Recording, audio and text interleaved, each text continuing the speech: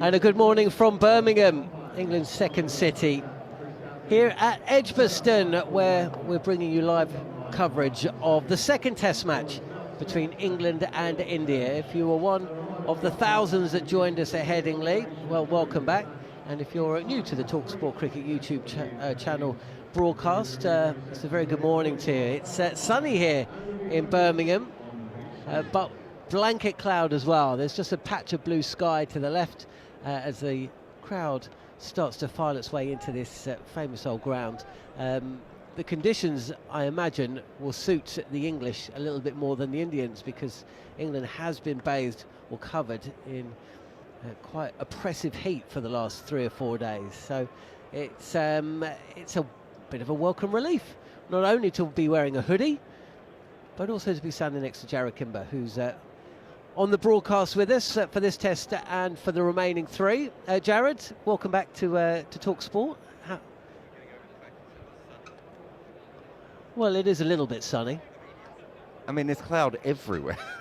Yes, but is that? I would say it's bright cloud rather than sunny. Is that or is that not sun that is beaming down onto this pitch? Yeah, Are they shadows next to the players? I'm not sure there's another country in the world where we would call this sunny, but we've got a test Ireland, Scotland. It's great that we've been on air for about 20 seconds and you're already trying to dig me out. Yep. Feeling good? Yeah. I'm feeling good. Well, the first things first. News for the toss. It's England. I tell you what, that has nearly taken out a couple of the ECB team and BCCI team. And the BCCI team. So, that was very close. Some fielding practice here that just went very, very wrong. When fielding practice goes wrong, well, it nearly went very wrong, and that photographer down there as well wasn't looking. Yeah, so first things first, England have won the toss, and they're going to have a bowl. We know the England team, but the India team is full of surprises.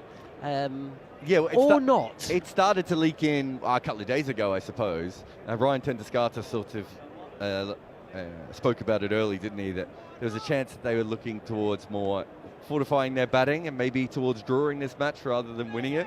And they've gone all in on that. They have dropped a specialist batter, but they've brought in 2 all-rounders. So they're going to bat to number 8 after what happened in the last test match. And they have 3 frontline bowlers, Ravi Jadeja and 2 part-time bowlers. They've got a lot of bowling options. I'm not sure they have exactly what they need to take 20 wickets, but to be honest, looking at this surface, it doesn't look like there's a great deal of wickets in it. John, it looks pretty good. It does look pretty good, and we're expecting these kind of pitches throughout the summer. The conditions, as I say, has been very dry here in England. It is a very brown-looking, and from quite a distance up in the gantry on the 3rd floor, quite a placid-looking pitch. There's a tinge of green in there. You know, back in the day, any team would have... you talking about sunshine again, isn't it? I can kind of see green if I squint. Well, let's go through the team then. India's team is, Ashvi Jaiswal and KL Rahul, who both scored centuries in the first test match. Now, at 3, Karun Nair, who for me, I don't know about you, but seemed to... I know that there seemed to be a technical flaw with Sai Sudarshan, and that may be one of the reasons. Well, it's always easier to get rid of the young guy, isn't it? But for me, he looked like he set up better than Karun Nair. Nair seemed to be going at the ball, played with quite hard hands, with the bat well in front of the body, and he popped up a couple of chances in the covers. At 3, that's a little bit of a surprise. I think I would have persisted with Sudarshan, but there we go. So Sudarshan, one of 3 changes for India. Shubman Gill, of course, at 4, he scored a century. Rishabh Pant scored 2 centuries. Now we have a surprise for me. Nitish Kumar Reddy is in the side, but he's coming in at 6. He batted 8 quite a bit in Australia as well. Right, that means Ravindra Jadeja stays at 7, with Washington Sundar coming in at 8, so another change there, the off-spinner and batter. Akash Deep coming in for Jasprit Bumrah, so that answers that question. Mohammad Siraj at 10, and then Krishna at, well, he's down at 11. Then that's where he'll bat, because he was quite poor. So there's your team: Jaiswal, Rahul, Nair, Gill, Pant, Reddy, Jadeja, Sundar, Deep, Singh and Krishna. And to my mind, this is about saving a test match so they're still in the series come Lords, isn't it, rather than winning here for the first time in their history. Well, Sean McGill basically said at the toss, didn't he, that they don't expect this to be a good wicket for bowlers, so they haven't picked their best bowler, which is weird because you kind of want your best bowlers on a flat wicket, so I think it tells you that they are trying to draw it. I can't remember the last time in international cricket we saw a team come into a test match and actually actively look to draw it before the game. So it's a very different thing. It's old school cricket with that, but yeah, it doesn't make a lot of sense to me from the outside. Yeah, I mean, it was a question I asked of you earlier. I can't remember it ever see. I mean, but India... It used to happen in the old days, quite a bit. So how far back do you have to go? Because, I mean, I remember the old days. So we're talking... Yeah. How many ago? 50, 60 years ago? No. I think if you look in the 90s, there are a few teams that would. Zimbabwe were famous for stacking their batting line up at times and trying to get draws. And Bumble's behind me, so I won't mention the famous draw, of course. But there were a few times when Zimbabwe did it. I think we've seen Bangladesh try it before. Bangladesh had a specialist number 7 and number 8, I think, in one game because they had Shakib up the order. So we have seen teams do it. It's very rare to see a major team do it, though, isn't it? I can't think of... I'm struggling. New Zealand did it in 1948, I can tell you that. No, 1949. England went into the Oval Test match in 2005, and Simon Jones was injured, and they brought in Paul Collingwood, didn't they? Yeah, I mean... But they still had three... They had Flintoff. They still had Flintoff, Harmison, Hoggard, and Giles. Yeah, look, it does happen, but you're right. It's not a very common thing. It's a hard thing to sort of go back and work out how often it's happened, but it certainly happened before. They talked about it. It's obviously been their plan. The thing is that why I think it's so hard, John, is no one draws any matches anymore. That's the thing, and you're playing against the team who is the least likely to have a draw. Well, I think if the Headingley Test match is played pretty much at any time in history under any other two captains, that is a draw. England do not win that Test match. England probably don't bowl first either, but the speed at which England bat just takes it out, That's what I mean. Of the equation. And the problem that India now have here is, okay, well, if there is anything in this pitch, and it is on day one, and they, can they really go back to back in what we saw? Their batting was fantastic, top order at Headingley. But if they have a bad day to here, and then suddenly England, go 200, 250, 300 runs past them, they're going to be batting for the last 2 days under all sorts of pressure, knowing the series pretty much is... And a also, bad session could cause. And what kind of mindset is it to go into a test match? We all know, how a mindset in test cricket, can work for or against you. If you're on top of a game for 3.5 days and then suddenly the other team comes back and you're the only team that suddenly can lose, we know how often, suddenly what looked up to that point to be a flat track can turn into one that is, there's jeopardy at every delivery. So I find it quite strange. Also, for England, they're going to be quite buoyed by this because they're going to be the team thinking they're trying to win. It will do everything that they want emotionally, I think, here. So. Also, go back to the start of the Bangladesh series, which was Gautam Gambhir, who's just standing up in front of us. The players are out here on the outfield, black armbands in place. Wayne Larkins, former England and Northampton opening bat, a Bazball player from a pre-Bazball era in some regards, sadly passed away at the end of June. So there will be a moment's silence, or possibly a moment's applause, as we remember Wayne Larkins.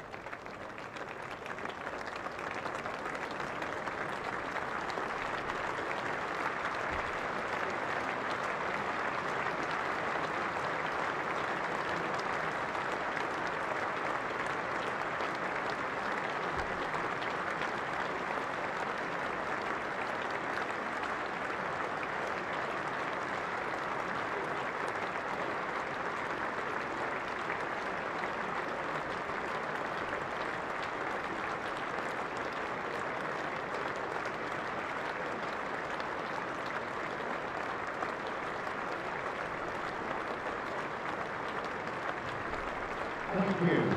And those people, please be upstanding for the national anthems of India and England.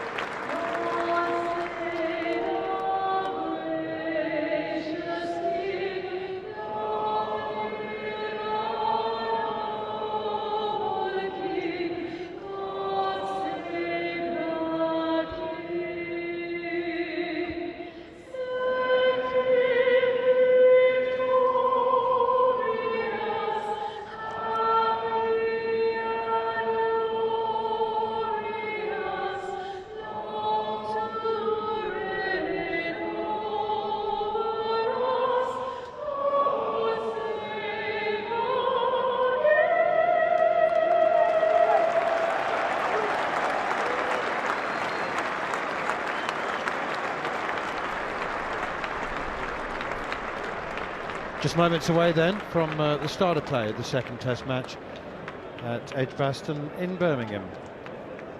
I know that Jon and Jared have just been talking about the changes that have been made by India. England, of course, unchanged, and that was announced 2 days ago. So no Jasprit Bumrah.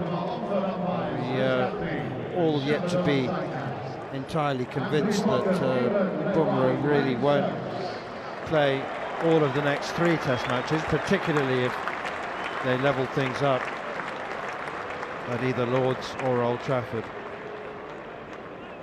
But it's no Jasprit Bumrah, an extra batsman. Washington Sundar, really, in all intents and purposes, as good an off-spinner as he is more of a frontline batsman these days, with a very, very fine record for India. First-class record as well, but even at Test level he averages 42.5 with the bat, with 4 50s and a higher score of 96. And it's an opportunity to say good morning for the first time today, and for the first time in this Test match, the first time in Birmingham during this series, to David Bumble Lloyd. Yeah, good morning, Neil. Good morning, everybody. And the sun's out. I've come down through some foul weather this morning from North Yorkshire, but once I got outside of Birmingham, the clouds lifted, we've got blue sky, it's quite cool. Looking at this pitch, it looks an absolute belter, as they would say, so it's no surprise that England's captain said, oh, we'll have a bowl. And that'll all be because we just want to chase. And the plot thickens, doesn't it, with Bumrah? The plot thickens. They've said, oh, he'll only play 3. He's giving you all that information. I just wonder, I can't get my head around it. The best bowler, world-class bowler, best in the world probably. Why is he not playing?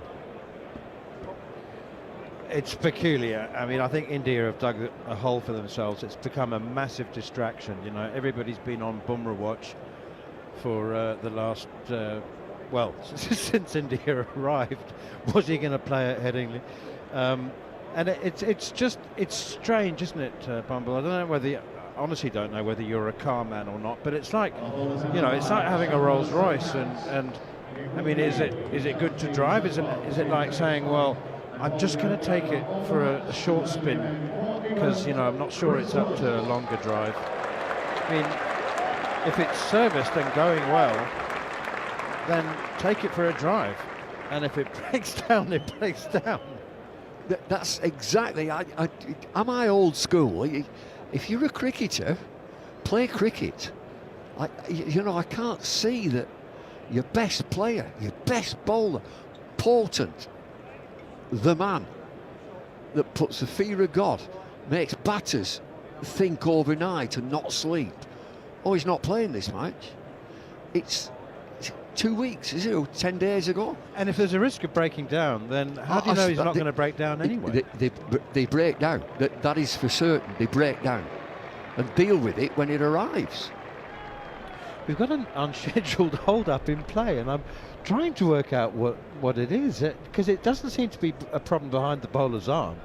It is more of a problem at, you cannot believe this, wide long on and deep mid-wicket. What's happening? Well, this wouldn't be cricket unless there's a hold-up. There's got to be a hold-up before we can play.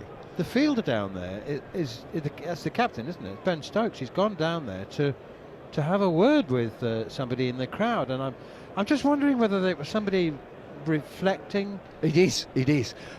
There's a little passageway, and there are windows, and it looks like it's a hospitality box, and the windows were open, which may be shining in somebody's eyes, and there's really no sun out. It's watery sun, but it's down at the batter here, left-handed, at this pavilion end. It shows me Jaiswal's got a very keen eye. It's a deep extra cover. Here we go, we're off. Absolutely remarkable. First delivery then, and it's Chris Wokes on his home ground, running in towards Jaiswal from the city end, outside the off stump and left alone.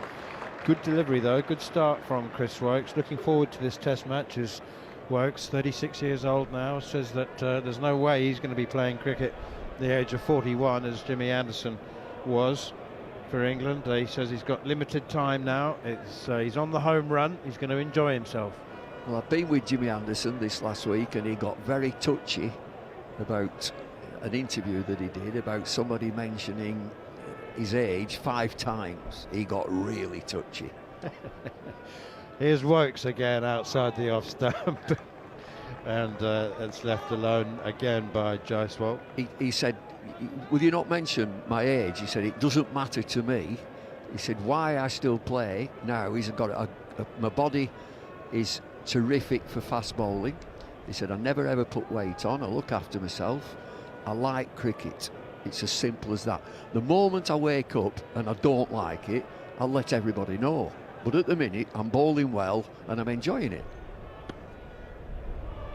Here's Chris Wokes once again, and Jaiswal back and across, defends, and there's no run. And then the killer question, do you think you could still be playing Test cricket? Just one word answer, yes.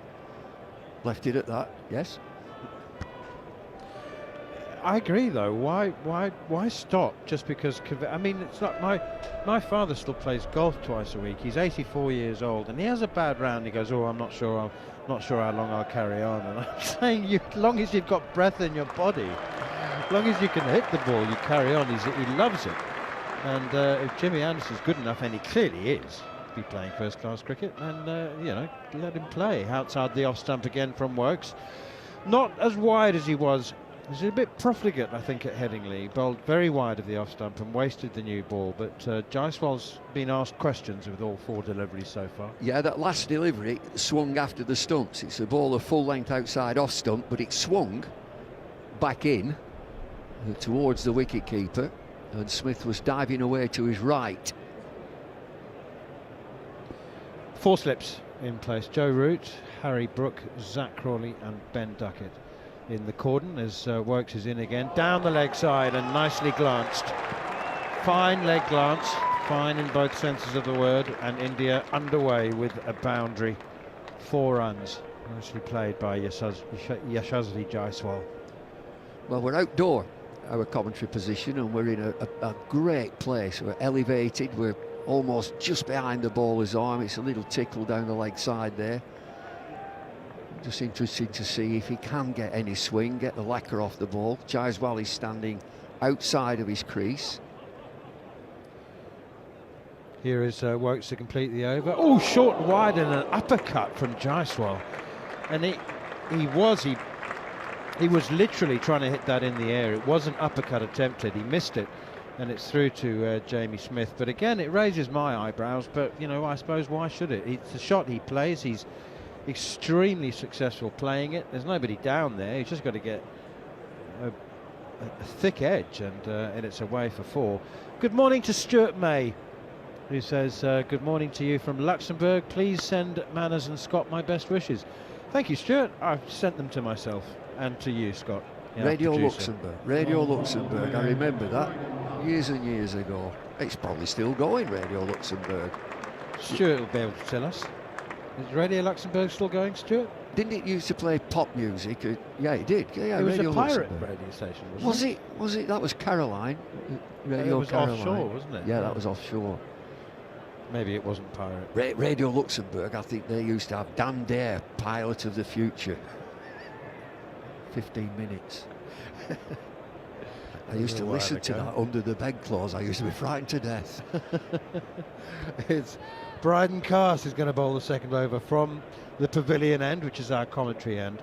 He's up to the crease now, bowls down the leg side to KL Rahul. 3 slips and a gully, a point, mid-off, mid-on, mid-wicket, which is interesting to KL Rahul, and a long leg. I'm looking from a distance here. I haven't been outside and looked at the pitch. I'm not allowed to go on there, but it looks devoid of grass. And just from our position, it looks so flat. Be interesting in these last few deliveries that we see from Cars, if he gets it through, if there's any pace. Forward comes KL Rahul to the next one. It's a length delivery from Bryden Cast. Doesn't seem to have a great deal of pace in it, but he pushes it out towards mid-off, and Ben Stokes fields at mid-off. There's no run. Good crowding, sell-out for the first 3 days. Not everyone in their seats. I'm sure not everyone at the ground just yet, but there's a real buzz and a hum. Still that coffee time of day. What time do the bars open? I think early. Yeah, get in early. Scott says 9? 9 o'clock, I think. Right. 9 o'clock. Bacon butty and a pint of Banks's. Here's Carse again, and that's pushed away out towards cover point, fielded by Ollie Pope, and there's no run. I've always found Banks is an acquired taste. It's the local brew for those of you who aren't familiar. Yeah, Banks is the local Midlands brew.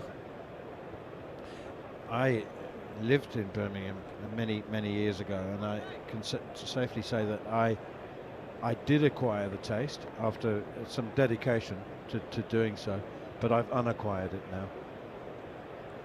I thought I'd reacquaint myself. It wasn't what I recalled. Well, I shall try. 3 slips. Gully, here's Carse once again running away from us. Bowls outside the off stump. KL Rahul leaves alone once more, and there's no run. It's not unpleasant at all. Just wouldn't be a first choice. No. Regional beers. We're all about choice. The people of that area will swear by it. That's our drink. That's what we have. If you're out of town, it becomes an acquired taste. Do you know that last delivery I said, is there any pace in this pitch? He's quick, he's coarse. Went through round about ankle height to wicketkeeper Smith. Here's Carse once again up to the crease now. Bowls, and that's clipped away through square leg, and they go through for a single as Wokes does the fielding, and all change for the left-hander Yashasvi Jaiswal. Watching Carson, he's a great build for a fast bowler. He's a big chap, well over 6 foot, looks about 6'6", and when he lands, he bounds into the crease, and when he lands, both feet are pointing down the pitch, so he's not getting into that sideways position. He has had back problems, and it's always a telltale sign when they get into that delivery stride if both feet are pointing down the pitch. They're trying to take the stress off the lower back. 3 slips gully, point, square leg, mid on, mid off. Here is Carse again, bowls full and straight, and it's driven hard down into the ground by Jaiswal. Bounces up, Bryden Carse fumbles it, but only a few members of the crowd were momentarily tricked into thinking that it was a return catch. 5 without loss. Carl Jacobs says, good morning all you cricket enthusiasts. Owen Peaty says, good evening from a cold winter night in Invercargill, New Zealand. Isn't it always a cold winter night in Invercargill? Invercargill's South Island, isn't it? It must be. Yeah, it'd be chilly down there. Dunedin and a bit further. Oh, that's yeah, it'll be nippy down there. Isn't it always? It is, but I like South Island, I do. Yeah, But I just like New Zealand. I'd live in New Zealand if it was If a it was level closer. playing field. If family and all that, I love New Zealand. Love it. It's certainly one of our favourite destinations. The talkSPORT commentary team, absolutely. Well, Jon Norman, of course, is married to Felicity's from New Zealand, so it's second home for him. There's a leg slip in now, as well as the 3 slips. No gully. Ben Duckett has moved from gully to leg slip now, as well as the 3 orthodox slips. Here's Wokes again for his second over. Big appeal for leg before wicket. Now that might be close if it wasn't heading down the leg side. Wokes is now, he's making the down the leg side gesture to Jamie Smith, the keeper, in the question format. Yeah, the bowler is thinking it's going down the leg side, and they've had a good little conversation. Ben Duckett at leg slip was very interested, and Stokes has calmed everything down, and there's no review. Probably sensible, isn't it? I should think. I mean, if there's doubt, that's, the review system isn't there to try and burgle a decision.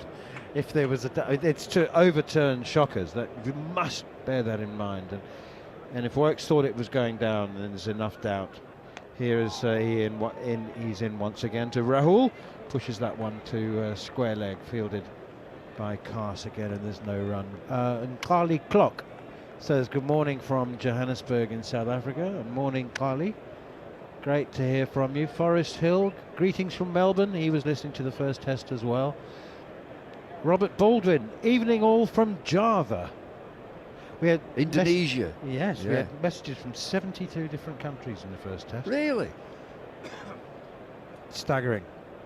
Brilliant as well, exciting, incredibly exciting. Pushed away up towards mid-on, and there's no run. I mean, there was some question though, because Scott compiled the list of all the countries, and we had Tenerife and Gran Canaria as well, so we thought maybe we should just count those as Canary Islands, so maybe it was 70.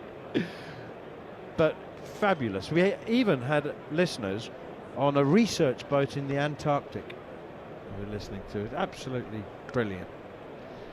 So do keep the messages coming in. Here is Wokes again outside the off stump, and there's no run. But really the most remarkable places, and I know that we'll get more and more messages. Ralph Kohler, I think he was listening as well in the first test at Headingley. Germany here, high noon, 35 degrees. Anytime experts say this is going to be a draw, I hope we're in for a surprise, fingers crossed. We don't get too many draws, natural draws, without lots of weather interference. Wokes again outside the off stump. But I mean, it's a sort of throwback to the late 1970s, early 80s, Bumble, but India have been talking about not playing for the draw, not in those specifics, but they have been talking about getting to Lord's only 1-0 down, which just kind of amounts to the same thing. Do you know, I always find that dangerous. Any cricket match, you've got to work out a way. How do we win? How do we win? Once you start thinking, oh, we can draw. Wokes, Rahul plays defensively, no run. I think it gives you a negative vibe. It's the end of the over. It's still 5 without loss. Just getting back to people around the world, I'm absolutely staggered. Well, I will be at my age, and do you know, I think it's fantastic. You know, people are bothering to. We're here. We're listening to cricket all around the world. Well, I'm just saying it's great to have you with us. It really is. And we've got a full house here in Birmingham. It's cool. It's a cool sort of day. We've had it steaming. I was at Chesterfield watching Derbyshire and Lancashire, 32 degrees, steaming it was. Bryden cast round the wicket. Jaiswal drives lavishly. Tried to hit that so hard it looked like he momentarily may have lost balance. Missed it. Did it swing? Did it swing away? Do you know, it's one of those deliveries from a quick bowler around the wicket, Bryden Cars. He's thrown it wide and full and said, go on, have a drive. Now, normally you'd expect an opening batter to just let that go. I'm leaving that, thank you. He's thrown everything at it. Yeah, it's one of his scoring areas. It's a big zone for him. That one is driven square on the offside before, and that is a much more refined, elegant shot. What a beautiful... Can't be easy. Can't say I've ever hit a cover drive through point, but that's what he did. Yeah, he's controlled that time. The play and a miss was a false shot that he had no control. Chris Wokes is still sort of getting through to the changing rooms about that LBW. Was it going down? Was it going down? I think they've told him, yeah. Here is Cars again to Jaiswal. He's pitching it up. He's inviting the drive, and that's good at the moment with a new ball.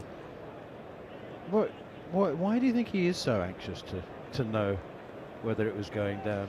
Well, Can't he do was anything about it now. No, they can't. He was the one that sort of instigated, I think it's going down, and they decided not to review. We've not seen anything on a big screen that would say, look, you've got it wrong, England. We haven't seen a Hawkeye replay, so it must be on the team's technology that they've ascertained whether it was going down or not. And that's Cars again outside the off stump. Jaiswal leaves alone once more, taken by Jamie Smith. I'm interested in your thoughts on because Stokes has won the toss for the second Test match in a row, and his decision has been based almost entirely on we'll have a bat last rather than we'll have a bowl first. I mean, having bowling first is just something you have to do in order to be able to chase last. It just says we like a chase. We'll have a chase. It could have been much more in that last Test match. 430 for 3, India, and then subsided. Carse again, Jaiswal outside the off stump, leaves alone. Nice little game here, nice little joust within the big competition between Carse and Jaiswal. He's pitching it up, he's saying, go on then, have a drive. And he's changed the field, Ben Stokes. There are just 2 fielders now on the leg side. He's bowling that full length, inviting that drive. He's got Ben Duckett at gully, and then he's got a deeper backward point and a point. So it's 5 catches.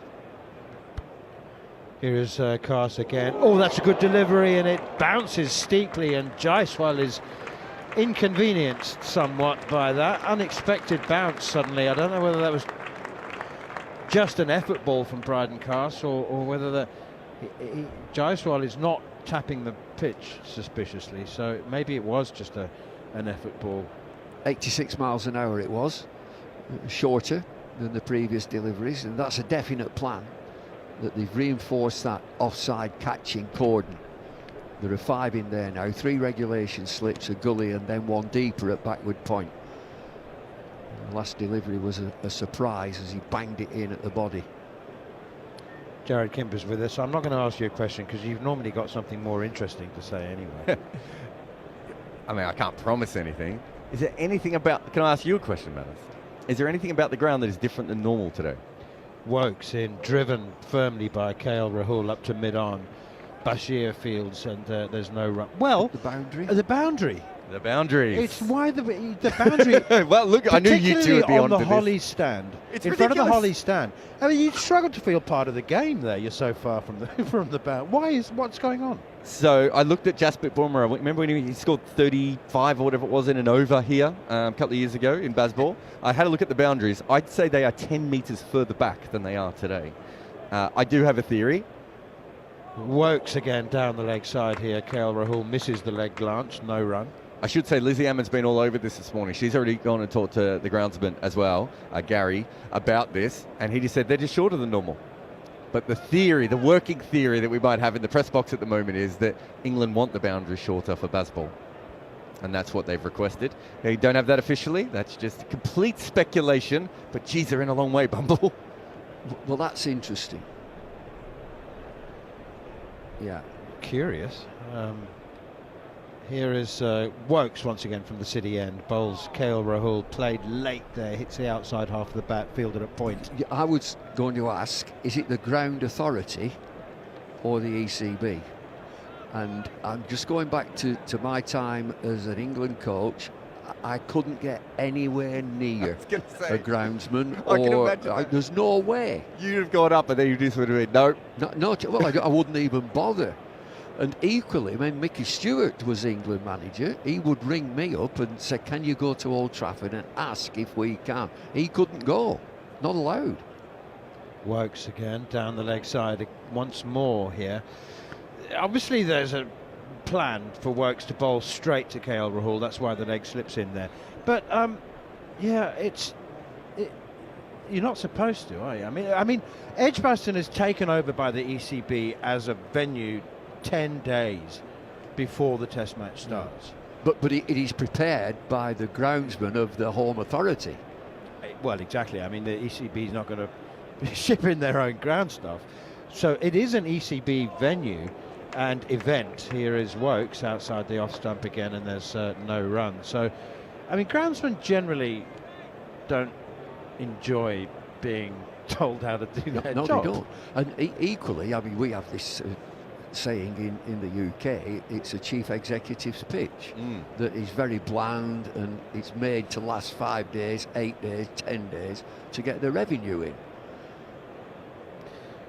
Yeah, is Wokes to complete the over to KL Rahul, back of a length, forces him to punch it straight back to the bowler, and there's no run. And with a Wednesday start, Jared, I have, well, both of you, I have some understanding that, you know... You want to get to Sunday? Well, if I was in charge of the money from the beer sales Absolutely. in the Hollies stand, Yeah. You want I'd 4 want a days full max. weekend. You want 4 days max. And that's why at Headingley it was such a super game for Headingley, because they haven't got that much money at the minute, and they will get there. That was great revenue for Headingley. But just as an aside, that my own view is that the home team, wherever it may be, whoever, should have home advantage. You prepare what you want, as long as it's not unfit. You've got to be some home advantage in South Africa or India or Pakistan. Well, South Sri Africa Lanka. has certainly been doing it over the last few years, haven't they, Matt? Yeah, they About 10 years now? should be 4. Well, do you know, quite a lot of it is actually down to incompetence. They just can't prepare a good flat pitch. Jaiswal defends again. Bryden Cast now pushing that one straight back. But You see, Atherton's great to talk to, an opening batter, captain. He wants an interesting pitch. He wants it 50-50 bat and ball. I want a contest. I want to be in a contest. And the great test matches are 300, plays 290, plays 260. Now you've got a proper game on. And it's who's got the best attack to take 20 wickets. here's Bryden Cast once again, thundering in. Big man, broad chest, but chest on. Short, wide cut. And Ollie Pope's pulled off a brilliant stop at backward point. Diving away to his right, receives the congratulations of Crawley and Duckett from the cordon and from third slip and gully, and now in fact Joe Root runs up across from first slip to give him a little baby 5. That was a very, very fine piece of fielding at backward point. Jana Zojova, listening from Slovakia, has just dropped us a note. Lovely. Jana. Jana Zojova. Here is Kars again. Cut shot, missed, over the top edge. Kept a bit low, I think, actually, that from Kars. And Jaiswal's, well, he's extremely organised. I mean, he plays some big shots, but they are shots that he plays that he's not changing his game. You can have a moment to think of who the most important person from Slovakia is in cricket. I'm sure you'll come up with that name in a minute. But Bumble, England really believe that Jaiswal struggles with the ball being really wide of off stump, and you can see the way that they've set this field up. They think he's going to hit the ball in the air, and they're willing to bowl what we would consider wide, not even just in the channel, over and over again to him. Here is Kars again, bowls another cover drive for 4, laced away through extra cover. Kars is persisting with the full length outside the off stump. That was a half volley, that was a long half volley, but it was absolutely beautifully crunched away. And he's playing about with that field there, Ben Stokes, for that wide ball. Plays it beautifully there through extra cover. But he fancies it, Ben Stokes. He fancies that area just backward point, where we saw that great stop from Pope. And now Duckett at gully has gone deeper. 3 slips gully, as Bumble says, cover point, backward point. Drive and a miss from Jaiswal, again through everything at that, and it's whizzed away past the outside edge. Will McCormack, good afternoon from Trincomalee, northeast Sri Lanka. Ralph Kohler listening to us from Germany. He says it feels like the Antarctic, to be honest. And Morris Ling, greetings from Ottawa, Canada. Is he? We go on, put everyone out of their misery. Kolpak was from Slovakia, wasn't he? Maris Kolpak, the handball player? Slovakia or Slovenia? Oh, was he? Slovakia, I think you're right. Yeah, one or that. Get them confused. Scott will Google it for us. That one's clipped away off the thigh pad. Leg by, confirmed by umpire Chris Gaffney.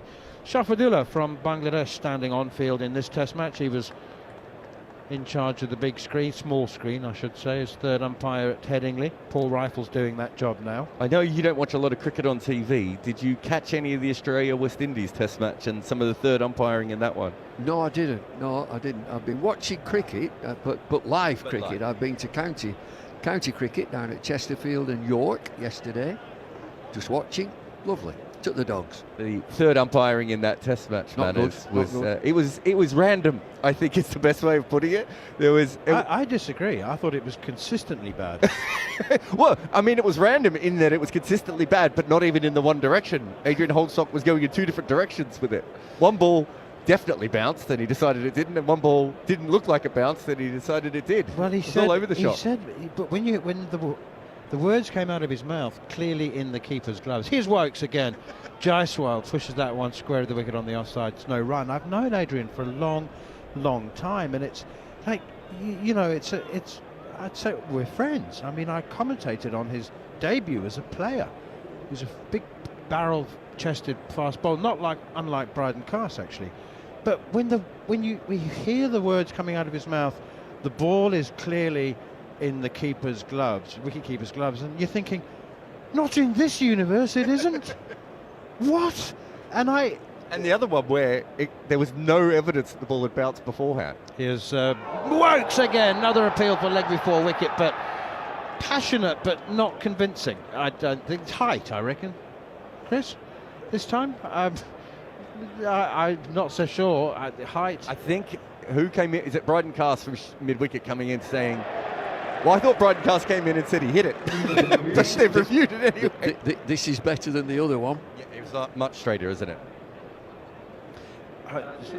Steve Harmison and I were talking about the third umpire issue. They have reviewed it. No, you won't miss anything. Don't worry. Well, I'll bring you everything. But we had a sympathy for the third umpire because he sits by himself and has to concentrate as hard on every single ball, which is not something anybody else has to do in a Test match. Where's it pitched? Where's it pitched? It's to the left-handed Jaiswal. Bumble's initial concern is it may have pitched outside leg stump. My concern was height. I think it might have been a wee bit high. It's above the knee roll with the new hard ball. He hasn't hit it though, so I don't know what Bryden Carse was coming in and saying in the end. Oh, it's pitched in line. It has pitched in line. Oh! It's clipping. It's clipping, but it's given not out to bail trimmer. It would have hit the leg bail. No, it's actually not a trimmer. That's hitting a lot of the leg bail. Stay with the decision, umpire Shafadullah, but I think you can consider yourself fortunate. I tell you what, that ball was hitting quite a lot of the leg bail. That I'd be very interested in that one. It pitched in line. As soon as it pitched in line, I thought this is out. It's hitting the top of the stumps. They don't lose the review, do they? No, still got 3. 14 without loss, India. England winning the toss. Bowling first, batting last.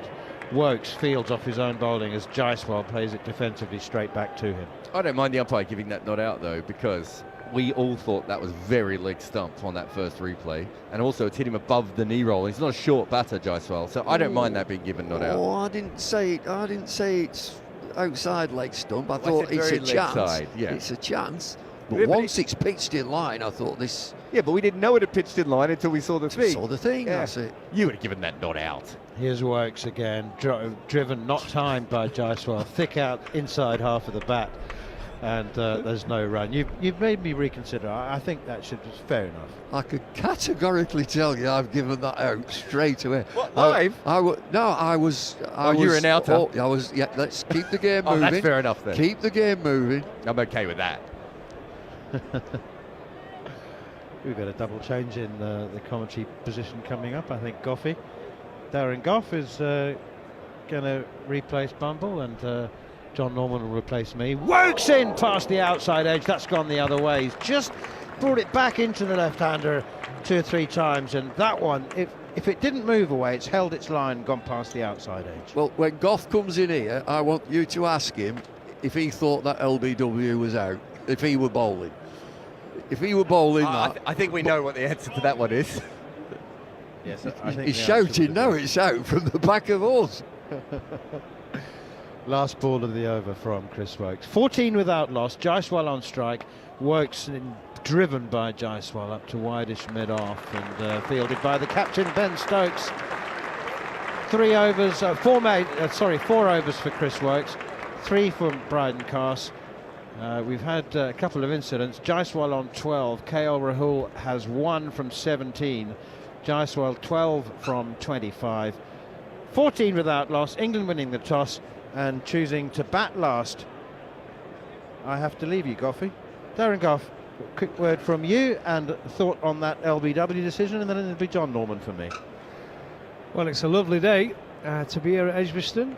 My first day's Test cricket this year, and I'm treated to a nice day. The sun's shining, but it's got a nice breeze here at Edgbaston. There's Braden Cass, who's impressed me this year. He really has. He's got terrific pace.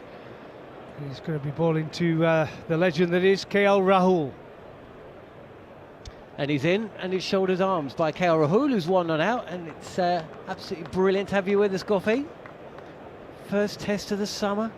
First day of the summer. Unfortunately, of the summer. I wasn't too keen on the Zimbabwe test match. It wasn't top of my agenda. The first test at Headingley, obviously a couple of reasons why that one was swerved. But the main reason being I was helping rhinos in South Africa, one of my loves. Oh, is that a KP thing? Yeah, me and KP were out there. Cass again, and he's in. Full toss from KL Rahul, who bumps his back to the bowler, who fills with his left hand. I don't know if you remember, John, a few years ago, Jared might be better with years, but we played a test match here against Australia, and we bowled first, and we bowled Australia out for about 140, and then the sun was shining and the pitch was so flat. 1997. Yeah, 97. Oh, and this reminds me of 1997, this pitch. It honestly really, really does. It was a belter.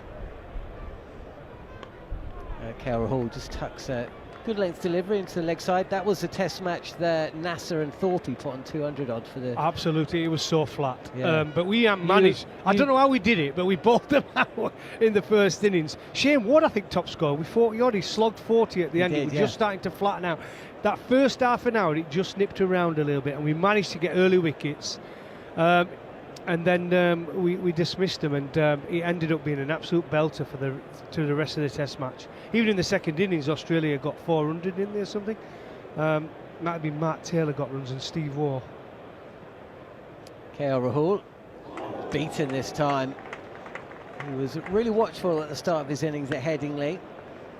Played the ball late, made the bowler come to him. There's been a couple of moments this morning, isn't there, Goffey, where the ball has beaten the bat. I mean, you obviously covered the tour of India when Jaiswal scored a lot of runs in India. There's one shot that he seems to find a struggle. I don't know if Jared's got anything on this. It's when he tries to play the cut. Played and missed about 4 or 5 times at Headingley. He's done the same thing today, so we'll keep an eye on that. Do you know what it is? Go on. A different bounce. Totally different bounce to playing in India. Pitched up, and this is pushed to the right of mid-on, where it's fielded. 1 run, 15 without loss here at Edgbaston for the second test. England winning the toss and deciding to bowl first. Yeah, I watched the Women's International yesterday, India versus England, right? And it's the same thing. You watch them playing a cut shot. They all went underneath it. And it's the difference in bounce. It takes time to get used to it. Playing in England, it's like English players when they go play in Australia. They always try and play with a straight bat, the back foot shots. And guess what they do? Nick it. So the kit slips. You've got to play cross bat shots, haven't you, in Australia? But here, you've got to play closer to your body and play through the covers and extra cover. Round the wicket to the left-handed Jaiswal comes Cass and just withdraws the bat at the last minute. Ball goes past the outside edge. 15 without loss, end of the over here at Edgbaston. Goffey's back with us. It's great to have him with us. You're going to be here for the first 3 days, doing a bit of corporate stuff as well, you and Harmy? Oh yeah, me and Harmy will be good at the corporate stuff. Is this your first corporate gig together? No, we do plenty. We do the Oval, don't we? Yeah. We've done that for many years. Green room. But that's more like a stag do.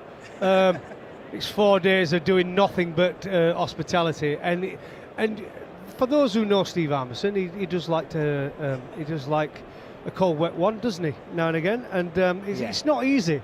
So you try and hide from him for 3 days, but you do get stuck with him for 1 day at least. He's one of those types where you buy 2 drinks. He drinks so quickly He'll have 2 pints when you have maybe half. He literally drinks liquid quickly. Have you noticed? It doesn't matter what it is. No. The very few times when it isn't alcohol, he still drinks it quickly. Same as Flintoff, exactly the same. They are basically cardboard cutouts of each other. When Fred has a drink, he can drink a pint before I've had a sip.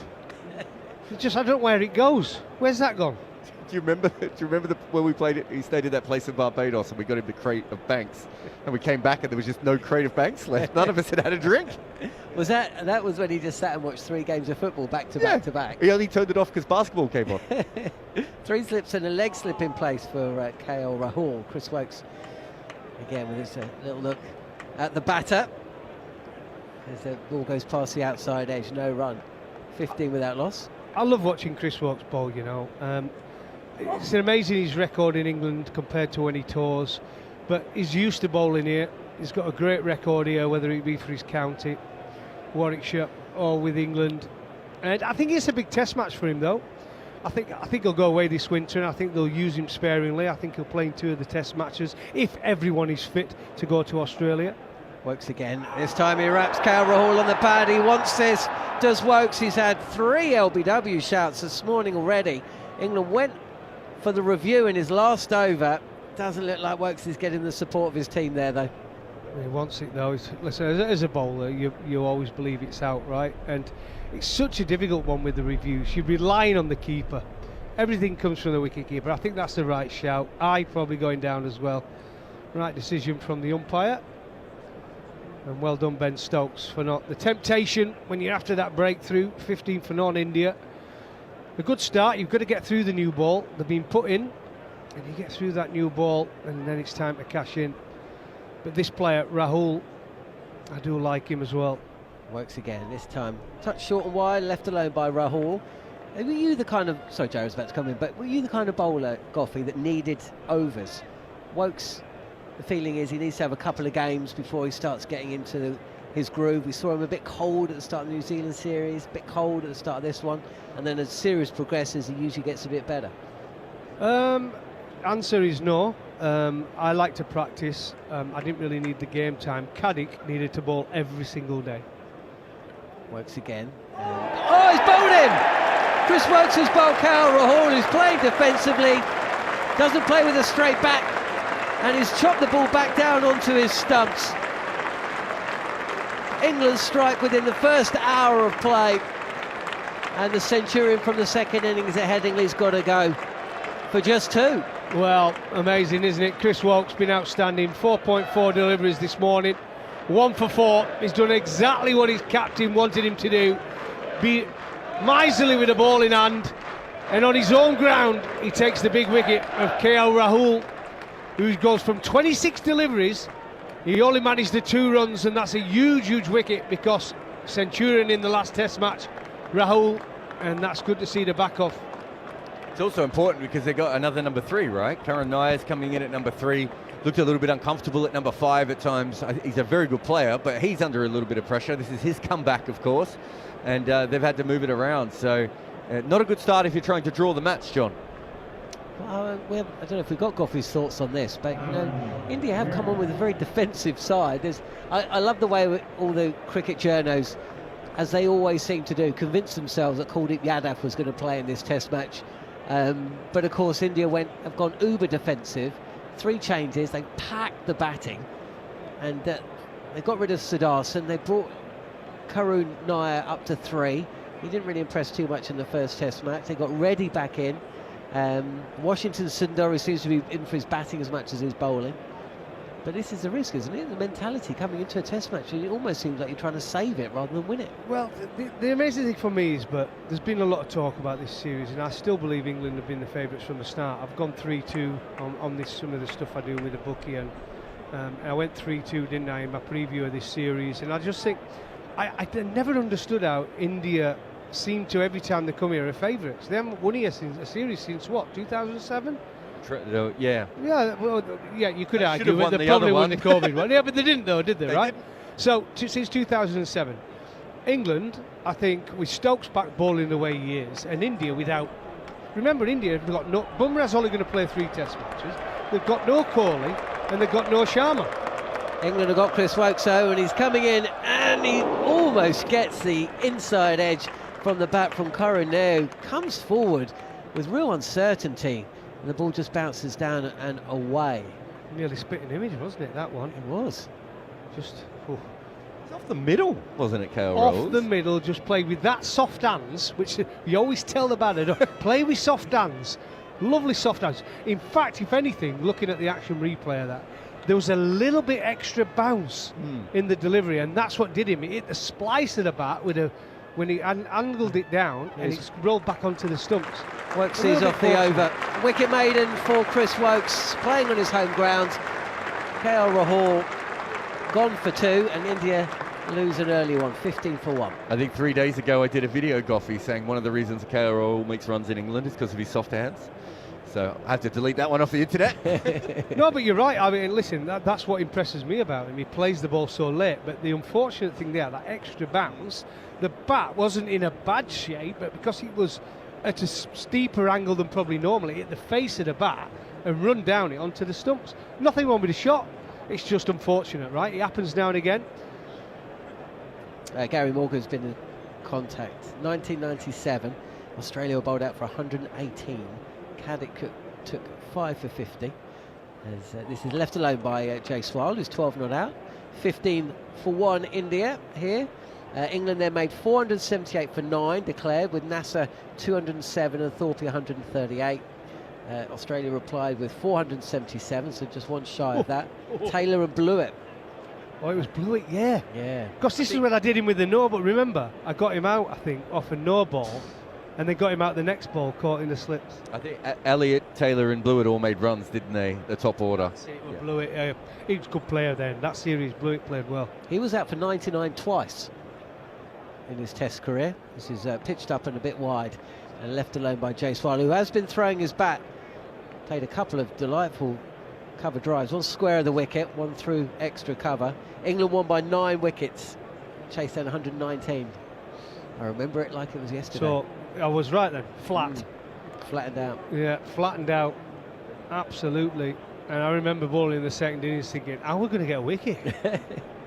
How are we going to get a wicket? Do you know who took, I dropped Steve Waugh actually that day. I dropped Steve Waugh, caught and ball. Do you remember who took most wickets in the second innings? Mark Elam. Yeah, 3 for 60. Left it alone again. Touch more lift this time from Bryden Cast. Yes, it's the bounce, isn't it? That's what it is. Because he loses his body shape as well, and he seems like he's trying to overhit the ball.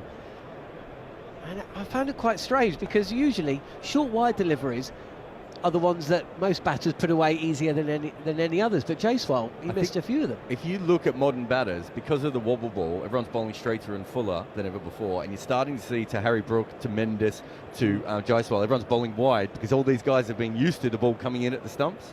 So there is also an element of the width. Cast again. This is a touch straighter. Again, good lift from Cast, and Jaiswal gets the bat out the way. 15 for 1 India. And another thing about playing in England, you know, Jared, but a lot of batters who have not got that much experience of it, you don't have to hit it hard. The outfields are so much quicker than anywhere else in the world. Well, You when just they've got get them 10 bat on metres in further than normal as well. Exactly. Get bat on ball. Look at the field we've got here now, right? We've got a mid-off, and then we've got a backward point. Look at the big gap there. It's telling him just get plate close to your body, bat through, and you get bat on ball, it's 4 runs. Very short, and this time Jaiswal will take a single as the fielder comes in from fine leg. 16 for 1 then, and the outfield at Headingley was absolutely ridiculous. So fast, but I suppose that can kind of trick you a little bit. If you just look at the scorecard, you think, wow, that is a batting paradise. But when the runs come that quickly, you know, and that's why, one of the reasons, I guess, that draws are going out the game, because teams can score big runs, but they can do so much quicker. And Jared's going to go against me here, but I think one of the reasons English bowlers have higher bowling averages than Australians and South Africans, you could easily say we're not as good, right, which would be the easy one to say, but I think because the outfield is so fast in this country, if you don't get it right on flat pitches, you can go around the park and not that ball that badly. At Headingley, you can go both sides so quick. Do you want to know what the real reason is? We're not as good. England bowlers are not very good bowling against the tail.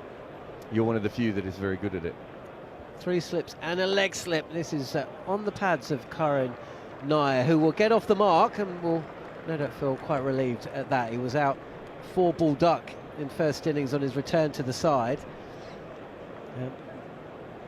And he takes a single. 17 for 1 then. Would that be then because there's also the reason we're not very good at ball at the tail is because the pitches are not as quick and not as bouncy, but some of our guys struggle with the pace to get the ball up to the tail enders? I think it's because English bowlers bowl an English bowling length. You didn't. And I think that what happens is, so Wokes and Flintoff are terrible against the tail. And I think it's because they bowl that slightly back of a length, they move it around, and the tail just misses it. Whereas someone like you was bowling at the stumps, right? And it's very different. And it's really interesting. Wokes would have a great record if he could bowl to the tail. Yeah, absolutely. And like Josh Tongue's he bowls at the stumps.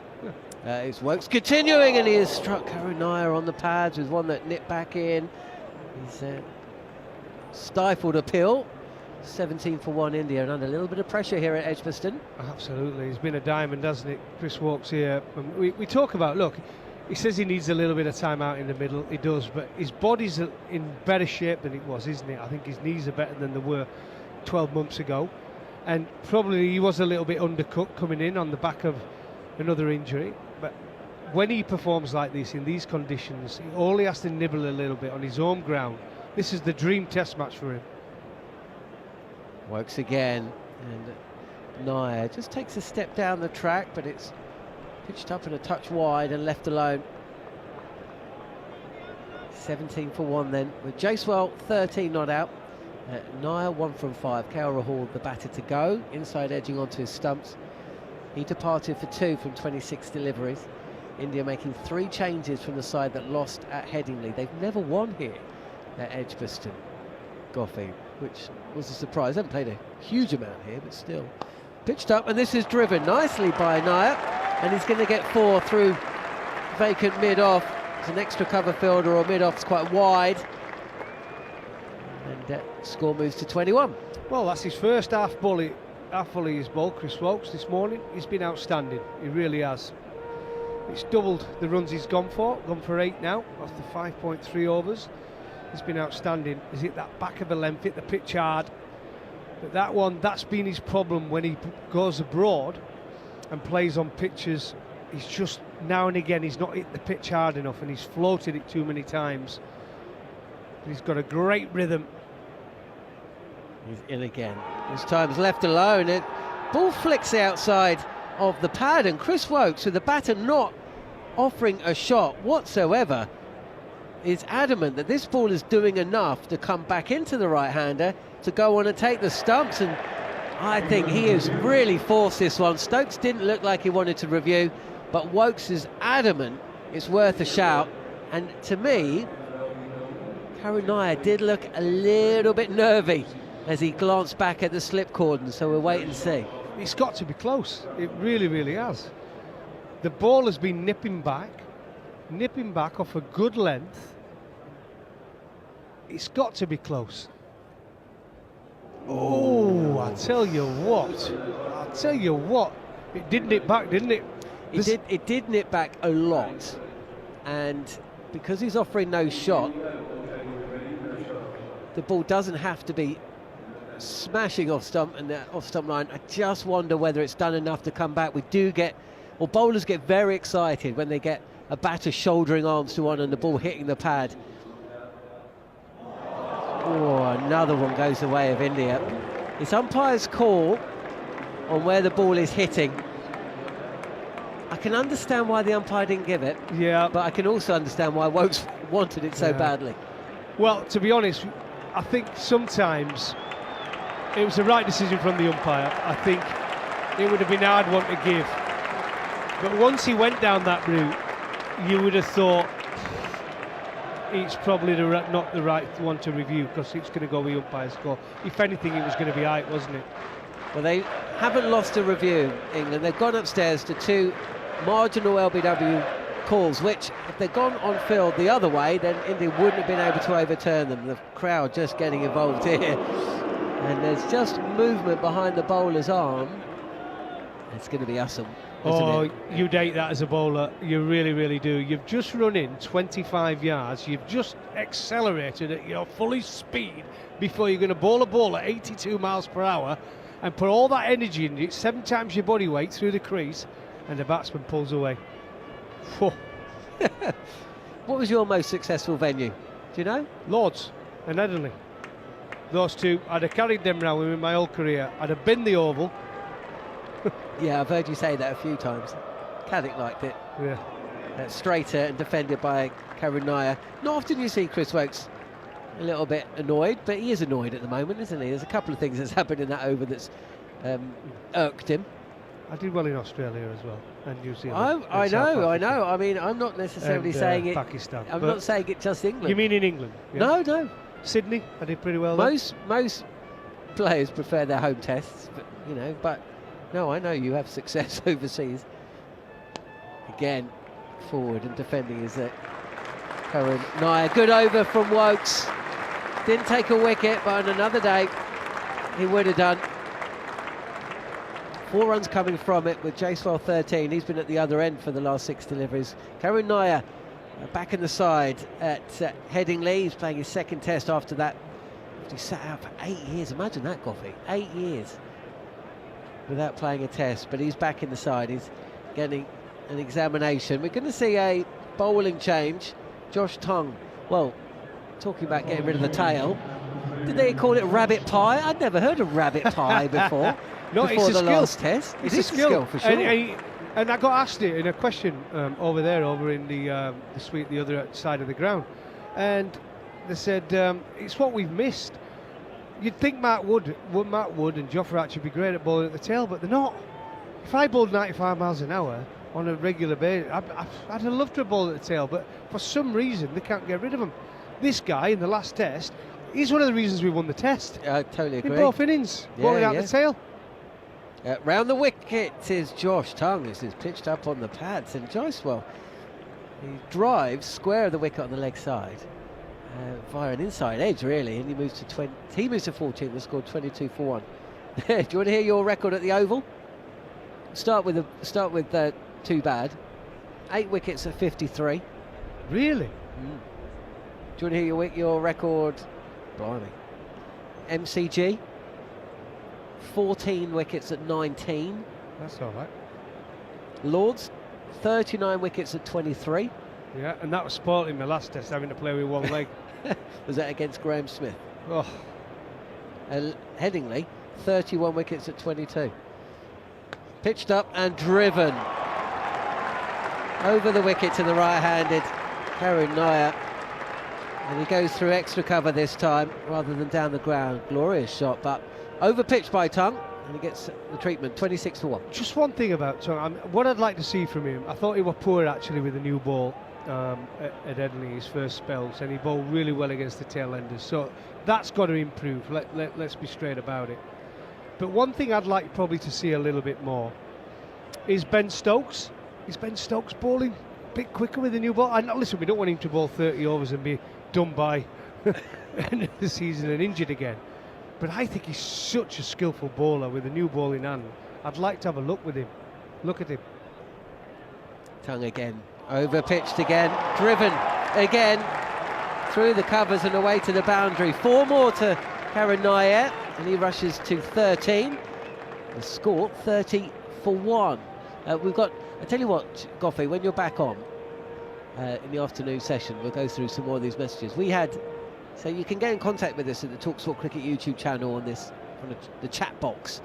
Do you know how many countries we ticked off from that first test match? Across 5 days, 8 hours a day, how many different countries do you think people were listening to us from around the world?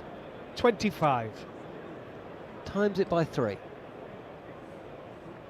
Left alone, Karun Nair. 73 countries.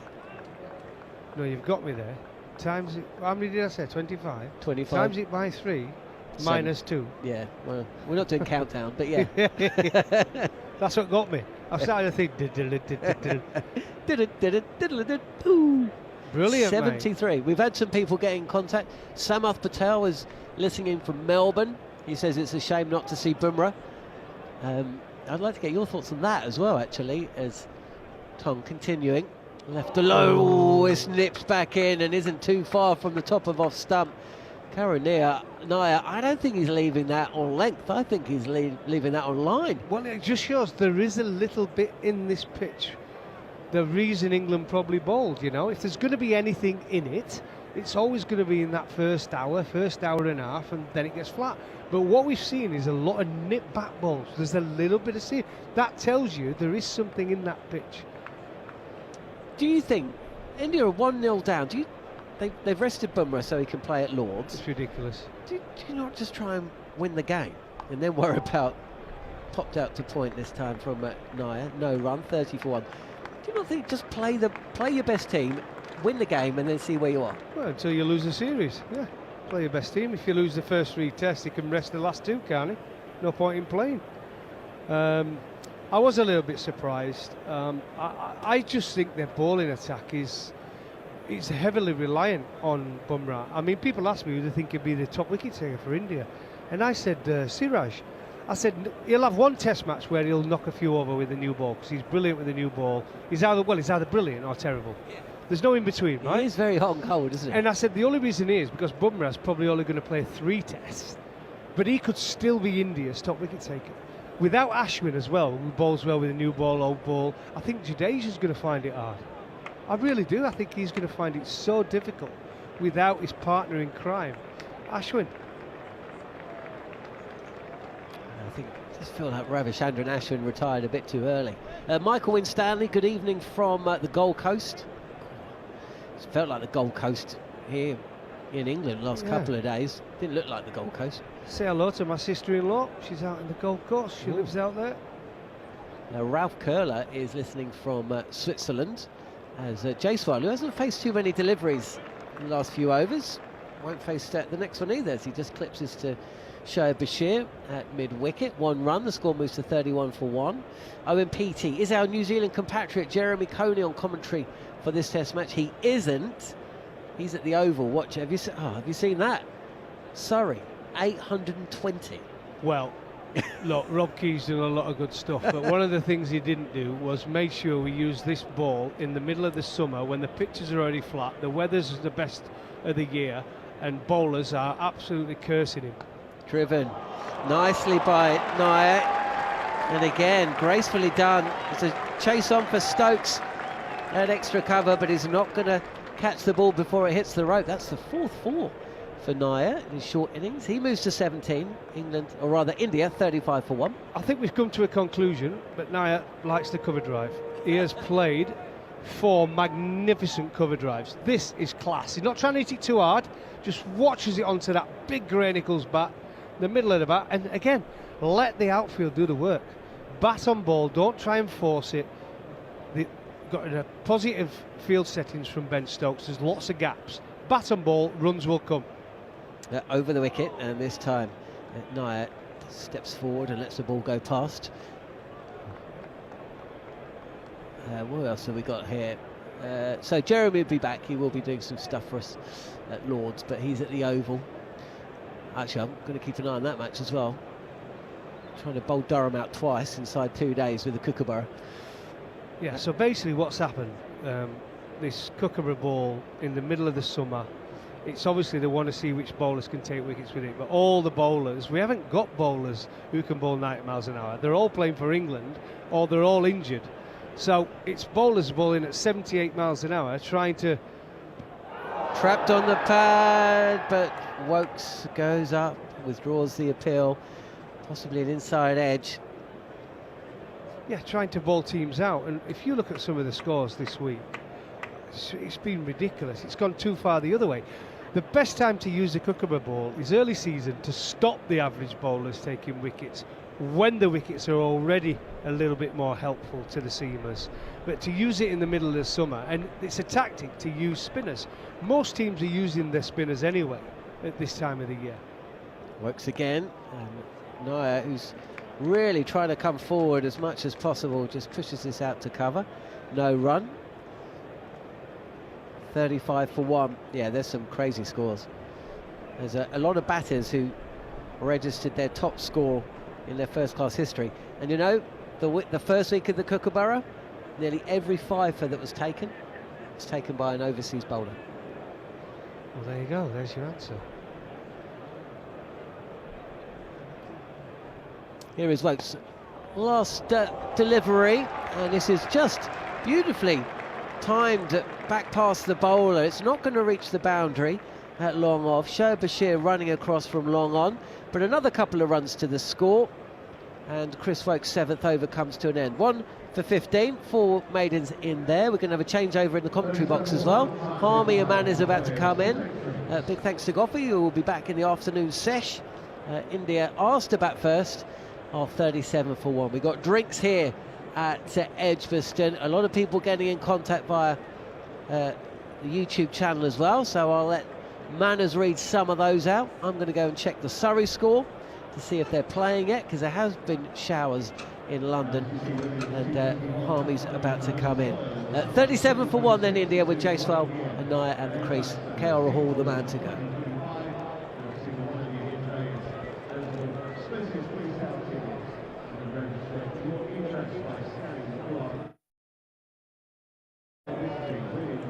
Thank you very much indeed to Jon Norman. So Owen Petey says, is our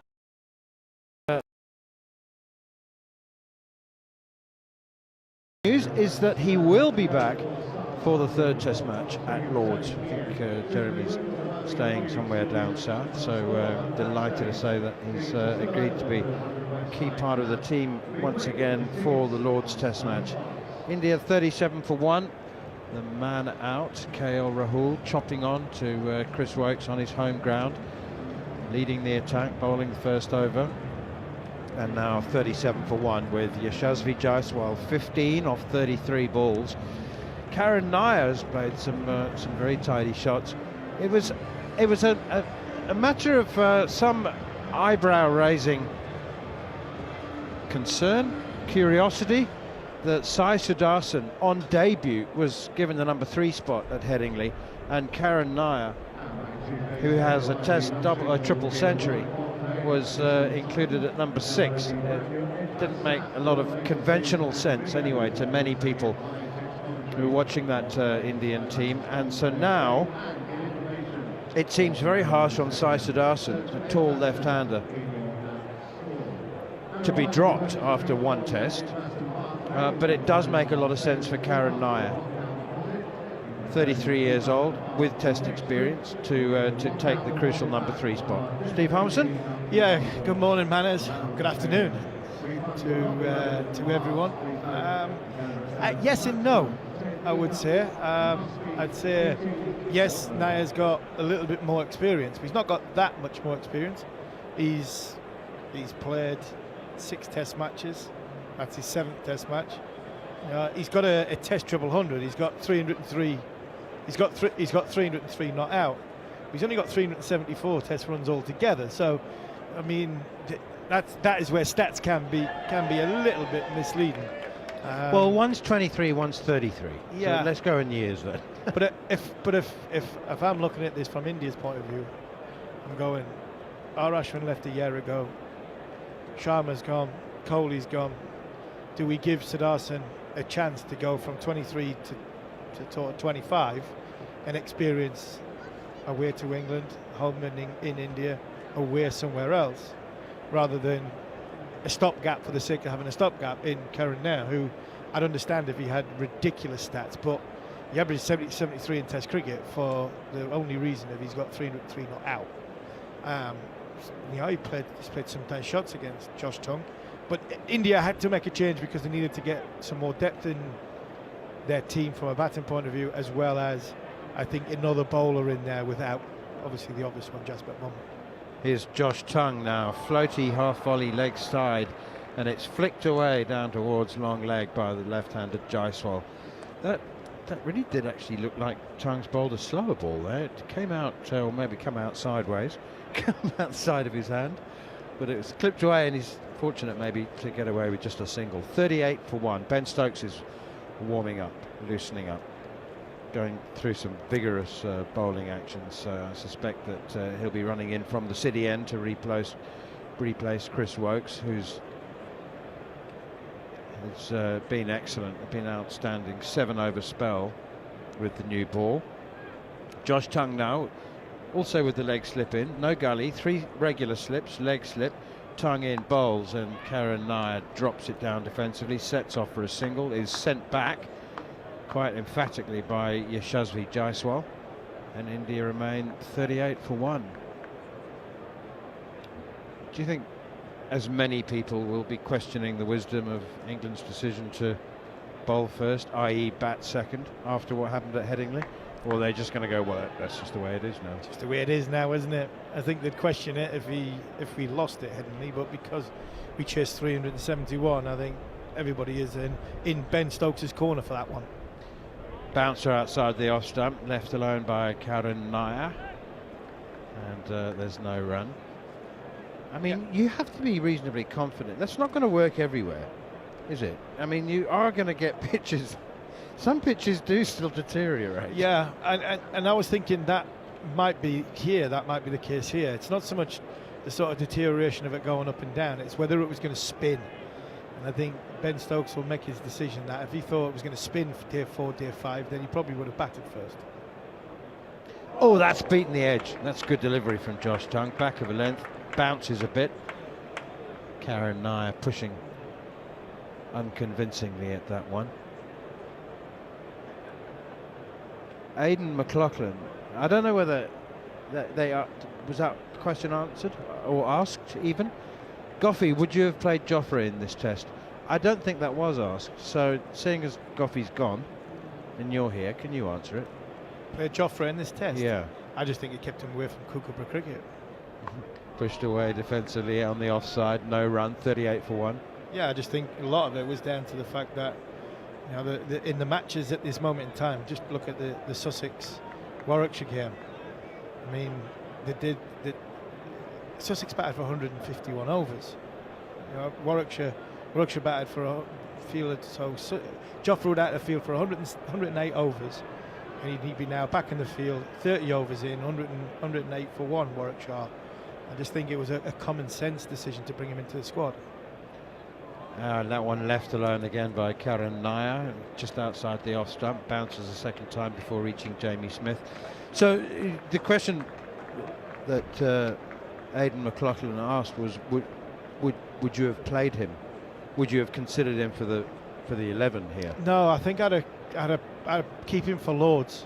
I think the good decisions were made all round. I think what we're going to see over the next 5 days is of the amount of overs that Joffre bowls, because unless he's doing it out in the back field, we're going to see him bowl in lunchtime, tea time breaks, and how many overs can England get into him in that period to make sure he's ready for Lords. And the argument I was talking about is the Kookaburra round ball games, which is on at this moment in time. If he fielded for 107 overs like he would have in the first innings, we would be now 30 overs in with another day to go. If he does another sort of, just say for instance he does 220 overs in the field, he can't physically play at Lords. It's not possible for him to play at Lords. So I think there was a little bit of common sense bringing him out and then managing what he can do in this environment and put him back with the group. So good decision. It is Ben Stokes from the city end. First delivery is driven by Jaiswal, the left-hander, through the offside. More of a firm push really. Shoaib Bashir chases and then slide tackles it alongside the ball, a couple of metres from the rope at deep, or the boundary triangles at deep extra cover. They've gone through for 3 more, 41 for 1. Jaiswal up to 19. Karen Nair has 19 as well. 11 balls difference, 35 Jaiswal, 24 Nair. And the beauty about having Joffre in the position that we've got him in is that now he's up to speed. It's sort of little and often rather than one big explosive of game. And I think that's the challenge of what the England selectors is putting him into a game where they're building the amount of overs he bowls, the amount of time he has in the field without running the risk of potentially having a setback of getting an injury. I think if he had played for Sussex this week, he probably would have been in a higher chance in that boat. Stokes now to the right-hander. Nair chipped in the air. It's gone between mid-on and mid-wicket. It was in the air. It was a false shot. He will get 4, but I think his heart would have been momentarily in his mouth as well, as Stokes has angled that one into Nair and he's clipped it through the leg side in the air. Patrick Dagula says, tuning in from rural Thailand. Great commentary. Thank you very much indeed, Patrick. I think we've got Thailand on the list. Manoj Keterpal from Poland. Paul Thomas listening from Amstelveen in the Netherlands. You'd have been to Amstelveen. Great spot. Yeah, lost a game there. Did you? Lost a game, yeah. What? Norman Gifford, David Boone. I mean, Nat West or Benson Nat West game, I think it was. Here is Stokes again, and that's pushed defensively, straight back down the wicket, no run. South Africa lost a game there. West Indies got beaten there as well, for the same reasons. It was the previous night's entertainment. No, it wasn't. It wasn't. No, we just. I think David Boone put all his eggs in one basket. Me and Simon Brown bowled our overs right at the very start. We didn't have too much bowling going left, and I think Holland chased it. And I'll never forget, we're sitting in it was like a little sports hall square reception, and we like. There was 4 or 5 of us having a little bit of a debrief on how bad things have gone. Here's Stokes again, and that one beats the edge of Nair's bat into the gloves of Jamie Smith. Nice ball from Stokes. Booney couldn't believe we had getting beat. I mean, Booney was raging, absolutely raging that we had lost.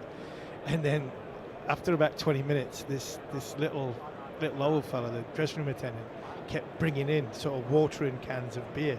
So he just kept, so we had a glass each, and he would bring this watering can, he kept topping it up. So for the next 4 hours we just drowned our sorrows in our we were in whites because the game was played in whites in this little sports hall corridor, just drinking beer. Got beat off Holland, couldn't believe it. Stokes again, and that's pushed defensively straight back down the wicket, and there's no run. 1999 that was, and Durham after that never lost. We didn't lose another game. It was when the championship got split into 2. So it was 18 teams it was a 1 division, but at the end of that season it was the top 9 and then the bottom 9 is Division 1, Division 2, and then promotion relegation from there, and it was cricket. And we didn't lose another game off the back of that. We finished 9th. David Boone's last year retired at Leicester, but I'll never forget he was an upset fella. Stokes again, back of a length, Nair defends, and there's no run. It does look a very flat and placid wicket. The burning question, of course, is: did you have pickled herring with the Amstel? No, we didn't have pickled herring. No. Was it Amstel or Heineken? At that point, after just being beaten by, you really didn't care. Roland Lefebvre, I think it was. He was at Somerset, wasn't he? He came in at number 8, number 9, and knocked the runs off. If I remember rightly.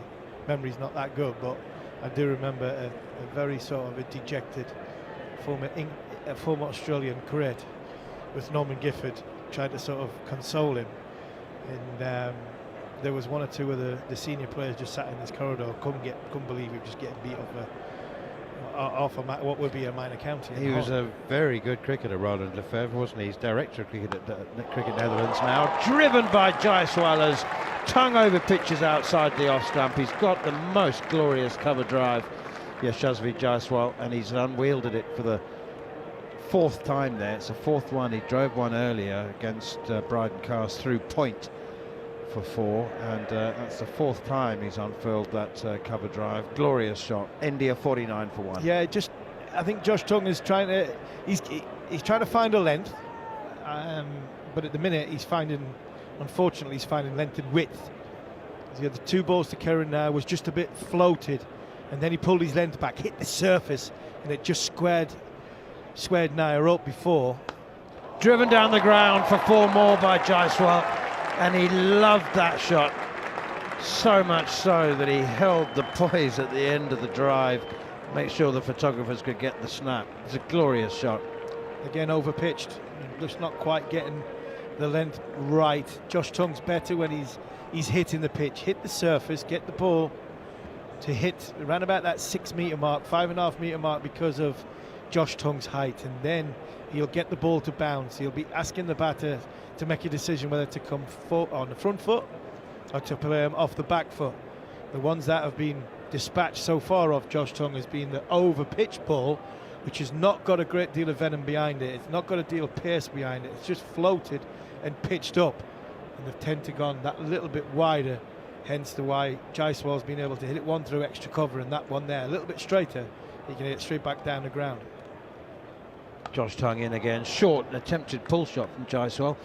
Gets a bit big on him, hits a splice of the bat and trickles gently up to Chris Wokes at mid-on. And there's no run. More comments on the bottom of the talkSPORT Cricket YouTube page. Edward says, listening from Adelaide in Australia. I don't know if there's another Adelaide, but thanks for that, Edward. Simon Timmis says he's listening from Tbilisi in Georgia. That's somewhere I've always wanted to go to. Any chance? Vinnie Brooks says, any chance you could that pushed away defensively, back down the wicket up towards mid-on. Again, it's fielded by Chris Wokes. Sorry, I'm reading from Tbilisi, Harmy. Tbilisi, Georgia. More known for its rugby, isn't it? I think. Yeah, football.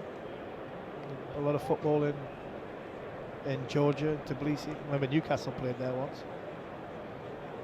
Enrique Mentor, good afternoon. I'm listening from a cold Cape Town on a winter's day. It's left alone outside the off stump and taken by Jamie Smith.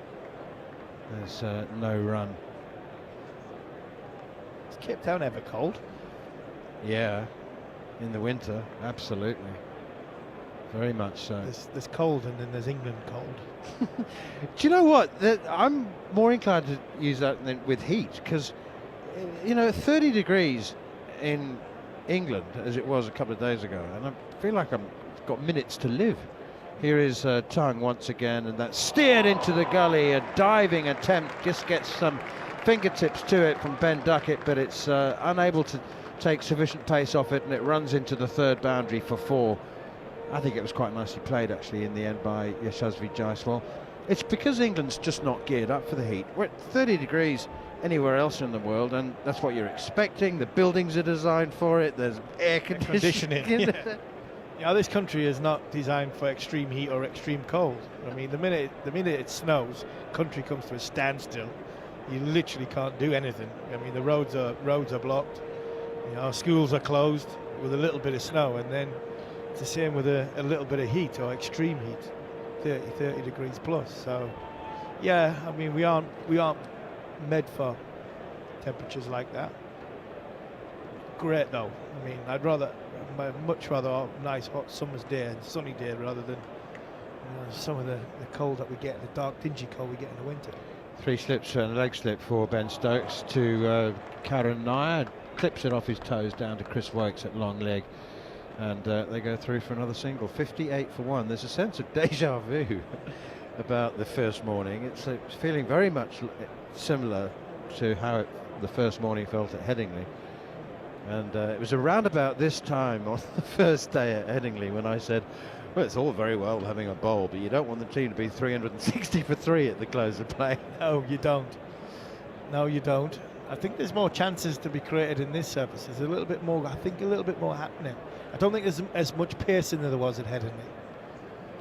Here is Stokes again, thick outside half of the bat. Jaiswal was looking, I think, to turn that on the leg side, and it's actually squirted away to Duckett in the gully. I think there's a little bit more pace in the pitch at Headingley at the start. I think this will quicken up as the test match goes on, come tomorrow afternoon and into Friday. I'd imagine there'll be 2 brilliant days for baton. I think that's why Stokes has made the decision he is. But I think in and around the area that Ben Stokes has just bowled there, back of the length, there's something happening. There is a little bit of movement. Here is Stokes again around the wicket. Bowls Jaiswal, drops it down towards point. Pope runs in quickly. Jaiswal reverses his decision to take a quick single. Japan Anthony says he's listening from Chiba in Japan, and Neo Ramakoka has reminded me that there is an Adelaide in the USA. So apologies there. I didn't mean to be sarcastic or facetious. I just didn't know that there was one in the USA. Have you been to Adelaide, USA? Not Adelaide, USA, but USA is starting to come more and more into love with cricket, which is a great thing. It is, isn't it? Yeah, it's true. driven down the ground by Jaiswal. Stokes also going full and straight, and there's a chase on, but it's only to fetch and collect for Chris Wokes. That was actually a lovely straight drive from Yashasvi Jaiswal. 6th boundary for the left-hander. He's up to 35. Karen Nair has 24. India are 62 for 1. I must say, do you think England have been too full? I was going to say I enjoy the fact that they've been inviting the drive, but maybe a change of plan now. Yeah, they've invited the drive, which I don't mind, but I think it's been too full and it's been too straight. Here is Stokes again. That's back of a length. You can't drive that one, so it's tucked away by Jaiswal for a single through square leg. I mean by that, too full and too straight, that you're not asking the batter to possibly lose his shape if the ball's just a little bit further outside off stump. If it's wide outside off stump, people will say, well, yeah, that's what you want. You know, as a batter, you want something wide outside off stump, half volley, you can put away. I get that, but what you're also doing is, if a player's playing away from himself, especially in the modern day with the techniques that some of the batters got, you do bring slip into play. When it's right under your nose, it's just punching it, and that's where England's been this morning. Back of a length, banged in, and Karen Nair. It's just so much time. It's a lack of pace in the pitch there. Karen Nair got onto the back foot, ready to play defensively, and almost looked like he had to wait for the ball to arrive. It really does seem very flat. Ian Butchard says he's listening from Wuti in China. Without VPN. I don't know whether cricket is banned in China. I'm pretty sure it isn't, so you wouldn't need a VPN, would you? No, I wouldn't have thought so. Anyway, was China... We had China, didn't we? Yeah, we did. We had China. Okay, in the first test at Headingley. 72 countries we had correspondence from, so we're looking to add to that. Our goal is to have 100 countries and territories listening to our talkSPORT Cricket YouTube channel commentary during the course of the series, and I think we'll get there. Here is Josh Tongue outside the off stump, left alone by the left-handed Jaiswal. That's the length. That's the length that... And you are, I mean, now it's like so small the margin for error against the batters that are on show in Test match cricket. The pitch has not got a great deal of life in it. But that's the length. That's top of the stumps. That's top of off stump. Probably 4th stump. Jaiswal's got to make a decision. Do I go forward? Do I go back? And he ends up leaving it. Problem is, it's been backed up with either a short ball or a really full ball to be put away. Back of a length from Josh Tongue, clipped away by Jaiswal off around rib height for a single behind square on the leg side. India moved to 64 for 1. Shubman Gill said at the toss that he also would have bowled first. Do you believe that? He said that at Headingley, didn't he? So we have to take... Yeah, but we weren't sure. We weren't sure then, and we're not sure now. You just never know. It'll be interesting to see if he wins the toss at Lords and goes, right, I'll have a bat first. Yeah, I think it is easier after the event. I can see why both sides want to bowl first, because I think there is a little bit of moisture in this. Pushed away for a single by Karen Nair. I must say, he's looked like a 33-year-old veteran. He's looked calm. He's looked composed. He's looked in control. He looked as though he's got a plan. He's got a plan. He's quite happy playing from his crease. He's not looking to reach for the ball out in front of himself. He's waiting for the ball that's over pitched. He hasn't really tried to hit them too hard with the sort of short ball that he's had. He's trying to ride it. Full ball that he's had, he's just sort of leant on it and he's pushed it, especially off tongue. He hit 2 extra cover drives off tongue, just down the ground, and they were controlled.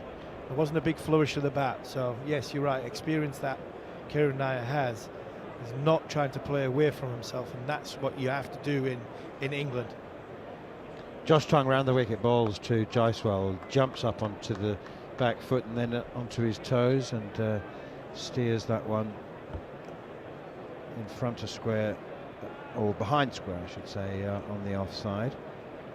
We just had a message, struggling to there we go, I think that's it. I don't know how to page up. Oh, there we go. I found it now. Technology. Here we go. Mehul Sangani says, hello, I'm listening to you from Kigali in Rwanda. I believe Goffey has been to the Gahanga Cricket Stadium in Kigali. That's down the wide of off stump and actually left alone by Jaiswal. He was considering playing the uppercut there. Did we have Rwanda, Scott? Was Rwanda one of the 72? It was? Oh, okay. Anyway, thank you for listening, Mehul Sangani. And I haven't been to the Gahanga Cricket Stadium in Kigali. Goffey's not on air at the moment, but he's not far away, so we will ask him to have a chat about that. Do you know anything about Goffey travelling to Rwanda? Goffey goes everywhere. I mean, he must have getting paid, was he? Golf event, was it? full and straight from Josh Tongue. Guided away up on the offside by the left-handed Jaiswal. Jaiswal 37, Karan Nair 25, India 65 for 1. Yeah, if somebody's going to give Goffey some bits of paper with the Queen's face on, Goffey will go to the moon for that. Yeah, cash is king. That's the best saying in Darren's world. Yeah, he's just come back from Leopard's Creek, I think. Just had a week out there with Kevin Peterson in the bush. Games of golf. They've done brilliant. Peterson and Goff, pushing the conservation stuff, the rhino, save the rhino appeal that they do. Obviously, Kevin, brought up and born in Africa, where the wild is such a great, such a great place when you go out. When you go to South Africa and you go to Zimbabwe was a great one as well. When you go there, Heath Streaks Farm was another one we really enjoyed going to. Here's Ben Stokes continuing with a quick bouncer to Karan Nair, but again he seems to have plenty of time, ducks underneath it, and there's no run. Imagine being discarded at 25, Harmy. I know, he's scored 303 against England in Chennai, and then for the next 8 years, not a look in. And he was almost lost to the game for a year. Didn't play first-class cricket. Just couldn't find himself a Ranji Trophy side, and was considering quitting. Banged in short now by Ben Stokes, and down the leg side. Nair again ducks underneath it. I just find it really warming somehow that he found it within him to keep going and keep going. The last two, and he knew that knocking on the door wouldn't be good enough. He knew that kicking the door off its hinges wouldn't be good enough. Yeah. He had to blow up the house. He had to blow the house, huffed and puffed and blew the house down. Yeah. Ben Duckett, something similar. He came in as a young man. Here's Stokes again. Nair up onto his toes, pushes it to cover, takes a single. How long was Duckett out for? Duckett played it 2018, didn't he? So he probably wasn't as long. He might be 4 or 5 years, but Duckett was going. He was gone for all money. Not going to even contemplate playing for England in any format of the game. And then Rob Key and Ben Stokes came in. They liked the look of the way he opened the bat and the way he played, and all of a sudden he's one of the best, along with Yashasvi Jaiswal. Probably them two are the best two opening batters, multi-forward opening batters in world cricket at this moment in time. So yeah, sometimes you do get discarded very, very quick. England were very, very good at it, but you're sometimes a better player for having some experience in it than having to work your way back in. Oh, that's an extraordinary shot. Bouncer from Stokes outside the off stump, and Yashasvi Jaiswal has played an overhead smash. Yeah, Wimbledon's on at the minute. He didn't know whether to. He's not sure whether to uppercut this. I think because it's got no pace on it whatsoever, he's gone for the uppercut and think, I might make this to slip, so I'm going to have to actually put some pace onto it.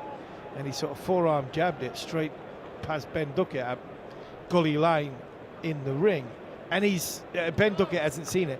Ben Stokes is berating Ben Duckett to say, look, catch it. But I don't think Ben Duckett thought that ball was coming anywhere near him. And he was never going to be in a catching position. But it wasn't far away from him.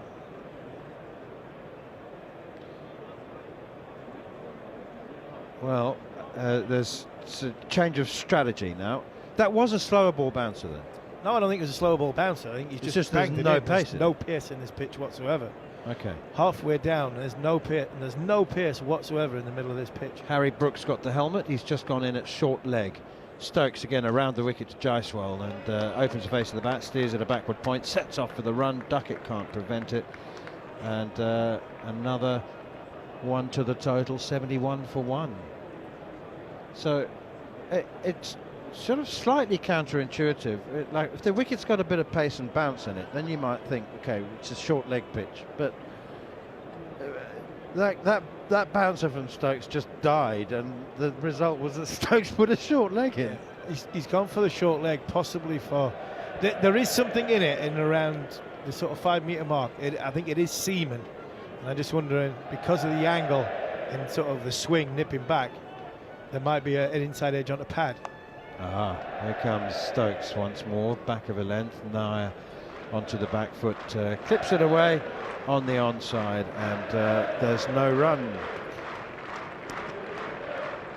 Indranil Malik says greetings from St John's in Newfoundland in Canada, and Taylor says just a shame that they don't have guys like Goffey anymore. Well, we do have guys like Goffey. In fact, we've got the Goffey. Or maybe you mean England, but Goffey will be back on air a little bit later. But for now, to take you through till lunchtime.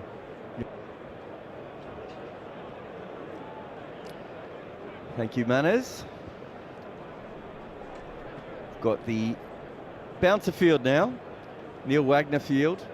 Got a catching backward square leg, who is about 3/4 away the boundary. Short leg, slip, catching third as well. Push to point, backward point. No run.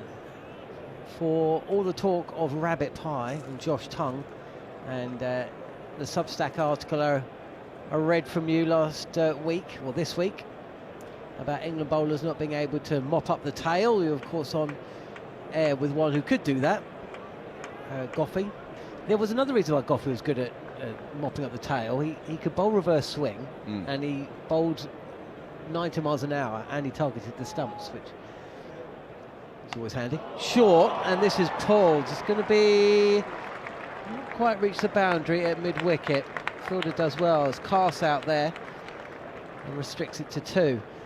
But for all of the talk of Josh Tongue, he was quite expensive, wasn't he, with the new ball in the first innings of the first Test match. He's also only ever cleaned up the tail once. So twice. Kind of did it in both innings, didn't he? Oh, okay, yeah. Sorry, yeah. one match, in one I match. should say. Yeah. Yes. And he doesn't do it in first-class cricket. Even though he's known as the mop. Yep. Yeah, he's got. According to Gary Morgan, who gave me the numbers, his numbers against the tail are not particularly good. Short again, and Jaiswal will take a single. Zach Crawley, who's placed it on the hook on the leg side behind the batter. Maybe it was an ironic nickname. I mean, I think he's probably. You watch him bowl. It's possible that maybe when he was younger he hadn't worked it out, and now he has, and the way he's gone. But yeah, so sometimes you do have to carry a bowler who's not as good against the new ball if you don't have anyone who can bowl either with the old ball or against the tail, though. And the problem with England is they quite often just have everyone who can bowl against the top order. 74 for 1, and it's Nair facing. This is slanting down the leg side, and left alone by Nair, who has played nicely, promoted up to 3 in place of Sai Siddharthan. 3 changes for India. Siddharthan dropping out, Jasprit Bumrah, and also Shardul Thakur. And Nair promoted up to 3. Reddy brought in to bat at 6, and Washington Sundar in at 8. And Tung is in again, and Nair just straightened up a touch. There's 2 slips in place and a leg gully, short leg, with a fielder back at fine leg, at deep square leg. There's a backward point and also extra cover, and I imagine Chris Wokes will move to mid-on as soon as he's unsuccessfully tried to change this ball. Well, they're not getting a wicket, so you have to change the ball. That is, they've tried bounces, certainly to Jaiswal. So it's all part of the dance now, isn't it? You go to bounces, then you try and change the ball. One of the reasons the ball goes out of shape, John, is because they bowl bounces. If you're just slamming the ball into the surface over and over again, it's going to change shape. Here is Tongue again, and Karunaya will take a single down to fine leg. He moves to 27. How do you feel he's gone about things today? I think he's looked very good when Josh Tongue's bowled a bunch of half volleys outside his off stump. I don't think he's looked as good outside of that, if we're being honest, but he's lined up fine. He's waited for the bad ball and he's put it away. He's scoring quite quickly, partly because he has been fed a lot. So I don't know if that's England's plan. Maybe they think he's got a bit of a weakness there. But he looks a lot more confident. He looks a lot more suited to batting at number 3 than he did at number 5. He looked a little bit lost, I felt, when he came in the last Test matches. Some batters just want to get on with it as well. They're not very good waiting around, are they? You know, it's a very weird position, 5 too. It's it's modern cricket. We have different number 5s. Number 6, sorry, he came in number 6. Sorry, yeah. I keep forgetting Rishabh Pant's at 5, but it is a weirder position, 5 and 6, because the game's already started. Edge this time by Karunaya, just dropped short of Zach Crawley in the gully. Whereas if you're at first drop, the game has started and one thing has happened, and then you put your implant on it, right? Yeah. The only time that doesn't happen, of course, is when the openers go absolutely ballistic, but you're probably still pretty happy with that as a number 3. But number 5 and number 6, you're always reacting to the game, right, rather than just coming in and batting. Yeah, I think that. I wonder what Johnny Bairstow's figures were. I always found that Johnny Bairstow was a better batter when the game was set up for him. As Karunaya just pushes this into the offside, no runs, 75 for 1. And what I mean is the game, he seemed to work better with the tail when it was very clear what he had to do. And coming in at 6 and 7, when the game essentially had decided how he should play, he was better playing that role than coming in with a kind of not sure, just having to defend because England lost a bunch of wickets, which also denoted it probably was a tricky wicket, but that kind of in-between score as well. Stokes continuing, another short delivery defended by Karunaya. I think there's also, and Ollie Pope's probably one of these players who, Ollie Pope, Steve Smith really like batting in the first innings. And I think in the first innings you come in and you are just batting. Something else, do you know there's something else as well that links Steve Smith and Ollie Pope? Both mammals. 2 things. They're both right-handed mammals. Neither sleep. During a Test match? Ollie Pope. How do you know that? Because he came in to talkSPORT a couple of weeks ago and I spoke to him about Stokes continuing. Too short. Actually, this might be called wide. No, they were very quick on the wides at Headingley, but this one has been given to the bowler. 75 for 1 with Karunaya 27 and Jaiswal 45. So Ollie Pope came in and I asked him the question about, I can't remember exactly how it came up. That was a no ball, so maybe that's why the wide wasn't called. Yeah, and I said to him, I mentioned how Steve Smith's batting average drops off in innings 4 for reasons that we've spoken about a lot, but listeners, we can explain a bit more. Too short, too wide, left alone by Naya. 20 minutes until the lunch break, 75 for 1. So yeah, so I asked Ollie Pope about this and he said he can never sleep after he's scored runs, and he's much better in first innings runs basically. He says he doesn't sleep very well. Came out on would have been day 3 and was out very, very early. Yeah. And I'd called it because I knew, he told me he wouldn't have slept the night before. And similarly, by the time he gets to the end of the Test match, he's exhausted. Stokes again, and this is fended a little. Glove down the leg side by Karunaya, and short leg, Ollie Pope it is. Scoops the ball and shapes to shy at the stumps, but Jaiswal was home. 76 for 1 in India at the end of the over, and Josh Tongue, who's been expensive, is he going to continue? So there's about 6 players in Test history with a similar kind of pattern. So Steve Waugh, Brian Lara, I think Everton Weeks might have been another one as well, and obviously Steve Smith is one of the other most recent ones. But there's also an all-rounder. Do you know who the all-rounder is? And he was bad at batting and bowling in the 4th innings of Test matches, and he got progressively worse towards the end of games generally. It makes sense if you factor in lifestyle rather than just struggling to sleep. Ian Botham, short from Stokes, and Karen Nair ducks under him, lets it go through. It's Ian Botham. And I've never had a chance to talk to him about it, but I wonder if that was an element of... There's another element. Do you know what it? Do you know what it is? It's the beefy barbecue on a Sunday. They never used to play on a Sunday. Yep. So it would actually be day 6, wouldn't it? Correct. And if you look at it in first-class cricket, he didn't have the same issue, but first-class cricket was 3-day games. He could probably go through 3 days without sleeping and drinking and partying, right? Can you do it in 5 or 6? Probably not. I think there's a big element of that with both of them. Well, Jared, I think we're both aware of former cricketers who continue into their broadcasting life still believing they're 20-something. And when it comes to Test 2 and 3, they get a little bit grumpy because essentially the lifestyle outside of the 9-hour days, as this has dropped into the covers, and Nair comes through for a single, 78 for 1. I actually remember, a commentator, I won't say who the commentators were, but I was at a Big Bash game and one commentator said to the other one, "You're 50, mate. Stop going out till 2 a.m. And he's like, "Oh, no, it was a great night." And he's like, "You look terrible on camera." Faraz gets in contact. He's listening from Madagascar. Great to listen to Jarrod Kimber, as always, reading his latest book. So reading his latest book whilst listening to him, that sounds like hell. The Art of Batting. Down the leg side and left alone by Jaiswal. He does actually try and clip it fine, but doesn't get bat on ball. There's a slip in place, backward point, mid-off. There's also a mid-wicket, catching mid-wicket, short leg and fine leg, and a fielder that's about 10 yards in from the long leg boundary, and a deep square leg.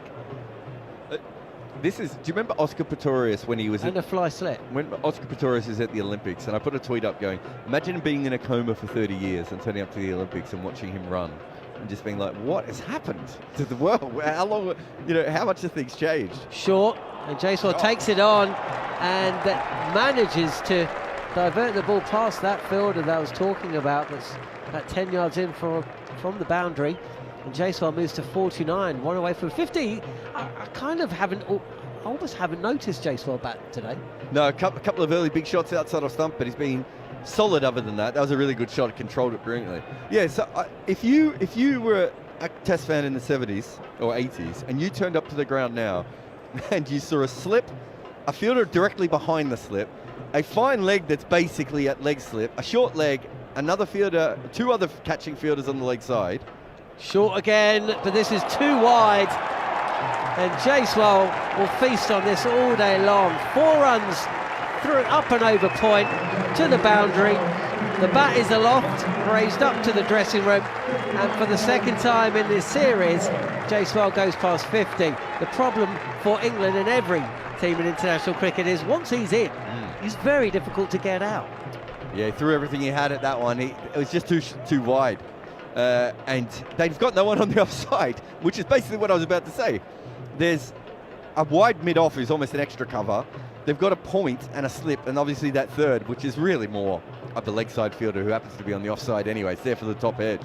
And he's bowled a wide one outside off stump, and he's just helped it away. This is not what Test cricket used to look like, Jon Norman. No, he's going to bowl over the wicket now to Jaiswal, who's 53 not out. Josh Tongue in, goes short again, and this will reach the boundary.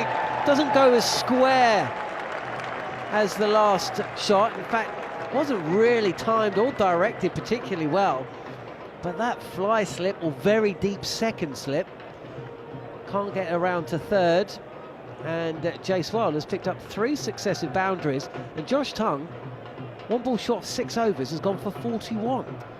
That's nearly half the runs scored in this session. You know why it was a boundary, though? because the boundary is 10 metres closer. That fielder should have stopped that. If that boundary's back where it should be, that's an easy stop. There was another one down here actually at mid-wicket, which Duckett failed to get, which he probably would have done if the. There's going to be more runs here. Won't be 4 of them. That very fine leg will come round. And that is the end of another expensive over. So 42 runs coming from Josh Tongue's 6 overs. Is that bad? 91 for 1. Got 13 minutes until the lunch break. I mean, would you agree the sun's out? I would say the sun is now out. I would Thank say you. now there is more blue sky than clouds. Don't you think for the sun to be out, you need to have more blue sky than clouds? Otherwise, all you're really saying is for the 10 seconds beautiful of which words there. Yeah. Otherwise, all you're really saying is for the 10 seconds of which there was the sun was poked through the clouds, it's sunny. It's not really sunny. So that means the sun is out. I mean, it's out now. The sun is out from behind the clouds. Yeah, but for 10 seconds because you knew that. Saying. No, you were wrong. Hashtag. You know, that's what I'm saying. Hooves says, just got home from work, missed most of the first session. Thanks for telling us, Hooves. Glad you're with us now. Stokes continuing. Bowling. Oh, top edge, and it's going to just drop short of Chris Wokes, who's down here, just in front of us. That fine leg, it was in the air for a while. Jaiswal taking on the hook with 3 men out at catching positions. And he's slightly fortunate there to get away with that one. He's very fortunate. The pull shot he played in the last over was really, really good. And one of the reasons was he was in complete control of it, even though there was 5 men set out for it. That one there, that was the hook shot. It was a little bit higher. And he's now practicing the pull shot as if to say, I don't need to play the hook shot here. And yeah, I think that was quite a weak shot in the end. And he was very lucky to get away with it. Change of field, 2 slips in place now with a Gale backward point, short leg, mid on mid off, as well as a fine leg, deep square leg as Stokes comes into Naya, who just covers the line of off stump and pushes the ball up to Shoaib Bashir. At mid on, we've had Uday Bossell says both the teams have very average bowling attack. Expect another 1,000-run match. It's an interesting one because we've had some huge scores here in first-class cricket, haven't we? But then I think the last game in the first innings there was a collapse. But other than that, there's been a lot of scores of 300, 400, 500, 600. Like, I think we've almost had one of everything except for 200 this year. So there's been a lot of runs scored here, and it looks like that kind of wicket. Stokes continuing in, and Naya will take a single. Glancing the ball down the leg side. You look at that ball there, the way that's just come on, he's just had a little bit of time, close his wrists on it, find a single. It really does look like a very evenly paced wicket. KL sitting back going, I middled mine onto my stumps. Hoove says, is Jasprit Bumrah playing? No, he is not. He is, I imagine, going to play at Lord's, whether India are 1-0 down or 2-0 down, or possibly level. I was going to say 3-0 down. I was like, I don't think they could go that far. Switching to around the wicket, and Stokes just takes a little tumble after delivering the short delivery to the left-handed Jaiswal. No damage done, just gets to his feet, has a look at the turf and starts making his way back to the top of his mark. Based on recent form, just to go on that comment from a moment ago, based on recent form, Ben Stokes is the best bowler, I think, in this Test match. I wasn't listening. Say that again. I'd say this is an audio medium. You do need to listen to me when I speak occasionally. As long as people are listening to me speak, that's all that matters. Stokes again, and Jaiswal gets up well, just drops his ball down into the ground on the leg side, but sent back by Naya. No run. No, the reason I wasn't listening is that Joshua Lamore has got in contact with a very interesting question, which is one we can, well, no, we've got 10 minutes until lunch, we can talk about it now. He says, got into cricket last Christmas. Which cartoon do you think he watched that got him into cricket? Bluey. Yay, Bluey. Been trying to learn, I love that. I mean, you must have seen that. I've seen it probably 20 times. The amount of times my daughter will say, should we watch Bluey? And I'll say, yeah. And she'll go, the cricket one? I'll answer that question in a second. As Stokes is in again, this is on the pads and placed to Ollie Pope at mid-wicket, short mid-wicket, no run. Score here at Edgbaston, the morning of the first day of the second test. India 1-0 down, of course, asked to bat first. They lost Carol Rahul for just 2, but with 10 minutes to go, 9 minutes to go until the lunch break, with Jaiswal past 50, he's 59, and Karun Nair 30 not out. Partnership of 78, and it's coming a good time. Most of which those runs have come from 6 Josh Tongue overs, actually, 93 for 1. But Joshua says, any suggestions, because he's been trying to learn the game better. For good books, Art of Batting? No. Any suggestions on where I can learn about bowling, fielding, strategy? It's an interesting one. Obviously, a friend of ours, Jonathan Wilson, has a book called Inverting the Pyramid. We don't have great versions of that, a great version of that in cricket. And one of the reasons is, Joshua, is that fielding positions are kind of endless. So it's not as easy a thing to work out. Some of the old cricket coaching manuals will have certain fields for certain kinds of bowlers. Cast has been brought back into the attack, and first ball, Karun Nair just props forward, opens the faces about a touch, pushes this into vacant cover, and comes through for a single, 94 for 1. But if you think of all the different, even let's say you had an in-swing bowler, right arm in-swing bowler, there's probably about 8 or 9 different fields that you could look at depending on the kind of batter and the kind of length that the bowler is. So we don't really have it as well as we should. And also, unlike football, where they're mapping these things out beforehand and someone like Jonathan Wilson can come along and work out all the different formations that teams have had, we haven't really mapped it out in cricket, have we? Like, you know, me talking about that field a couple of minutes ago, I think in modern cricket we know that there's the Neil Wagner field has sort of come into vogue, and we know some individual changes, but unfortunately I wouldn't say there's a great book on that. It's a Neil Wagner field for Bryden Cast as he comes in to bowl to Jaiswal. It was set for a short pitch delivery. Jaiswal just tucks this off his hip for a second. Joe Bob 2311 says, I pretty much learned cricket just by watching it obsessively. Yep, I'd say that's... Yeah. Yep. It is harder to pick up fielding positions on TV though, isn't it? So if you're not at the ground, so I don't know, Joshua, where you're based, but if you can get to grounds, you will understand fielding positions very quickly. And the best way of actually understanding fielding positions is to play a little bit yourself. Because even I know lots of people have watched cricket for a very long time who aren't always brilliant when it comes to fielding positions. Yeah, I totally go with that. Cast again, short edged and caught at second slip. Karun Nair goes to 31. Regulation take from, I'd like to say Joe Root, but we're just going to have to wait and see.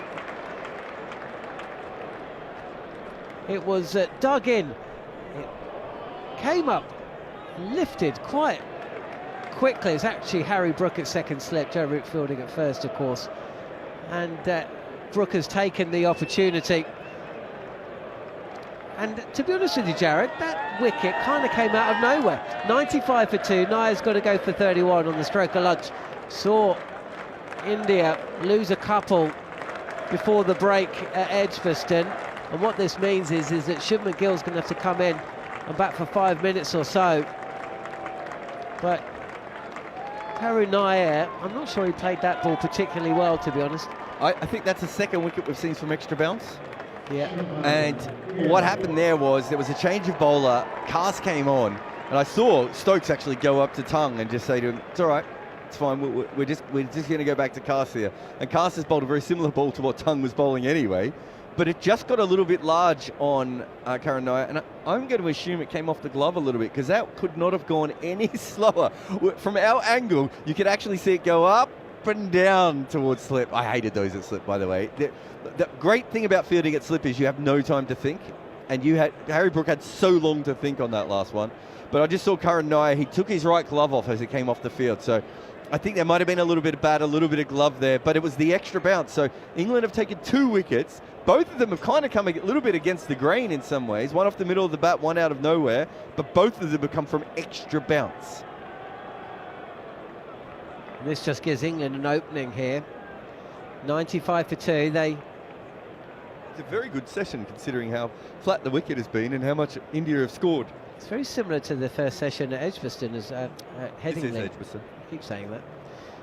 Can they get rid of Gill? That would make an England session for sure.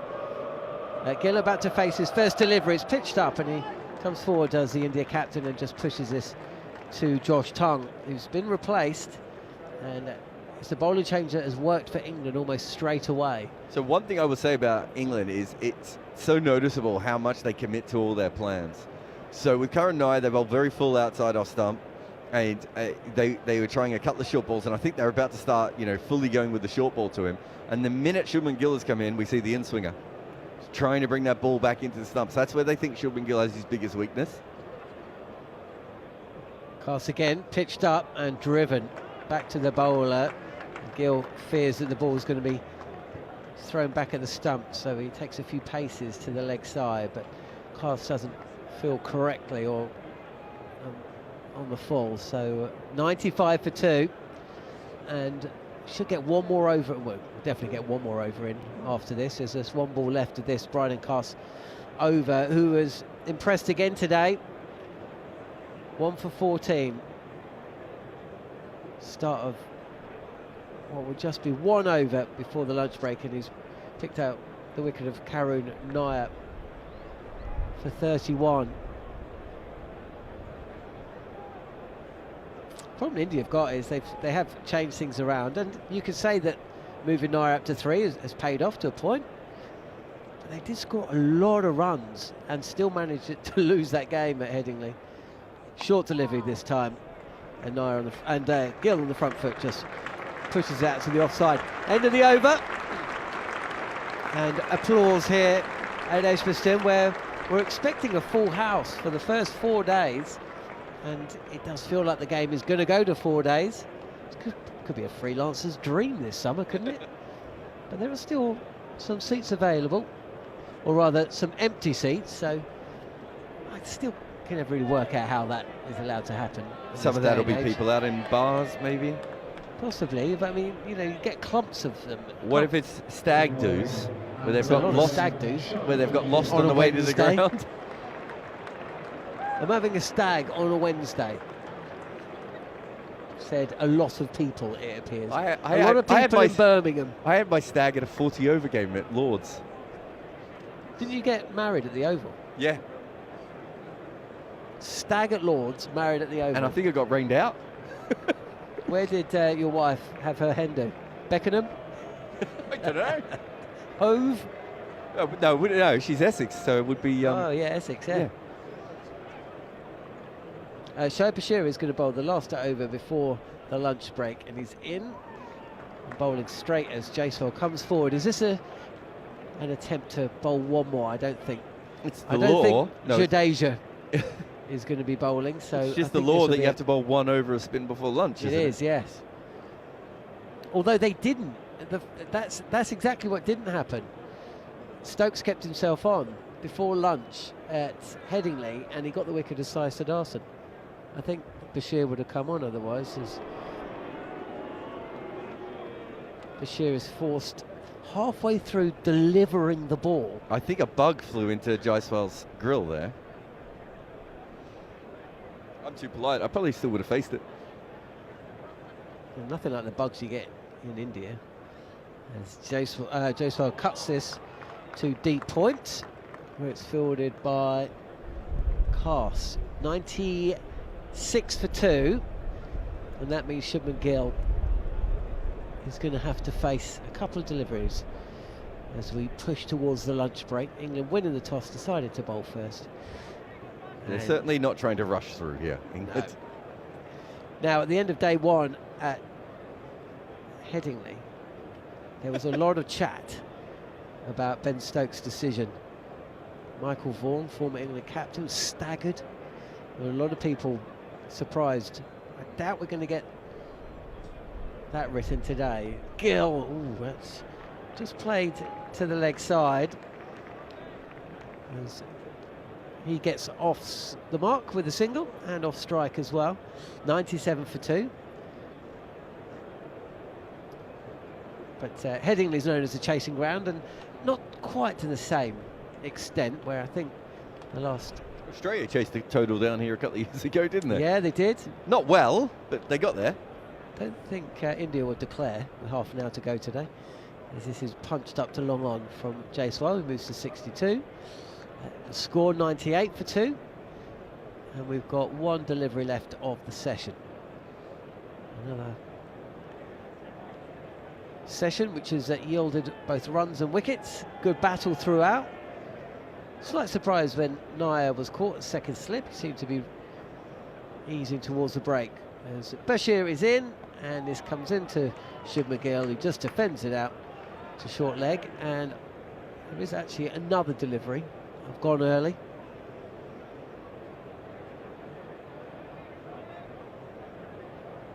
But yeah, I don't think there'll be too many people. Well, you can't criticise now, can you? Because everybody who criticised was shown up.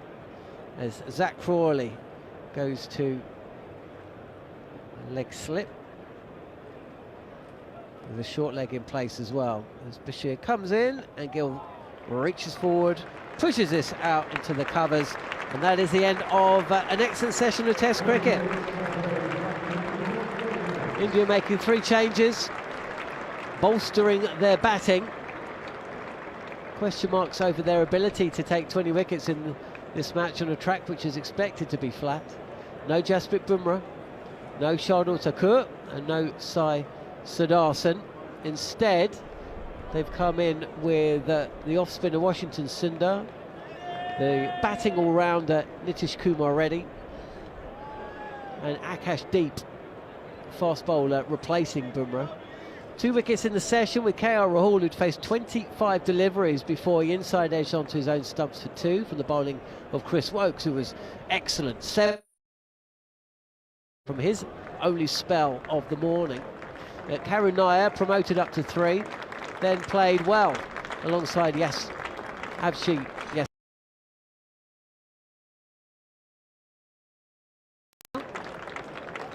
He went with 9 minutes to go, caught by Harry Brook at second slip from the bowling of Bryden Cass, who'd been brought in to bowl essentially 1 over, replacing Josh Tongue, whose 6 overs went for 42. Consider 98 runs came from the session. An expensive short-pitched display from Mr. Rabbit Pie. Ben Stokes' the second change. His 5 overs went for 23, and Bryden Cass excellent.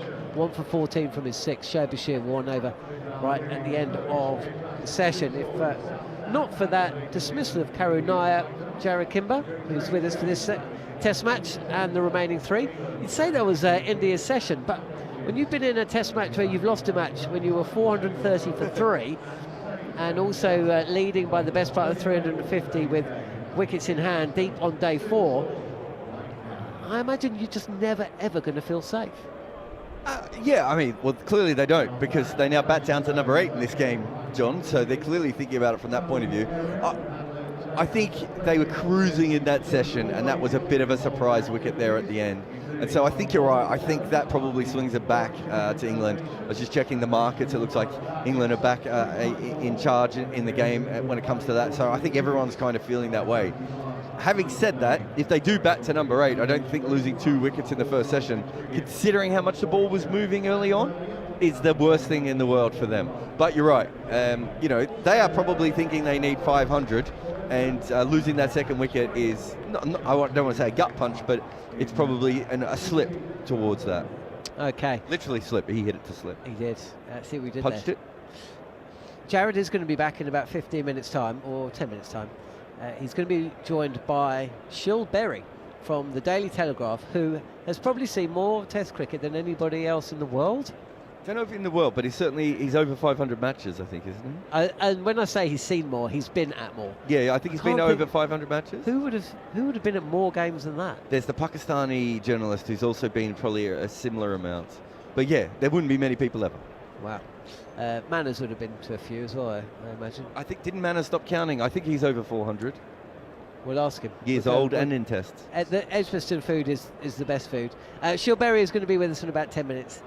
Thanks for joining us here on the talkSPORT Cricket YouTube channel. We will go through all of your unanswered questions as well. There was just a bit of action towards the back end of that session, so it has to take centre stage. But for now, thanks for joining us here. Day 1 of the first day of the second test. India at lunch, 98 for 2.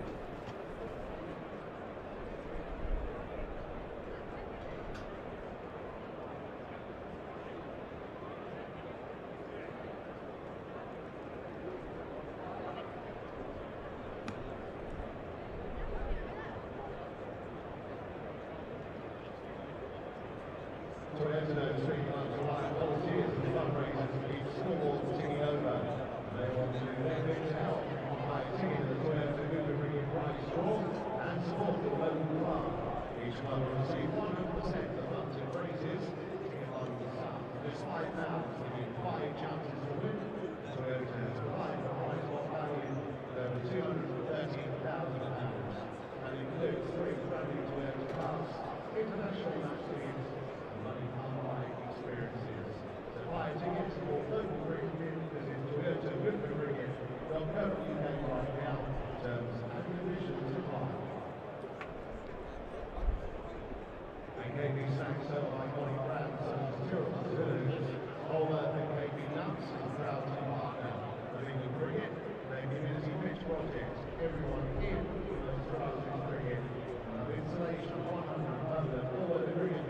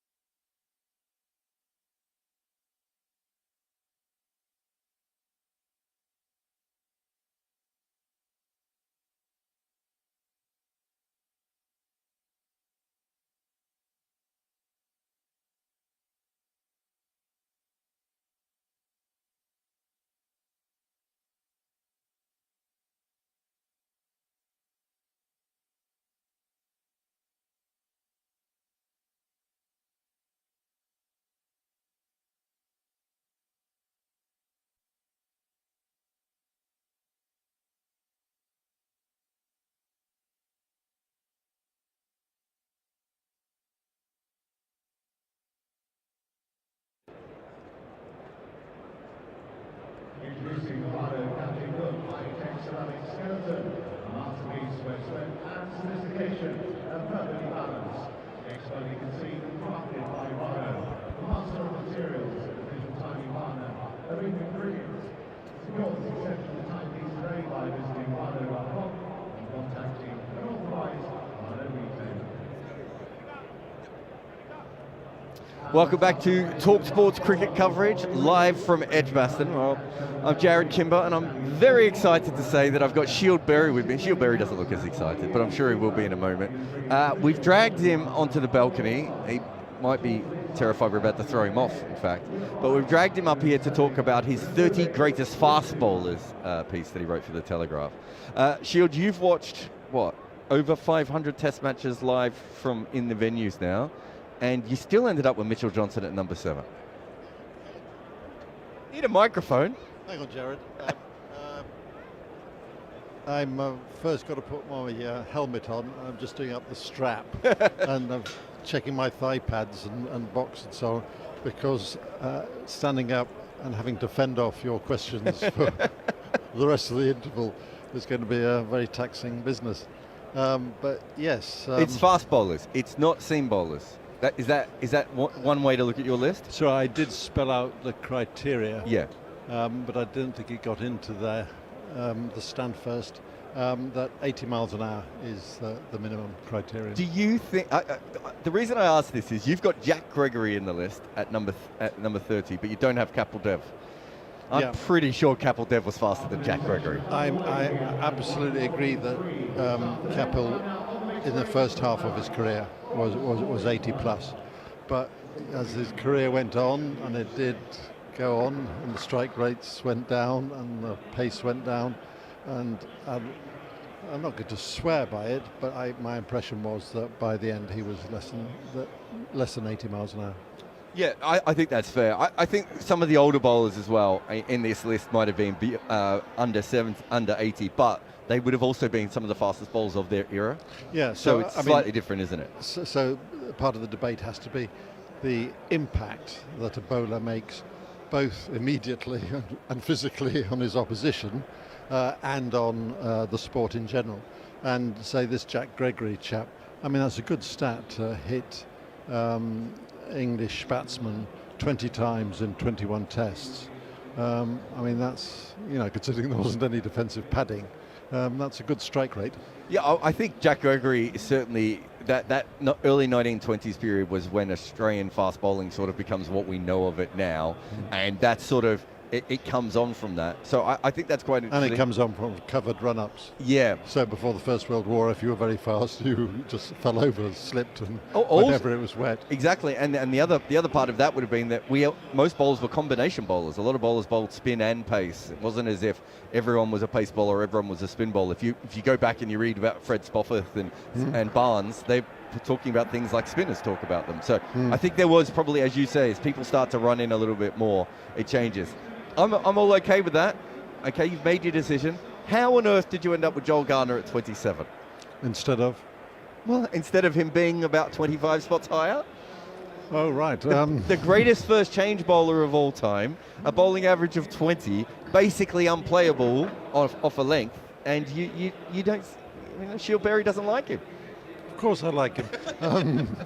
But, I mean, there were two Joels, and so I did, I admit, see quite a lot of Joel when he was bowling for Somerset, and he would not sprint in exactly. And then there was the Joel who, when he really fired in the West Indies, really kicked up his legs, like Stuart Broad tells bowlers to do. I mean, he really kicked, and he bowled quick, and he was... So you're penalising for the fact that Somerset over-bowled him. No, I'm not penalising. Look, I did 25 bowlers initially. When you get that one back up, you just clicked off. Thank you. Build up my case for Joel, please. What I boil down to ultimately is my general impression. Lots of criteria: longevity, craftsmanship, good technique, strike rate, lots of things to go into it.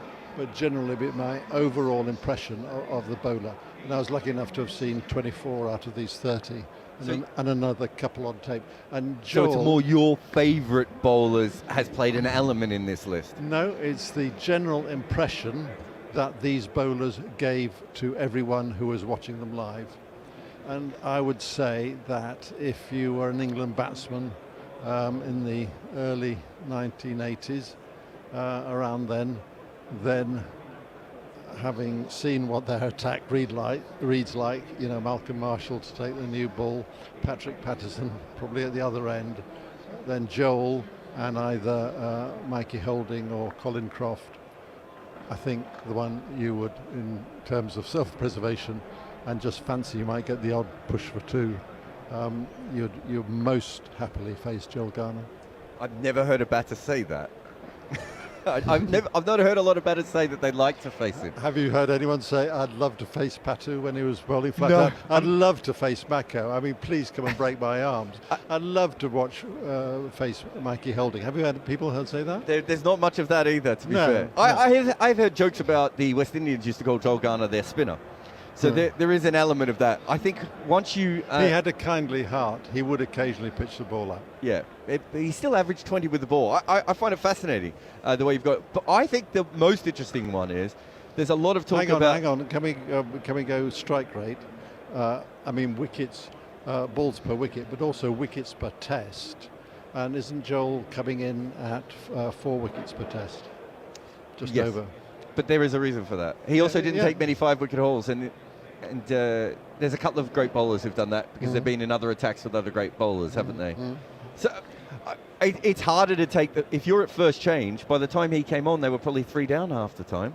Yeah, but he came with the new ball, didn't he? With I think he bowled the vast majority first change. Come on, let's move on. We've done Joel Garner. You've put your case in. I want to go down to number 22 on the list. How good's your memory? Who have you got at number 22 on the list? Hang on, I'm scrolling downwards. I thought you'd have this tattooed on your arm. Sir James Anderson. Now, I think a lot of English fans have been saying over the last couple of years he's England's greatest bowler. In terms of longevity, yes. In terms of technical craftsmanship, yes. But you have him at 22. That's a lot lower than a lot of other people. 700 wickets is a lot of wickets, Shield. It is. And a strike rate of 57 balls per wicket is also a lot of balls. Yeah. I think we could say he's more of a defensive bowler than other people. So you're happy with that? Because you've got him around. Look at him. Compare him with, say, a contemporary like Kagiso Rabada. It's hard. He is bowling overseas most of the time with a kookaburra all of the time. Jimmy in England is bowling on English pitches, a bit more on them, and with a Dukes. And basically, he's taking half as many balls again to take a wicket as Rabada. Because Rabada, I mean, I don't think perhaps enough was not made of his winning of the World Test Championship final.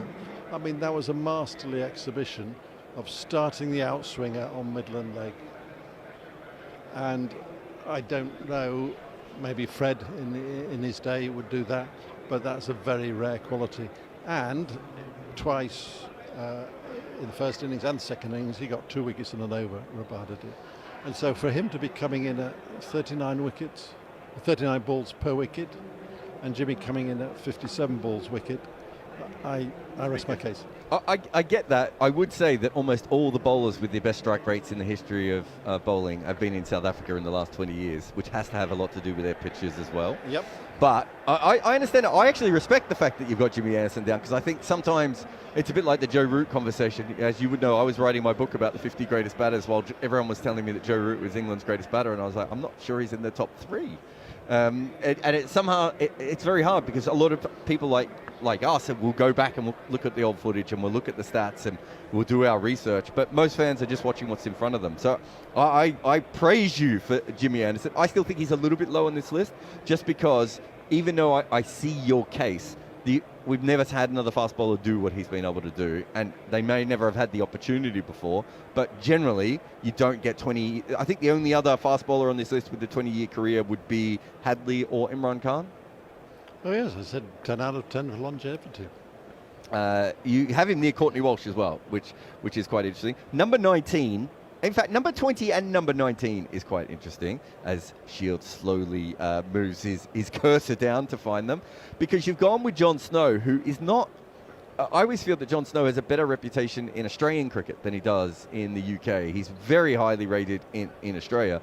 And the other one is, again, another player who's very highly rated in Australia, went on to be a great coach as well, which is Frank Typhoon Tyson. Neither of them has probably fully maximised their career. Jon Snow still took 200 wickets, so there's no issue there. I think Jon Snow would be a lot more famous if there were better TV cameras around and cricket was a TV sport when he was playing. But Typhoon's a different one, because Typhoon only took, 60-odd wickets in Test cricket? Well, take Snowy first. Impact on the sport, I think, is a huge part of this discussion. And what Snowy brought in the Ashes series in 1970-71 was the back of a length ball under the ribs. I mean, my general impression before then was that the pace bowler would bowl in swing, out swing, odd bouncer. If they got really touchy, then they'll slip in a beamer, which seemed to be tolerated in those days. But Snowy pioneered the back of the length into the ribs. So for impact on the sport. Do you think he pioneered it, or do you think Wes Hall pioneered it? I think Wes... Because you've got Wes lower than Jon, which is one of the reasons I bring them both up. Well, because Wes was more the traditional fast bowler, pitched up or bouncer. I mean, he could bowl back of a length. And how much of this, both of those bowlers come out from the front foot no ball law? And so are we seeing more back of a length just because the law has changed a little bit? I would have thought it's fashioned by pitch conditions more than anything. And Snowy having those harder pitches in Australia, 70-71, he evolved the game. So Frank Tyson has 76 wickets. I was wrong, in 17 matches. Probably, I would say, other than Jeff Thompson, the fastest bowler for compared to the bowlers of his era. Like, as in, he was probably 2-3 yards quicker than anyone else of his era, which isn't what we see as much these days. You would have thought that he was the fastest to that point in time, yeah. I would have assumed so, yeah. But he didn't play a lot, but you've still got him very high up on this list. You've got him, not far away from, you've got him ahead of Anderson, who's taken 700 wickets, and he didn't take 100. Did that bother you, Shield? The sleepless nights I've had since. No, but I think you've got to judge. One of the chief criterion has got to be the bowler at his peak. And Frank Tyson at his peak was as omnipotent as any bowler there's been in that 54-5 series in Australia. I had the privilege to talk to John Woodcock about it. The most scary piece of cricket I've ever seen was Kingston 1986, Sabina Park, wicket breaking up, and Patrick Patterson had come in to the side and was bowling as fast as threateningly. The charisma of him as well. Remember, he brought up his left foot, his left boot. Had the big gap between his teeth. The gap between his teeth. So the bowler, not only the ball to watch, but the bowler's left boot coming up into his face. And so, I was hiding under the desks in the Kingston Sabina Park stand. And Malcolm Marshall, was not content to see somebody from the backwoods of Jamaica taking his title as the world's fastest bowler. No, sir. So he was at the other end, or taking over from Patu, and bowling his absolute fastest. So, John Woodcock was there, and for the Times, and he had been in Australia in 54-5, and I asked him, how would you compare the two? And he said, very wise caveats, different game was, and so on. But he said that Tyson was bowled as full as Patterson and Marshall were bowling short. So it was, I would say, traditional fast bowling by Tyson in 54-5, aiming to hit the stumps, and it was the finest exposition of that kind.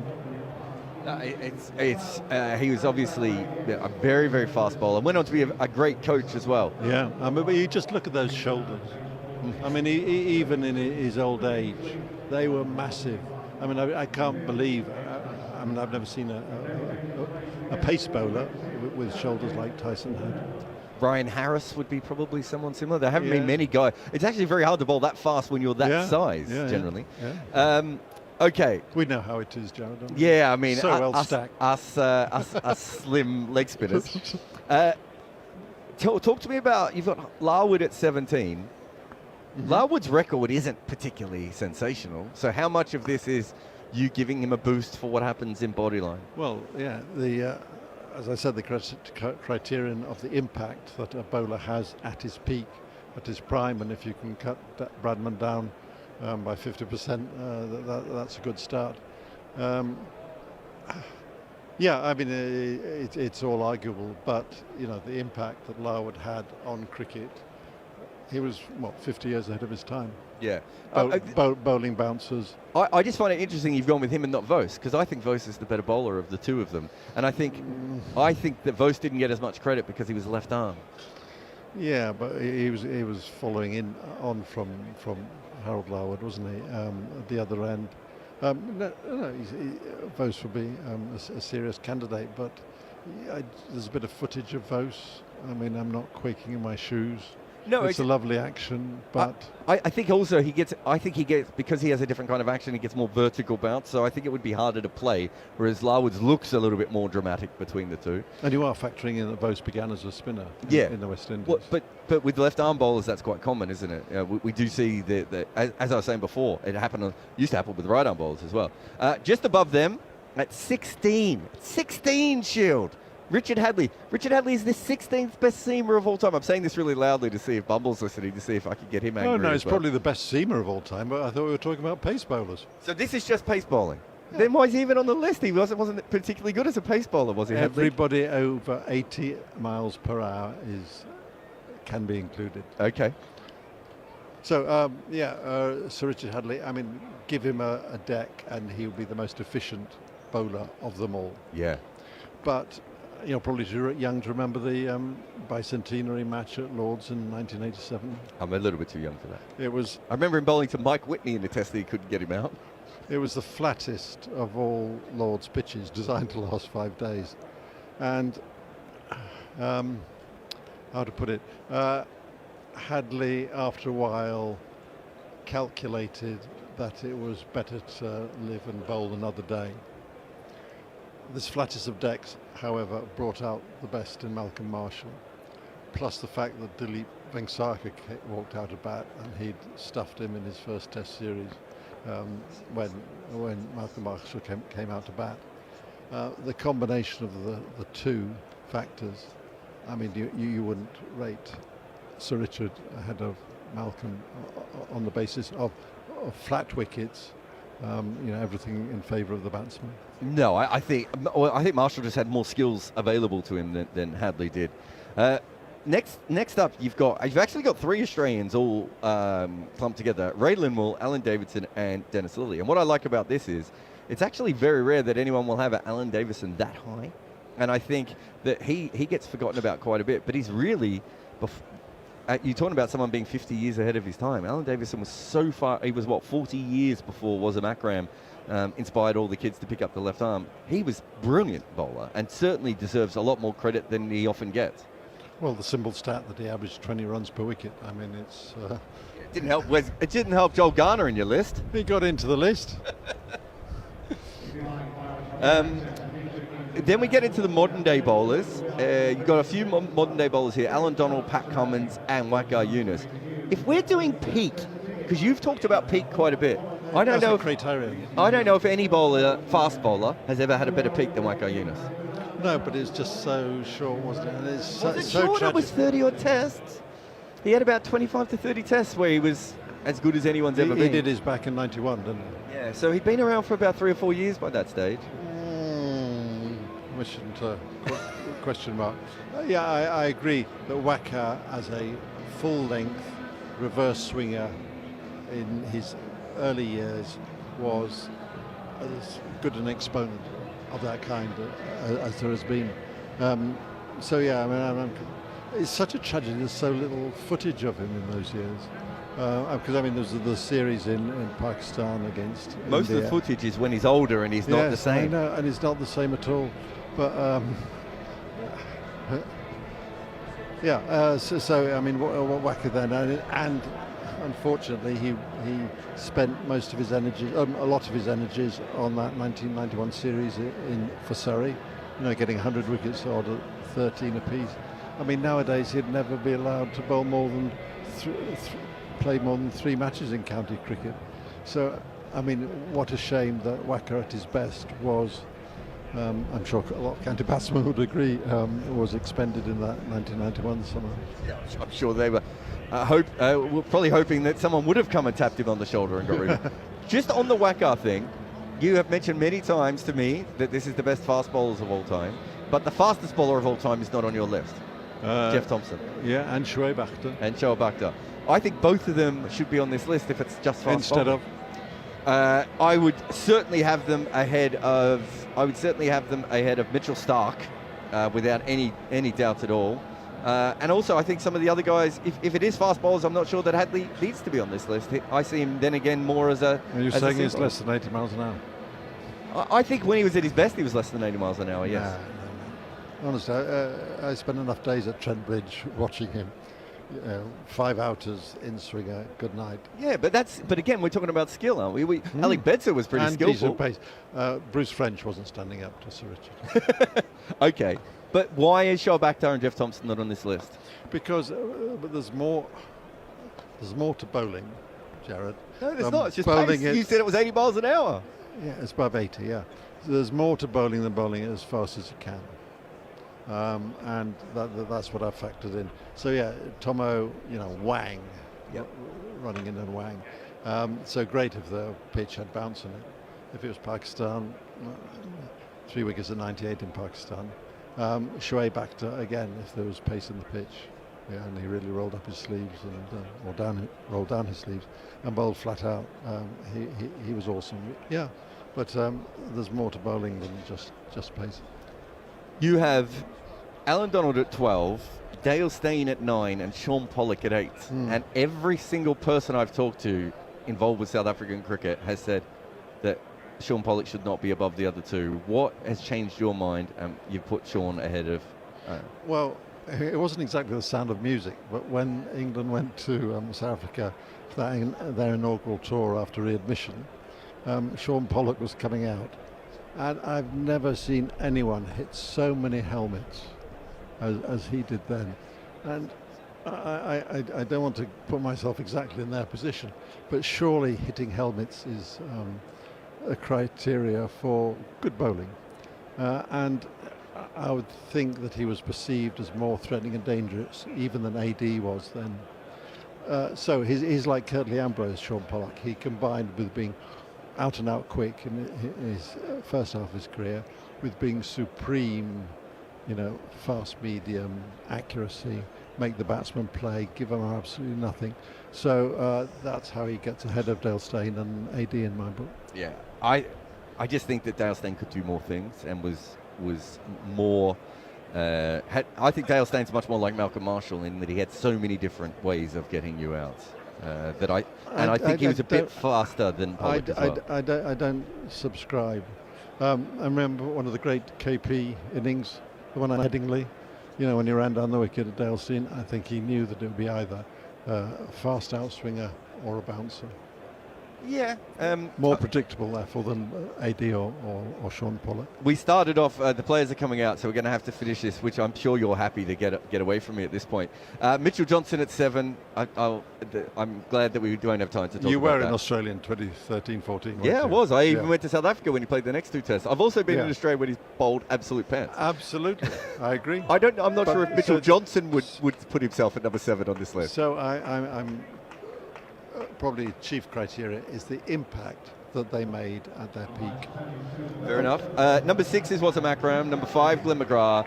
4, Imran Khan. 3, Curtly Ambrose. 2, Malcolm Marshall. And number 1, Jasprit Bumrah. You think Jasprit Bumrah is the best fast bowler that you have seen in your 500 test matches? Well, immediately, I haven't seen an opening bowler do quite as much on a flattish pitch as Headingley did as Bumrah did in his first spell at Headingley a couple of weeks ago. But just the objective reality is that of all bowlers who've taken 200 Test wickets, he's the only one who's done so at an average below 20. And an ingenious Telegraph reader also found out that if you add bowling average and strike rate together as a metric, he comes out top. He does, but remember, all modern bowlers have much better strike rates than those in the old days. And I will say that his bowling average isn't that much different than Joel Garner's. But that's for another day, Shield. Thank you very much for coming on. And the players are back out in the middle. Who am I throwing to, Scott? Jon Norman will be coming on as well. Shieldberry, you can find him in the Telegraph and also probably in the press box, hiding from me, so that I don't have to come and talk to him about Mitchell Johnson. Bryden Carth is going to be bowling. Looks like we've got a couple of slips in place. And he's going to be bowling around the wicket to Jaiswal to start the day. We've got 3 fielders out on the boundary, but not the short pitch bowling fields that we've seen from before. John? Hello, Jared. 98 for 2 then. Manners, what did you say it was at lunch on day 1? At 92 for 2. So very similar. A wicket just before the break as well. And it's going to be Carth to continue. And Jaiswal, who is 62 not out, shapes to play, withdraws the bat. And it's a very good afternoon to David Lloyd. Yeah, good afternoon. The sun's out as well. It is out. Yeah, it's a lovely afternoon. It's a little bit cool. The breeze across the ground. I don't think we've talked this morning about swing. They bowled a fullish length. They'd been driven. Timely wicket just before the lunch break. Brought Shubman Gill in. Jaiswal playing well, 62. And England have bowled well. Carth continuing round the wicket, angling the ball in on off stump, and it's defended by Jaiswal, who's got some company. 2 slips. There's a point. There's also a shortish extra cover mid-off, as well as a deep backward point. So heavily stacked offside field. Fine leg, as well as a deep square leg and a mid-on. How did you assess that first session of playing, the winning the toss, deciding to bowl? I thought they bowled better with the new ball on day 1 than what we saw on day 1 in the first Test match. Carth again, and this is driven in the air for a fraction, and not that far from Ben Stokes at that catching cover. He's just got his head in his hands, and that wasn't too far away from the England skipper. 100 up though for India here at Edgbaston at the start of the afternoon session. They're 100 for 2. Yeah, it's a good start by India. And talking about England's performance this morning, Chris Walks was far better. He troubled the batter, he troubled the umpire as well. Desperately unlucky that 2 decisions didn't go his way, that were hitting the stumps, hitting the top of the bails. Both given not out, and England reviews, and still not out. Carth continuing then, and forward. Compact drive from Jaiswal, but can't beat cover. Yeah, they say bowl to the top of off stump, but not if you're trying to get an LBW decision, it seems. Well, the broadcasters, I know, they'd have a view on that. He's hitting the stumps, trust the technology. But the umpire, you can understand an umpire thinking, is it going over the top? It's close, I'll give it not out, and then technology can decide. So England would think they were slightly hard done by. They were good shouts, real good shouts. Yeah, I think they were fair not out calls, as this is steered through vacant third from the blade of Jaiswal.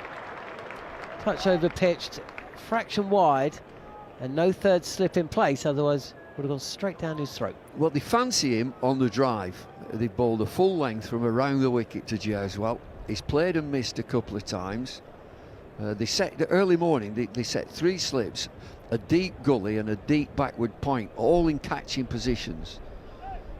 And so they're bowling outside off stump and trying to get him to drive, and he will drive. The wind's just picked up a touch here, full again, but too wide, and Jaiswal just lets this one go through.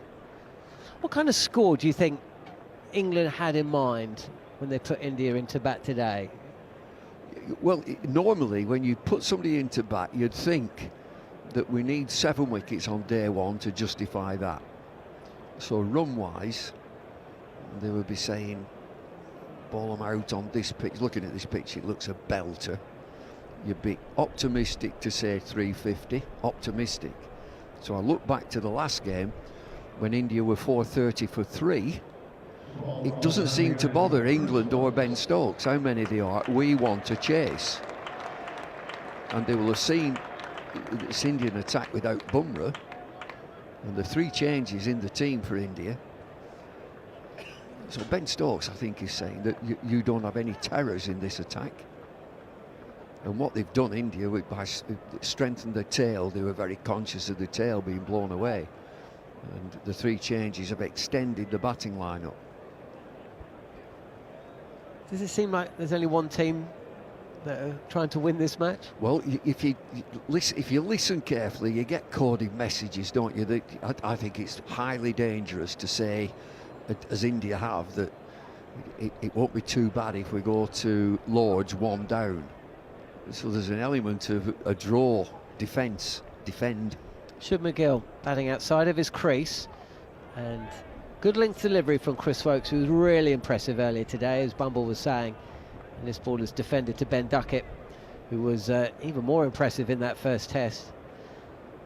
Fielded at short mid-wicket, 104 for 2. Yeah, you've got to wonder what the mindset is of this India side. I mean, it wasn't that long ago they beat Bangladesh in a test match which was really affected by the conditions. It really went at Bangladesh. This was Woakes again, this time Gill, pushing this into the offside. And Gautam Gambhir came out saying something along the lines of, you know, it's his Indian side is all going to be about high risk of failure, but with that comes high reward. And I'm not sure I've quite seen that here, or at times underneath his tenure, but he, of course, he can be a bit of a grumpy one. Woakes continuing in, and he beats the outside edge of Gill's bat, just plays inside the line possibly. Would you say that Gambhir is a little bit like Langer? And so, you know, Langer's tenure as Australian coach, it seemed to be a bit Marmite, that some liked that direct approach, and players, they're all different. Some players you can almost bully some players, others you've got to be careful and put your arm around them. Yeah, that's a good shout actually. I hadn't thought of it like that, as Woakes is in again, and Gill again just looks a trifle uncomfortable as he just plays his delivery on a length to Duckett again at short mid-wicket. Darren Sammy's just taken over as a coach of West Indies across all formats, and that was a terrific 3-day test match involving Australia that's recently come to its conclusion. And you know, there were a few umpiring decisions which both the new captain Roston Chase and the coach were unhappy with, but they dropped 7 chances, right? They put down a lot of catches in the field. Works again, and Gill calls Jaiswal through for a quick single fielded by Duckett. The camera picked up Darren Sammy when one of those chances went down on day 1 or 2, and he was furious, throwing his pen down, expletives. I mean, it's frustrating as a fan, but that message, that imagery gets picked up. The players would have seen that. You know, and then when they go out to field, they're going to be a little tenser. They know what's coming, and I think that's one of the things that England have done well. Just try and reduce or take out some of the stress. And I think that Justin Langer was a bit intense for the players at times, especially when they become experienced. They don't need to be told off all the time. They know when they've done wrong. Good forcing shot on the back foot from the bat of Jaiswal, who's still playing beautifully here today. And comes back for a second. He moves to 70, the score 107 for 2. And I mean, I was interested in what Gautam Gambhir would have had to say after that defeat, because India lost the unlosable test, to coin a phrase from Sid Mongear in ESPN Cricinfo. You know, and he came out and he said, I'm not going to focus, essentially the questions were about the drop catches. about the collapse of the bat, about the poor bowling returns from the likes of Thakur and Krishna. Thakur, who doesn't play today, Thakur, and Krishna, who does. He wouldn't be drawn, as you'd expect, on the individual moments in the match, but he did talk about players needing time and confidence and all the boxes that were ticked, really. But here we are, 3 changes in the side, as Cast continuing and draws Gill forward again. You know, they've come in with a different look, a different ideology almost. You know, what has really changed since that first Test match? Well, they've had 10 days off, and I don't think there's any point in the changing room in sort of stating the obvious that you drop 5 catches. What you do is, in that 10 days, you would concentrate on the fielding aspect of the game, but make it fun, make it entertaining. There is something else that you've got to add to that. 2 slips in place for Shubman Gill, who just reaches forward, plays with bat in front of pad and takes a single to deep backwards square leg where Shoaib Bashir fields. It's uncanny that you mention the game in the West Indies and the game that we saw at Headingley. Elite cricketers, elite, don't get any better than this, dropping catches.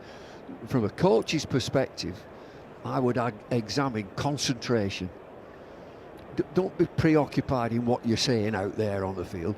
Concentrate on that next ball, and it's coming to you. Every ball's coming to you. All 11 of it's coming to you. Every ball. Jaiswal, 70 not out, and short delivery from Bryden Cast, and Gill shapes to cut this, but in the end it actually comes to him quite slow, and he dabs it down in front of second slip. It was almost like he was targeting third there, but can't beat the fielder. No run. 108 for 2. It's an easy pace pitch, is this. You can tell that from, I mean, we're 100 yards away and there isn't a blade of grass to be seen, and it looks flat. Well, the fact that Jaiswal there changed his mind on what shot he was going to play tells you much about the pace, as this time steers the ball to Ollie Pope, who's just inside the boundary at deep backward point. No run, 1 run. Jaiswal moves to 71, the score 109 for 2. He seems to be in his little bubble. Shubman Gill, though, new to the crease, 3 from 13, and of course, you know, he would have strode to the crease on day 2 with 127 to his name. India just 3 down overnight, 300 plus, and he must have felt, well, I'm not losing this game.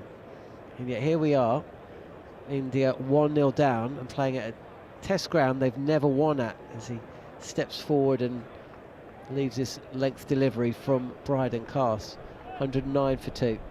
And Bryden Cast, quick bowler, and that delivery is taken by Smith, the wicket-keeper, right by his ankles. And so it's just telling you that this is a pleasant cricket pitch for a batter, and Jaiswal will have sensed that. He's into the 70s, he'll think, right, all day for me, and probably all day tomorrow. That's what he should be thinking.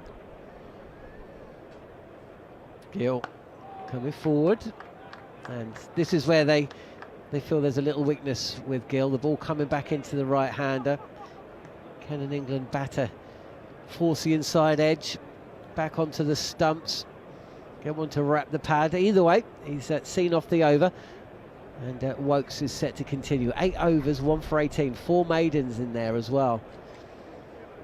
In fact, Bumble, 42 runs from that 98 scored in the first session came from Josh Tongue, who was forced to bowl very short, and yeah, 6 overs went for 42. So it's a decent outfield in terms of the pace, not as quick as Headingley, I don't think, but the boundaries are a little... Well, they've been brought in, haven't they? Brought in. You've got the concrete perimeter of the ground, then you've got the advertising hoardings, and then you've got the boundary. But there's a huge gap between the boundary and the advertising boards, isn't there? Certainly at mid-wicket and deep cover. As Chris Wokes continuing. This is nicely played by Jaiswal, who's rotating the strike really well. Just drops this down and sets off for a quick single. He moves to 72. Who decides on the dimensions of we chatted pitch? that this morning, and I said, is it the ground authority, which is the Warwickshire County Cricket Club, and the ground staff, or is it ECB? It's their game, or is it England, the home team, would say we'd like the boundaries here? 2 slips in place for Shubman Gill, who just clips this ball up to long on. We mid on. We No came run. to the conclusion, Neil and I, that ground staff around the world don't like being told what to do. And, I can't really think that England would say we want a reduced boundary. If you look at Rishabh Pant, the way that he plays, such an extravagant player, you want it as big as possible. County cricket, you play on the whole green bit, run 5s.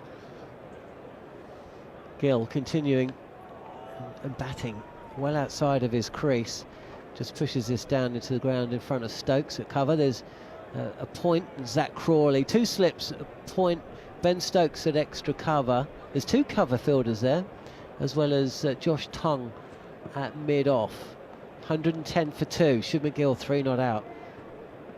Big price on his wicket, the new Indian skipper. So the feeling is it's down to the ground staff to decide the dimensions. It's It is a bit of a weird one, isn't it? Wokes again, and Gill can't direct the ball past Duckett at short mid-wicket. Things might have changed. I mentioned that from my time with England, I had no chance of getting in touch with any ground staff to say, look, we're playing Australia and I want to keep their leg spinner out for as long as possible. Can you help us? An absolute waste of time because the home venue need revenue. Simple as that. They want a full house for 4 days, revenue. Wokes in, and this is left alone by Gill. 110 for 2. The other thing with boundaries, John, I recall and remember, and it's always a good quiz question, when did advertising boards come in? I think I played international cricket 74-5. Were there advertising boards? There probably were, but when I started 1965, they hadn't been invented, and then they decided, let's put some advertising around there. We need a commercial department. Last ball of the over, and Wokes drags Gill forward. He'll take a single, and that's the end of the over. Of course, 111 for 2, by the way. India asked to bat first. Neil Manthorp about to come in. Jaiswal 72, and Shubman Gill is 4 not out. Of course, back in the day, you'd have fans, you'd have spectators sitting all around on the grass. In one-day matches, there would be a boundary, and there would be 5,000 spectators sat on the grass, right on the boundary. Yeah, they were good days. No advertising boards at that side, and then when advertising boards came in, that people couldn't sit on the grass because then you couldn't see the advertising boards on the TV screens. Welcome, Neil. Thank you, Bumble. It's a glorious day now. People who mock the weather forecast, I will say that there was rain forecast for today, and we did have some. Got up at 6:45 to go from a run along the canal, and there was just a bit of drizzle in the air, not much. Here's Carse again, and that one is driven out to extra cover, straight to Ben Stokes, who fields it. The very heart of Birmingham city centre, Broad Street, the canals and the nice little pubs and wineries and dineries along the canals have still got a great charm about them. I know that they were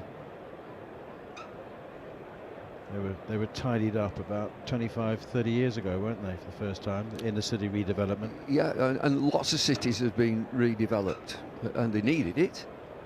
I went last week at Leeds. I've not been to Leeds for quite some time, and I don't live far away. I was really impressed. Carse again, bowls, forward comes Gill playing defensively, no run. And I live in York, which is absolutely gorgeous, a beautiful city, with the river running all the way through, and the drawback is that it floods all winter. Everywhere gets flooded, which is quite spectacular as well when the river floods. River ooze. There is another ooze in, I think it's called the Great Ooze, might be down Norfolk way, but our River Ooze is the Yorkshire River. It's beautiful. Inner city Leeds shocked me, but with its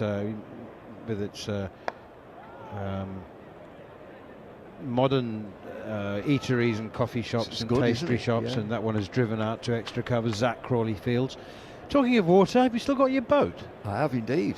Yeah, I have indeed, on the River Ooze. Yeah, the marina. I'm getting quite proficient now at driving it. People don't come out and thinking, oh my God, he's here again. You got your skipper's license? I've got, it's like a waterways, you know, can you switch it on and switch it off? Yeah.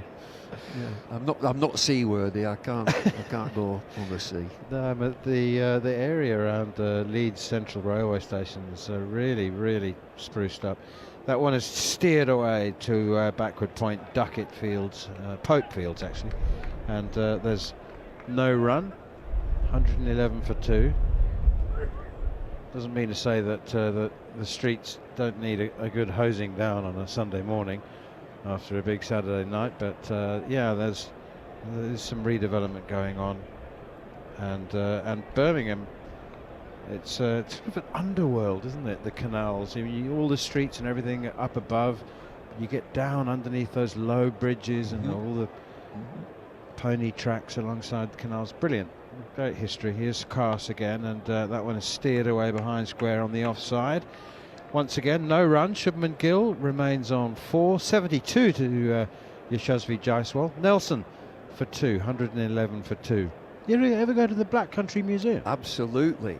And again, that when I was at Sky and the stuff that they do outside of cricket, we did a feature there to start the cricket when we were all, the commentary team, we were all dressed up as Peaky Blinders. Very sinister. It was fabulous. It takes a day to film. They do it in a full day, it takes. I saw that. It was brilliant. It was so well produced and performed. Cars again. Forward comes the Indian captain, Shubman Gill, resolute in defence. And there is no run. The Black Country Museum, for those of you who don't know, and I know that many of you who are listening around the world, and many thanks for your correspondence. I think we're up to about 75 countries now. Many of you are England supporters and English fans, so you may well know all about the Black Country Museum, but some of you are not.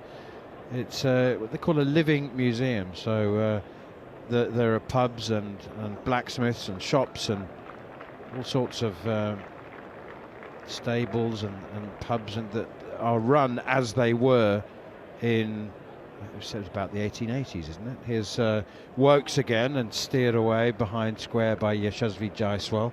So you get sort of hunks of bread and mead and traditional ale. It is fabulous. You're dead right. It's like a living museum, and people are in costume walking around the streets, and there's a lot of smoke billowing out, and as you say, by the canal, and horse-drawn barges.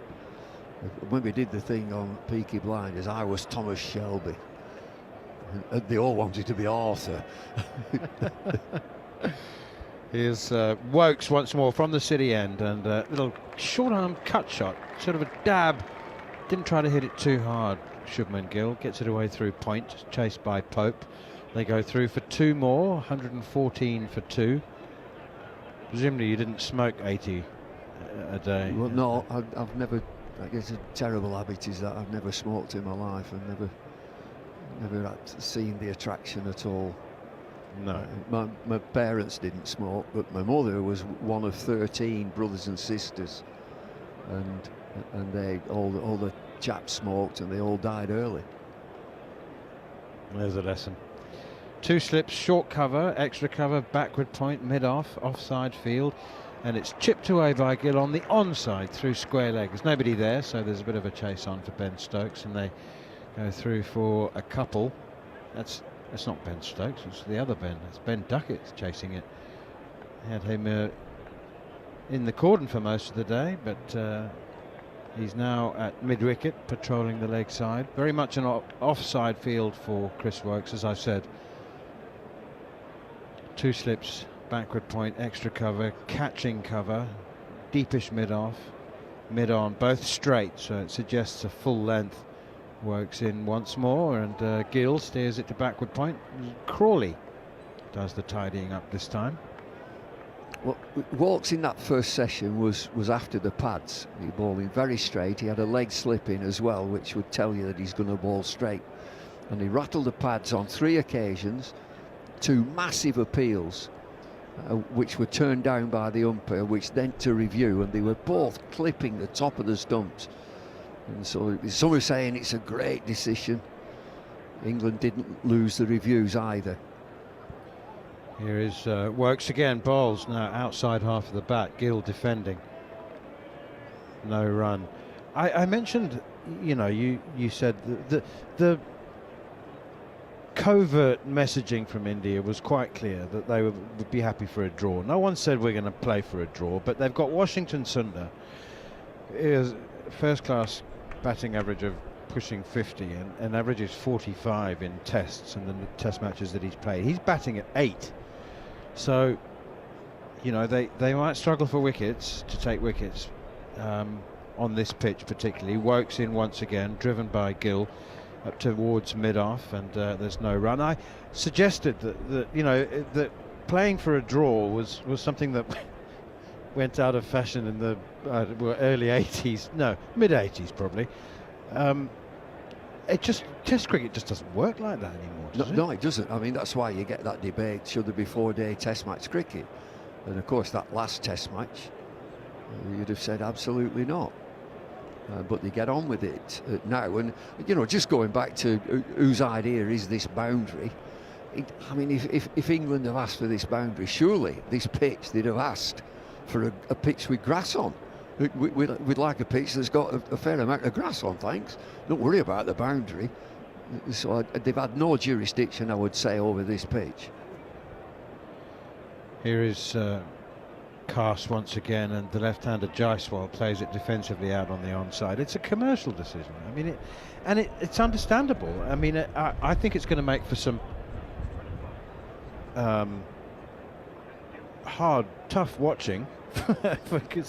Well, you should. What we should see in this test match is domination by the bat and big scores, huge scores.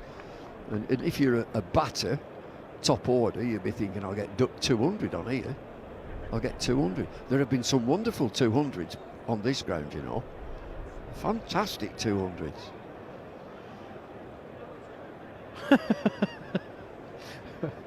They're still talking about it.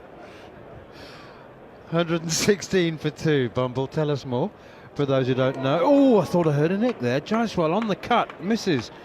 Through it goes. Just thought for a moment that there was a nick there from Jaiswal.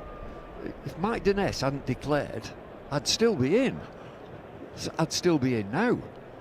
They'd never have got me out. That was the flattest thing you've ever seen.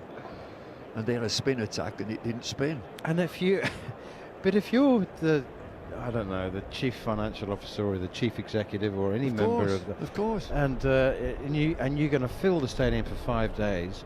Days 4 and 5 are the weekend days. Pushed away by Jaiswal again up towards extra cover, and there's no run. I was talking to Ian Ward, of course, who's such an important and popular member of the Sky team. You work with him. He said that Stokes knew exactly what to expect.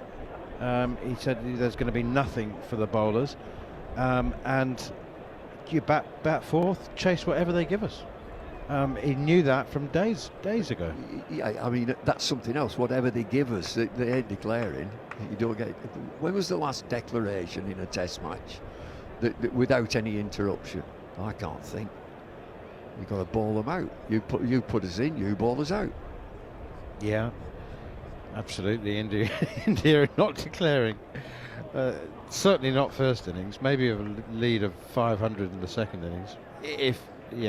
Probably. This is steered away by Jaiswal very nicely down to the third man boundary, and they go through to 117 for 2. I want to ask you just before, I think Harmy's going to take over from you, but Ravichandran Ashwin's become very popular with his YouTube channel and on social media, and he's I think he's turning himself into a bit of a media guru now.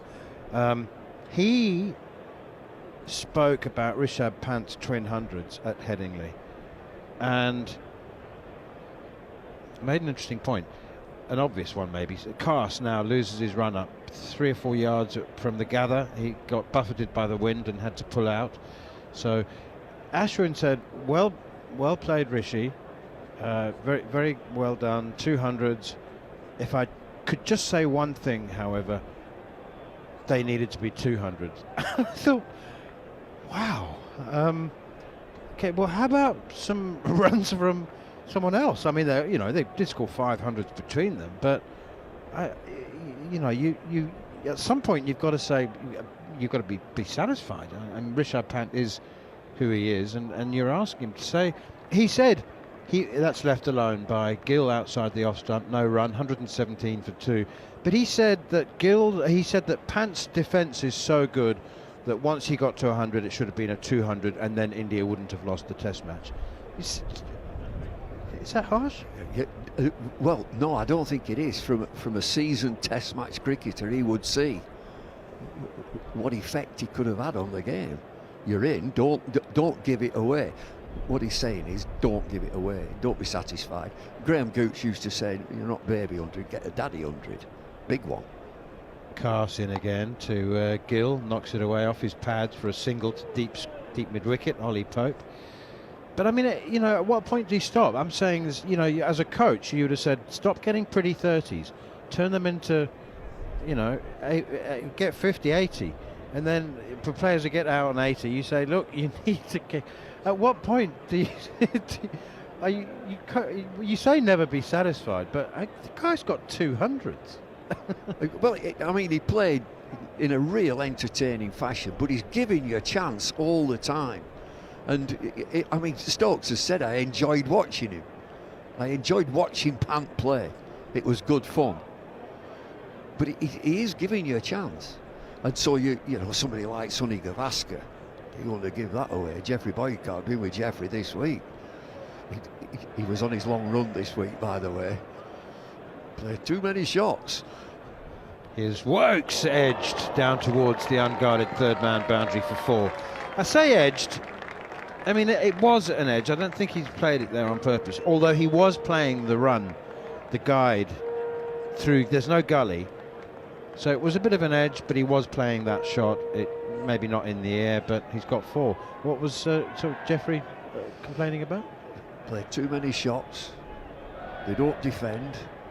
They don't leave it. They've got to leave it. This was when number 10 was in, getting 80. He was off his long run. Yeah. Oh, glad to see. Well, I was with Philip Hodson, who's the vice chairman. Jeffrey went up and got a cup of tea. He said he's getting better, But Wokes into Gill, batting out of his crease. That one is chopped to backward point, fielded by Crawley. No run, 122 for 2. Thank you very much indeed to David Lloyd. Bumble's off to get a cup of tea. But it's great to hear that Jeffrey Boycott's on the undisputed route back to full health. 2 slips, backward point, 2 men at cover, 1 at a standard cover, 1 at a closer catching cover, mid-off, mid-on, mid-wicket, long leg. Wokes in again, bowls, whipped away by Gill off his pads out towards mid-wicket again, and once more it's Duckett who fields. We've got Root and Brook at first and second slip, going through some little bit of play acting to amuse each other as the ball is tossed to them by Jamie Smith. Zach Crawley's at backward point, Ollie Pope's at cover, Captain Ben Stokes is at catching cover as Wokes comes thundering in once again and edged, running away down to third man. That was a defensive edge. It's going to bring 4 more, 2 boundaries in the same area. First one I think was more false than secure. That one was all the way along the ground, although it was equally an edge as the previous one was. So a couple of boundaries, 126 for 2, Steve Harmison. Yeah, good afternoon, Manners. Afternoon, everyone. It's been slow going, isn't it, from a surface point of view. that edge there. It was a push from Shubman Gill. I think it's controlled a little bit, but it's just dropped miles short of where third slip would be. Here's Wokes again, and Gill comes forward. That one certainly hits the middle of the bat. There are some sprint coaches who take their clients, to a beach, soft sea sand, and get them to try and sprint on that. It's to teach them how to work with the surface that they're running on, because you can't fight soft sand if you're trying to run as fast as you can. You're trying to sprint on soft sand. Here's Wokes left alone outside the off stump. I love it when you look at me, we're like, what's he talking about? Where's he going with this? I wanted to know. So it improves technique. Improves running technique. Yeah, that's right, exactly. The ability to pick your knees up. That's it. It's picking your knees up, isn't it? Yeah. So. Have you done this? A little bit. I was. Oh. There's. You look at somebody like quite a lot of the tall bowlers. You know, Nasser Senior used to talk. I mentioned Nasser obviously when they talk about preparation. You'd have he'd dig at me about my preparation going into a series, whether I had bowled enough or not bowled enough. And they were always about, you can tell when a bowler, especially a bowler who's long-limbed, when they pick their knees up and their knees are driving, knees are strong. Stuart Broad was like that, wasn't he? When Stuart picked his knees up, it was like, watch out, he's on a spell here, and here we go. A lot of tall bowlers. Bryden Cast is the same. Here he is, Bryden Cast. Jaiswal drives only as far as mid-off. So I wanted to know, when sprinters, don't they? Sprinters, when you watch a sprinter, the touch of the ground, but it's like their knee drive. Their knee drive is so in tune with their arms. So your arms and your knees is making sure that they're in perfectly working order. If you're shuffling across the ground and your arms are going, it's a bit like a hamster wheel. If your arms are going one way and your knees are not being picked up, you're just going against your natural forces. And I think that's what a lot of the sprinting coach did, is making sure that the knee drive and the arms going in the right path is to try and get momentum going forward. Here's Cast again, good bouncer, very good bouncer. Nicely played by Jaiswal, watched it all the way and then swayed out of the way at the last minute. I reckon that passed about 8 inches from his nose, or from the grill of his helmet anyway. So I wanted to know, when you get to a pitch like this, I mean, that was a good bouncer. It's the exception that proves the rule. Mostly it's been dead and flat and unresponsive, and there's been little to no seam movement. But Cast did get that one to bounce that earned the second wicket for England. But by and large, it's been unresponsive and unrewarding, this surface so far. So I wondered, as a quick bowler, do you fight the surface? Do you try and bowl even quicker, thump it into the surface, try and get something out of it? Or do you, like the sprinter running on soft sand, just sort of go with it? That one is short and pulled. Bottom edge down towards long leg. Bashir Fields, it's just a single, 127 for 2. I don't see the point of, never seen the point of fighting the surface. It was always, if it's going to be short, make it meaningful short, and you've got to get it high. So it's about the height. You pace on the ball, try and get it as high as you possibly can. I think you've got to be naturally aggressive. So in this surface, I think you need to hit it quite hard, especially if you've got a tall release point like Cast has, like Tongue has, because I think there's an inconsistency of this surface because of the slowness of it. Cast in again, and oh my goodness, he bowls the ball, and Shubman Gill backs away as he was bowling, and he actually went through and bowled the ball with Shubman Gill backing away. I mean, the natural assumption is that there was a movement behind the bowler's arm, but that was very, very late indeed. No, it was about Cast. It was about Cast. Shubman Gill's having a go at the umpire. You should have Goffey on here, because can remember all them years ago when Goffey pulled the funny face? Yeah. Jason Gillespie did it. Bryden Cast, as he's running in there, just as about to get his delivery stride, he threw his left arm out sideways to put Shubman Gill off. Here is Cast once again. Oh, and he's gone through him, and there's an appeal for leg before wicket. Cast is celebrating. That's a celeb appeal, that is. He cannot believe that Sharfadullah, the umpire, has not given that one out. Well, I tell you what, he's gone straight through him, so maybe they are going to review it. It's Chris Gaffney, isn't it? It's not Sharfadullah. and they are going to review it. Tell you what, Bryden Carse is absolutely 100% convinced. He just ran off. He's run off the backward point celebrating. Stuart Broad style, wasn't it? It was Stuart Broad. I'm not turning around. I think that is stone dead. I'll turn around when you stick your finger up. For me, if he hasn't hit this, this is close. Unless he's hit this, this is close for me. This is not hitting anything other than it's caught him on the crease. Shubman Gill is looking as though he's trying to get forward, but looks as though he's got his stud stuck, but he's got a little scratch on it. Great decision. Great decision from Chris Gaffney. Like I said before, unless he's hit this, this is stone dead, and it was. You know, it did hit him on the pad in front of all three, but it's getting a little feather. There's a little bit of movement. But Shubman Gill, didn't he? He's trying to get himself forward, but he can't because it's Bryden Carse, and his release point is in and around that 2 metre mark. It was a good ball, pitched up, angled back towards off stump. And Shubman Gill's just getting his toe caught in the ground, so he hasn't been able to get all the way forward. And that was an excellent decision from Chris Gaffney, because that looked close unless he hit it. Which he did. Here's Carse again. Bowls full and straight, driven by Gill to mid-off. Straight to the fielder, Josh Tongue, and there's no run. Just let's rewind 4 balls. Bryden Carse is running in. He's 6 yards from the stumps in full flight. He sticks his left arm out, pointing to random cover, not looking to where he's pointing. And it was clearly a distraction technique attempted, and that's why Shubman Gill backed away. So, ethics and morality of that. No, I've got no problem with that. You know, as a bowler, you don't stop when the batter comes running at you, do you? Here is Carse once again, and that's pushed up towards mid-on, and they trot through for an easy single. So, okay, so Carse is perfectly entitled. Goffey all those years ago pulled a funny face. Batsmen still pulling it. Desperate bowlers try desperate measures to create some distraction. What about Gill backing away then?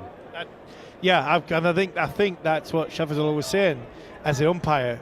What's going on? And I think when Shubman Gill, it seemed as though he asked them. Well, we're just speculating. He asked Shubman Gill what happened. Was it behind? And Shubman Gill went, no, it was about the arm. And I think Shafazullah got close to him and had a little bit more. Wokes new over. Gill defends, no run. 128 for 2. There was a little bit more of a heated exchange, because I think the umpires said, look, you can't back away if he does that. And if Shubman's gone, well, he off-putting, I think he might have. That was the point. That's the point. Yeah, if in 5 minutes, 10 minutes, 20 minutes, 2 hours time, when India lose a bat, the bloke coming next could be lying down before the ball's let go, and that's Rishabh Pant. He could be 16 yards away from you. Is the bowler going to stop then? Yeah, we'll never. I mean, it's bad enough. We only get 82 overs at the best of times. It could be on all day. Wokes in again. Gill defends, and there's no run. You know, I thought it was a really sad day for cricket when fake fielding was outlawed. Yeah, exactly. I'm talking about game. When the cover fielder pretends to have fielded the ball. In fact, he's dived over it, and the batsmen don't run because they think that he's fit. That's trickery. Bowlers use trickery all the time. Exactly. Why can't fielders? Slower balls, back of the hand, slower balls, all this stuff. Yeah, comes about judgment. Here is Wokes again. Oh, he's on the charge, Gill. Now he's taken a step down the wicket to Wokes, and he's chopped this square of the wicket on the offside straight to Pope along the ground at cover. No run. So if Wokes gets into his delivery stride, see Shubman Gill coming at him, stops, puts the ball in his pocket, and goes to the umpire. What's going on? Yeah, he can't move. He can't move. So, yeah, I mean, yeah, it's a batter's game. It always has been, always will be. Okay, final question then, and it's all theoretical, and so you won't know definitively the answer, but I know that you'll give me one anyway, because that's what you do. That's chopped away behind square on the offside. Carse went on to bowl the ball. If it had hit the stumps, would it have been out? No, because Shubman Gill had, I think, stepped away in sufficient enough time. Ooh. To go right. The ball should be now a dead ball. Only just, but I think there was enough of a split second that it vacated the crease area where he was taking guard, that the ball became dead. Here's Wokes once again. Gill again, he's a yard down the crease. He's taking stance just out of his crease, and then he's taking another step and a bit down the wicket to Wokes. He's evidently quite keen not to be trapped LBW. He is, he's doing that. If you remember back in 2005, I can't remember where it was at, whether it was at Old Trafford. It could have been here, could have been Old Trafford. I mean, I'm guessing now. If you remember, Kevin Peterson did that to Glenn McGrath, and Glenn McGrath followed him, bowled him, and Kevin ended up on his flat front. That's right, exactly, yeah. Now there's appeal for leg before wicket. Was there bat? Was there bat? Sounded a bit too loud to me in our stump mics. That suggests that maybe there was a bit of willow before feather. I know pads aren't made of feather anymore. 128 for 2.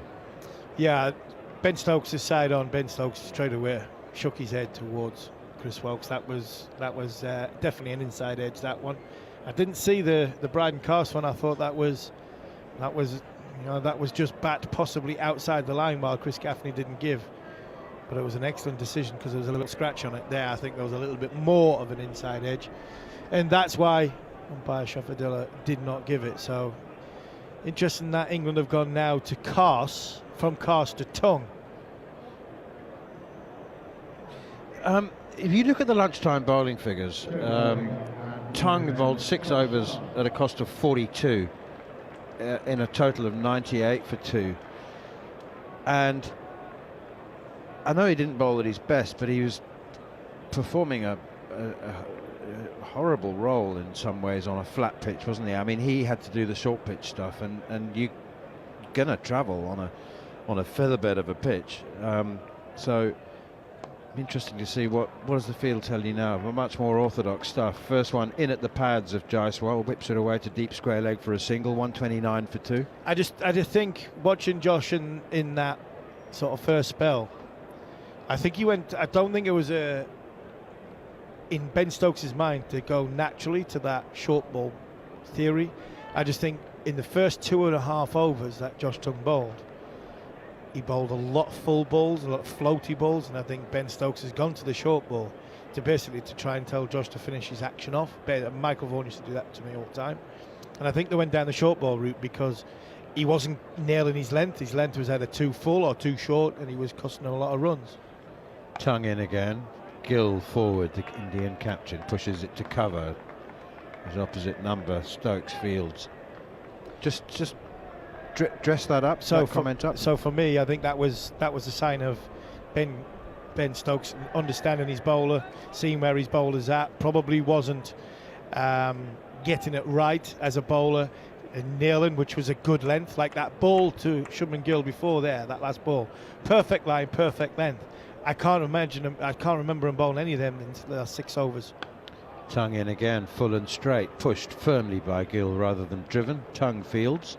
In the session before lunch, I didn't see him bowl too many of them balls where he just backed it up with another one, where, if you remember, Kieran Nair lent on 2 through extra cover straight away in the first over. Two boundaries, 4 runs. Then he bowled a little bit short at Jaiswal, and Jaiswal, if you remember, uppercutted him, and then he dabbed him through sort of 3rd, 4th slip down to the vacant 3rd boundary. Put a lot of pressure on Josh Tongue. Tongue in again. Forward comes Gill to a line and length delivery on off stump, and blocks it straight back to the bowler. So because of that, and because probably Ben sensed that Josh Tongue wasn't nailing his length and wasn't finishing his action off and wasn't hitting it at sort of top of the stumps, 5.5, 6 metre length, Ben's thought, right, let's get him into the game. We'll bowl some short balls. That's his strength, and we'll give him some protection on either side. Tongue in again to Gill, chops it square of the wicket to cover point. Crawley fields, and there's no run. Pretty much a ring field now. We've got Root and Brook trying to cover maybe 20% more ground than they would ordinarily if they were at orthodox first and second slip. There's definitely room for one to fly between the keeper and first slip, isn't there? Yeah, there is, but that's Joe understanding and played all the test matches he had, knowing his area. Outside the off stump now, Tongue, and left alone by Shubman Gill. He remains on 18. Yashasvi Jaiswal on 76. It's his third 50 in his last 5 innings. He's got 10 50s and 500s in 20 tests. 15 Madness, scores of isn't it? over 50 in 20 tests. Brilliant, isn't it? He's a wonderful player. Along with Ben Duckett in the at the moment, multi-format player, opening the batting, playing a different way to Ben Duckett. He plays a different way. Does Jaiswal? He can operate in a go safe and a block mode, and he can operate in a very destructive mode. So, two different players, both left-handers, different sizes, and playing in a different way, but both very, very effective, and both at this minute in time in world cricket in great form, whether it's with the red ball or with the white ball. Jaiswal has played a miss a few times. I mean, he played an uppercut in the first over against Chris Wokes. It's Wokes now again to Jaiswal, back and across, pushes it defensively up towards mid-wicket, but he knows exactly where his scoring areas, his strengths are, and he plays those shots irrespective of whether it's the first over or the 81st or the 25th. I mean, if it's short and wide and there's no third man on the boundary, then he'll play that shot. There is now, by the way, a third man on the boundary. That's Bryden Carse fielding down there, so that might make him think twice about playing that slashing uppercut.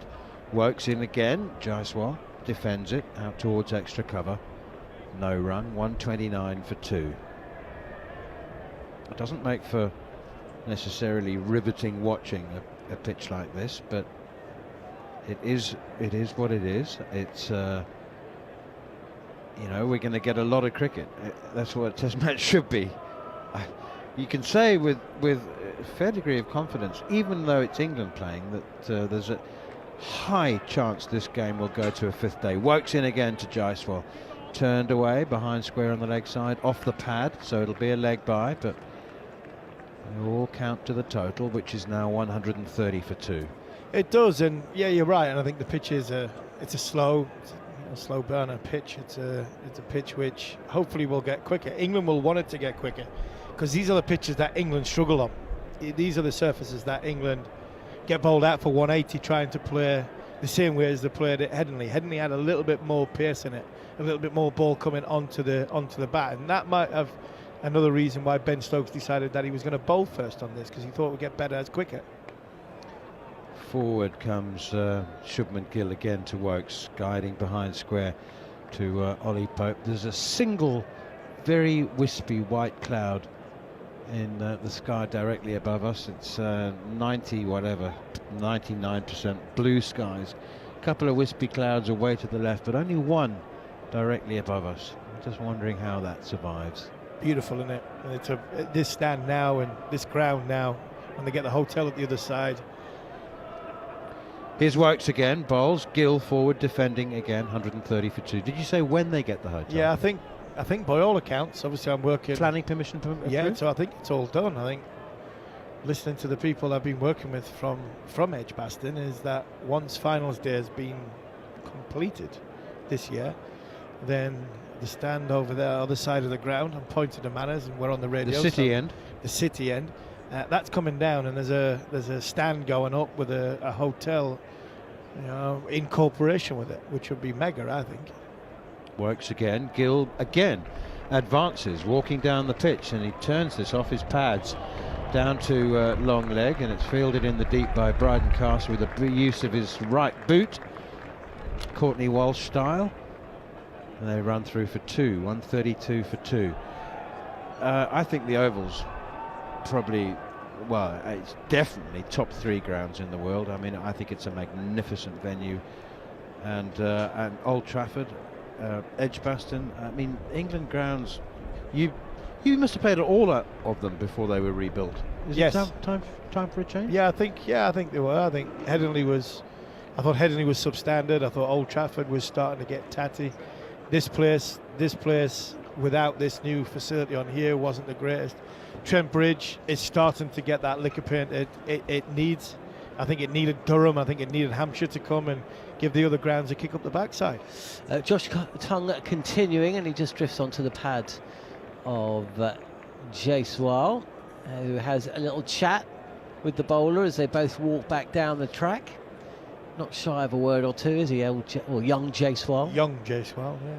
How are you, Harmy? I'm good, John. I'm very, very good. I'm enjoying the sunshine, even though we're not sitting in it. But I think it's quite nice that, because at times for an hour and a half at Headingley in the sun, it was unbearable.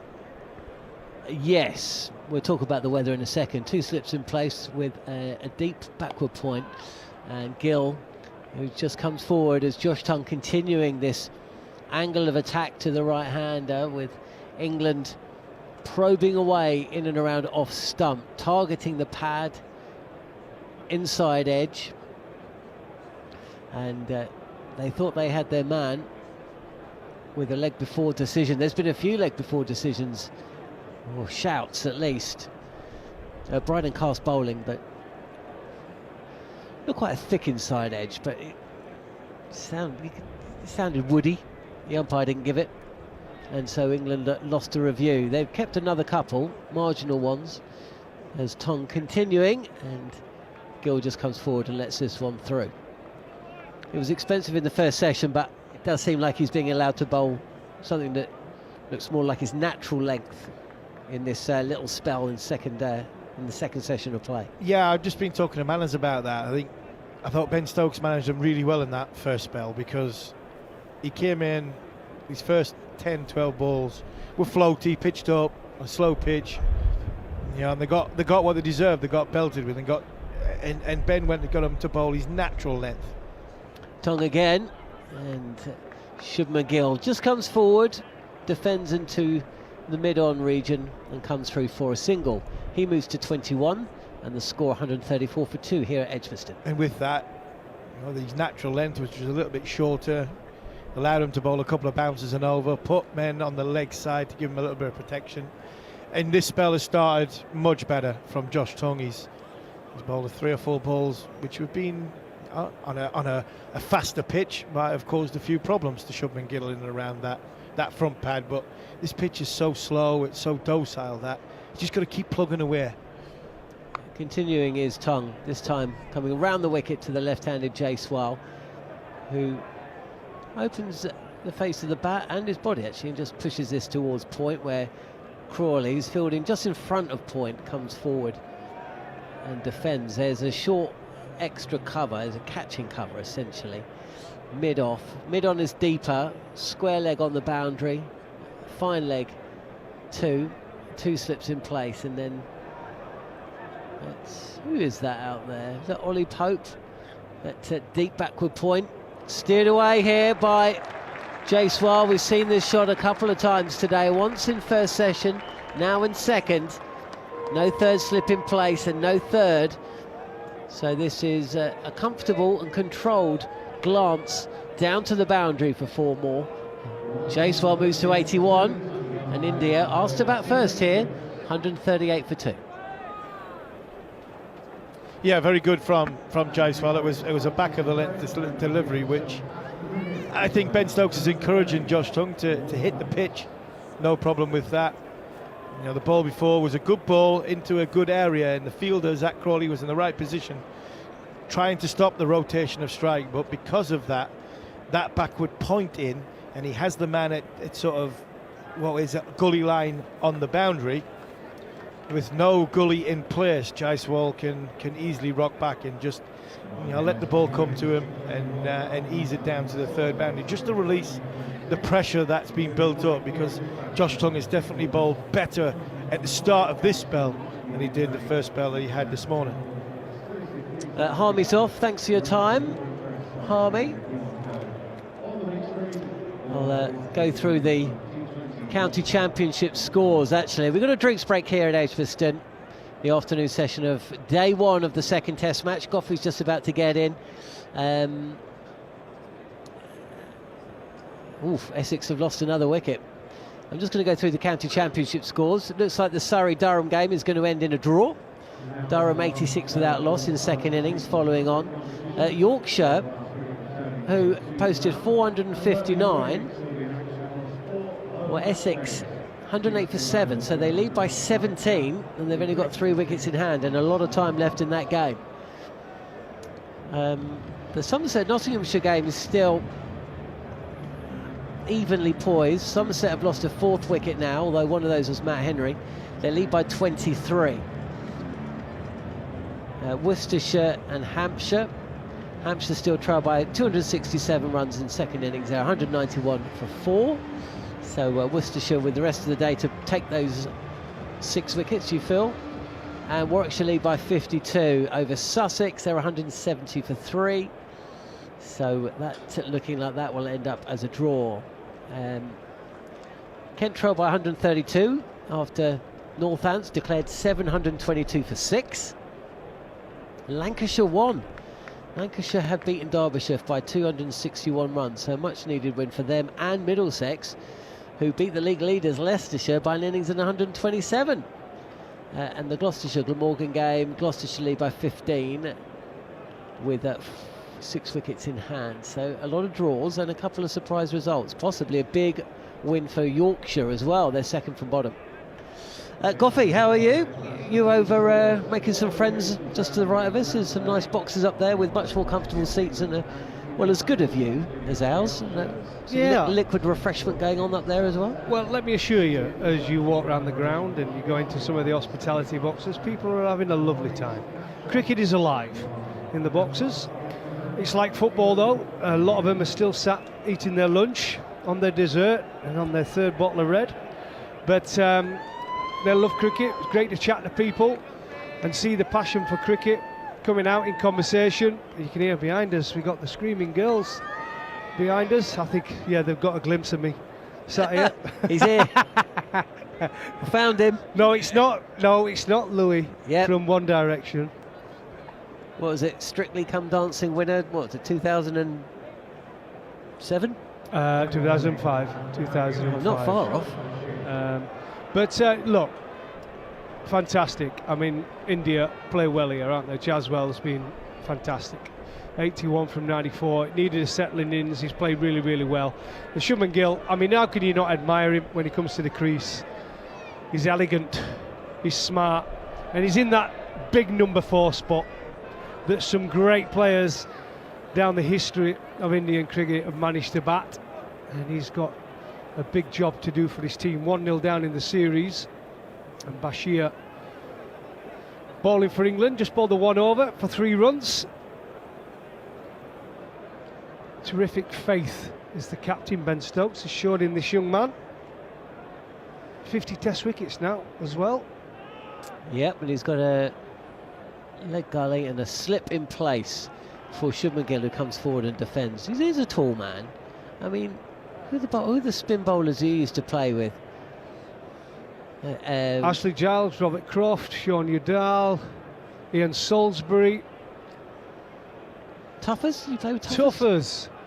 How can you forget Tuffers? A bit more loop here, and it's drilled past Joe Root at extra cover, who might have just got a fingertip to this. I think it would have been saved by the fielder on the boundary, but 1 run added to the score, 139 for 2. But do you know what the problem was? Again, throughout it all in selection in the 90s, it was scattergun, wasn't it? I mean, I always use that thing with Broad and Anderson. They averaged over 30 with the ball, so they both took over 300 test wickets. Can you imagine that in the 80s and 90s? You'd be out of there after 10 tests. Bashir continuing, and this time it's to the left-handed Jaiswal, so he comes round the wicket, and Jaiswal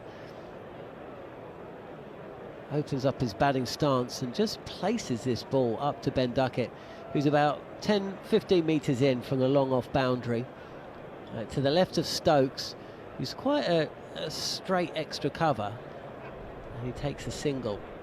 That brings Gill back on strike. Flatter and defended. I mean, everything, so much has changed. Nothing changes, but everything changes at the same time, doesn't it? Well, it has in cricket, without a doubt. I think continuity in selection is one of the reasons England came out of the dark times, really, let's be honest.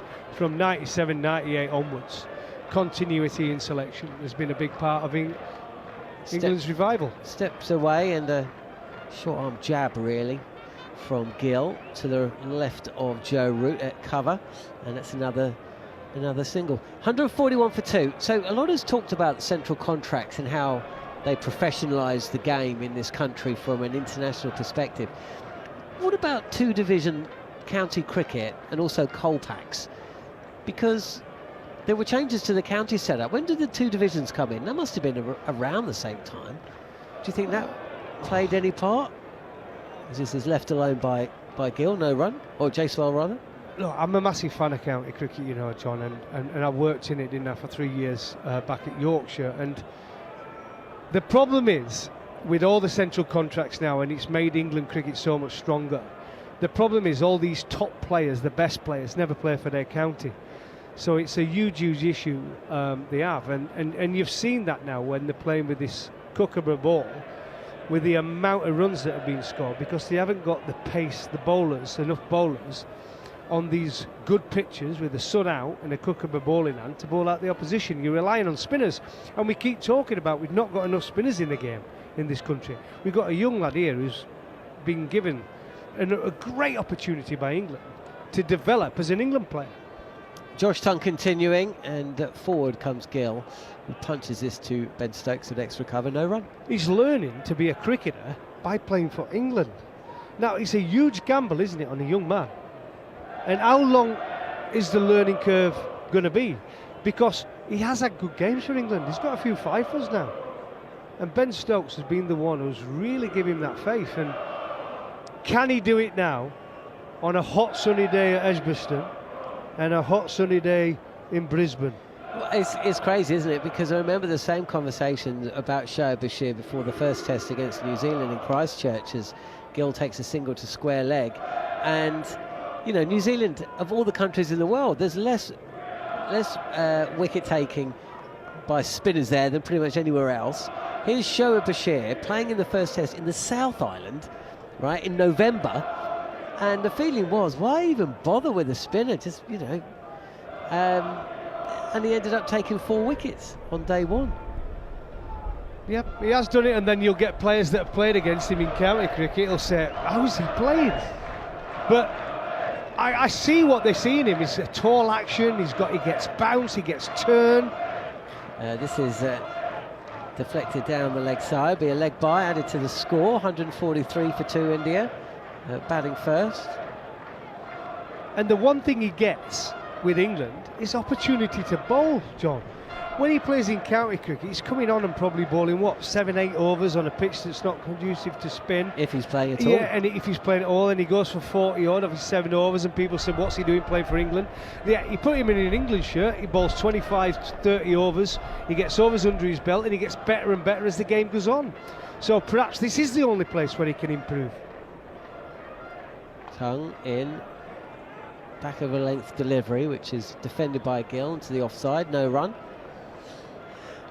Yeah, I wonder if Gary Morgan can tell us his breakdown, because he does seem to almost become a different bowler when operating under Stokes rather than anybody else. But I imagine it's got to be, John. It's got to be just the amount of overs he bowls. It has to be.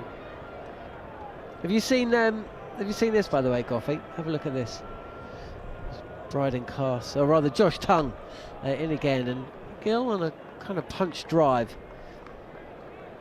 No run, 143 for 2. So basically, I'm not sure if you saw it, but Bryden Cass did a Goffey. What, reverse swing? No. Well, there may be a bit. Oh, he pulled his tongue out? Yeah. Did he? Yeah. Oh, copycat. Yeah. Well, I mean, you're being credited. Pitched up and driven, no great timing or direction, no run, 143 for 2. Now, there was an over. Reverse swing, you. And the tongue out. And the tongue, you. Over where England went up for a review on leg before wicket. The ball to Gill. The ball before, Gill, Bryden Cass has run in, and I think he stuck his left arm out. As he's running in, he just suddenly did that. So Gill backed away. He was like, I'm not having that. And Stokes had a word, Carse had a word, the fielders had a word, and Gill had a word with the umpire. So anyway, then Gill goes back to his mark. Very next ball, Bryden Carse runs in and he does the old Goffey.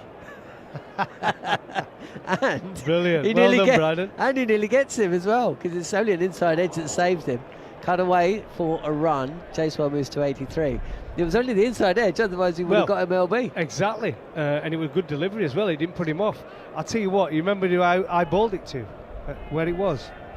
I'm going to say Shane Watson. No, it was against West Indies. Oh, was it West Indies? It was the, oh no, I'm thinking of the Ghost. No, yeah, the Ghost was Shane Watson. It was Ridley Jacobs, West Indies, and he played and missed. It was the flattest pitch ever last day, and he played and missed, so he wasn't too happy though, Ridley. Forward again and defended. So what year was that, 2000? Yeah, 2000, wasn't it? Lara got, I think 100 got both innings, didn't he? It was flat. We were going for a win, but we just couldn't get them out. Here's Bashir again, and Gill, big step down the track, and he's again playing very watchfully. So do you know what I mean by the attributes? He's got everything there, hasn't he? He's got that tall action, he gets bounce, he gets turn.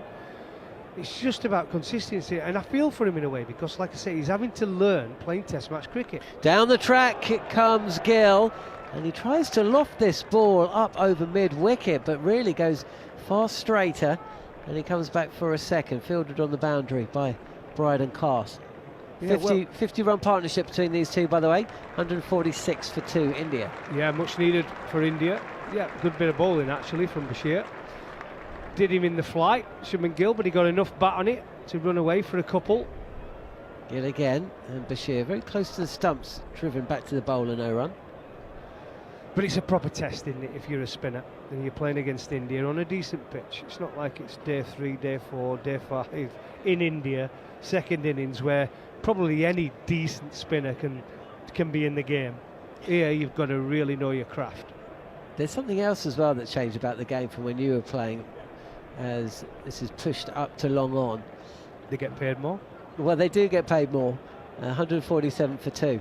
The incessant appealing has been removed from the game because of DRS. Can you remember what it was like when the umpire was just basically being asked a question 3 or 4 times and over, because the fielders are just like, well, he's going to say yes eventually, and it actually made it quite uncomfortable to. I don't know what it was like to play. Yeah, it did, didn't it? Because you knew at some point the finger was going to go up when you didn't hit it, right? It just normally happened, and it was that pressure really when you went abroad, wasn't it? I mean, the Australian umpires during my period, you were more worried about them than anywhere else. I think in an Ashes series, probably worse, yeah.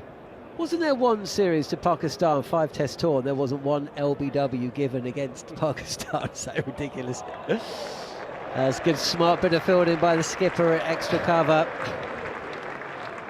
Well, wasn't it Javin Meander that only got given out once LBW? Was it his last game? Something like that. Twice in his career or something ridiculous.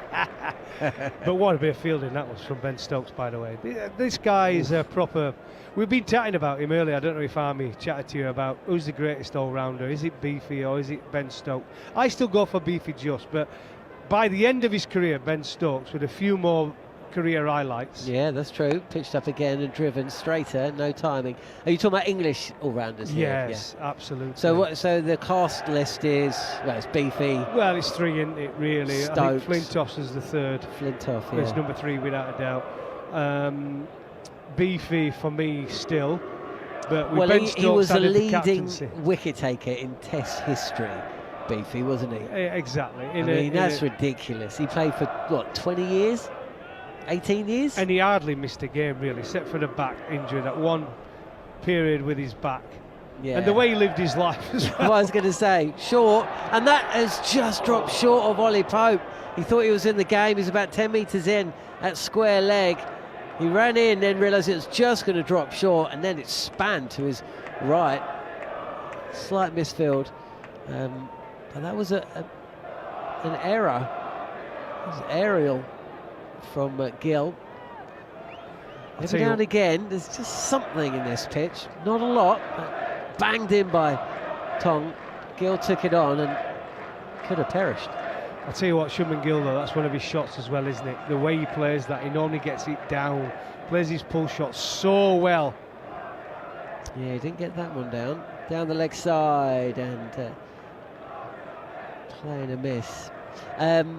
Yeah, I mean, if you look at the longevity of both of them, and I mean, he of course, he won a lot of games for England. I mean, Headingley heroics, both of them.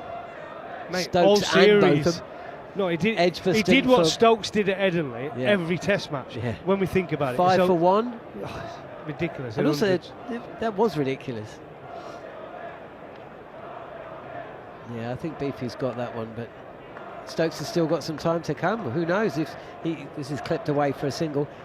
Look, he goes to Australia at the end of the year and he wins the Ashes as captain. I said that over there with to David Gower. You know, I don't think it's right, but you're only known as a good English captain if you've won the Ashes. I think there's been some very good captains for England who have never won an Ashes. Because if you consider Gap, probably captain 5 Tests, and they won 2 of them, and he's going. Yeah. He gets put in that Ashes winners, yeah. captains. Didn't he only win 3 Strauss, games? Vaughan. Didn't he only win 3 games? Yes, Gatting and he as gets put captain. in that list. Yeah, he's lived on that for years, forever. At forward and defended, or rather left alone by Shubman Gill. Do you know that England, do you know how many tests England won? So if we look back at the 80s as a kind of, you look at all the household names that came from England cricket. Do you know how many tests England won? Manners is about to come in. Between something like late 1985 and late 1989. Home and away, England played 40 tests. Do you know how many they won in that period? That 4-year period. Well, you know he was going about they the lost 90s. a lot because they said it was the poor stage, because they kept losing against West Indies and losing against Australia, except for one series, I think it was. They won 3 tests. Those 2 against Australia and 1 at home against Sri Lanka. That was it. It was a bad in period, 4 wasn't it? years. And that's and why we everyone were talks playing about recovery. the 90s. Actually, statistically, the 80s are even worse. Manners will come in after this delivery, I think, as Bashir is in, and it's defended by Jaiswal. India 149 for 2. Is that right, producer Scott? It looks like he's cold. Is Manners I coming feel in for this him. one? The poor job he's got just sat there, isn't it? I mean, watching cricket, Test cricket, watching England versus India at Edgbaston. Best view of the house, doesn't have to speak. He mouths commands, which isn't very helpful when you're wearing headphones. 1 run up to mid-on. Manners is going to come in after away from Goffey. Yeah, just to expand on that, and what the recovery was in the early 90s was because of those dire times in the late 80s. So it took probably 4 or 5 years to recover. And that's why from around that 1996-97, England started that long journey of recovery, and it's going to be a recovery here. India have done well here now, 150 for 2. Jaiswal 85 and Gill 28. Bashir in to Shubman Gill, defends. There's no run, 150 up now, 150 for 2.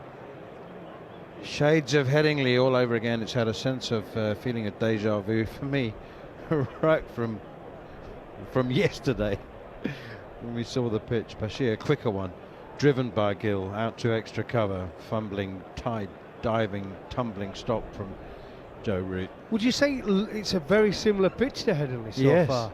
Yes. It's not very quick. The odd ones nipped, the odd ones bounce, but overall it's good for batting, would you say? Yeah. I must have missed those that have nipped. Down the wicket comes Gill, driving over extra cover and down to the boundary. Couple of bounces for 4. That is a lovely shot from Shubman Gill, being proactive. There's been very little nip. Well, the odd ones nip back. If you looked at that first session, there's a lot of nip back balls. There's not been much go away from the bat, but there's a lot of nip back balls to the right-hander. If you look at some of the LB shouts, especially from Wokes with the new ball and Bryden Cast, they both got the ball to nip back from outside off. Cast is the only one that's got the ball to bounce a bit. Quicker effort ball as Bashir is in again. Gill works it away off his pads and a bit of bottom hand out towards Cast at deep backward square leg. Jaiswal 85, Shubman Gill 33. Jaiswal has played 20 test matches. got 10 50s and 500s. 15 times past 50 in 20 tests. Averaging it. He's a pretty good player, right?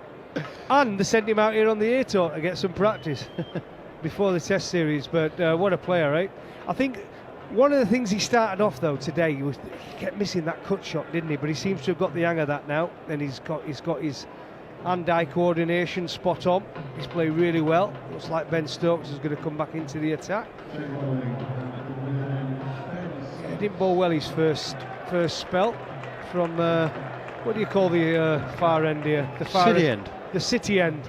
Yes, that'll be the Costa Cities in the background, right? I knew you'd be good at that. You know the ends, don't you? It's my old stamping ground. Yeah. Edgbaston doesn't look very much like it did when I commentated here 35 years ago. You know, this is one of the few grounds I didn't mind bowling any end, because there's some grounds you just can't. I mean, Lords, I could not bowl at the nursery end. Could not do it.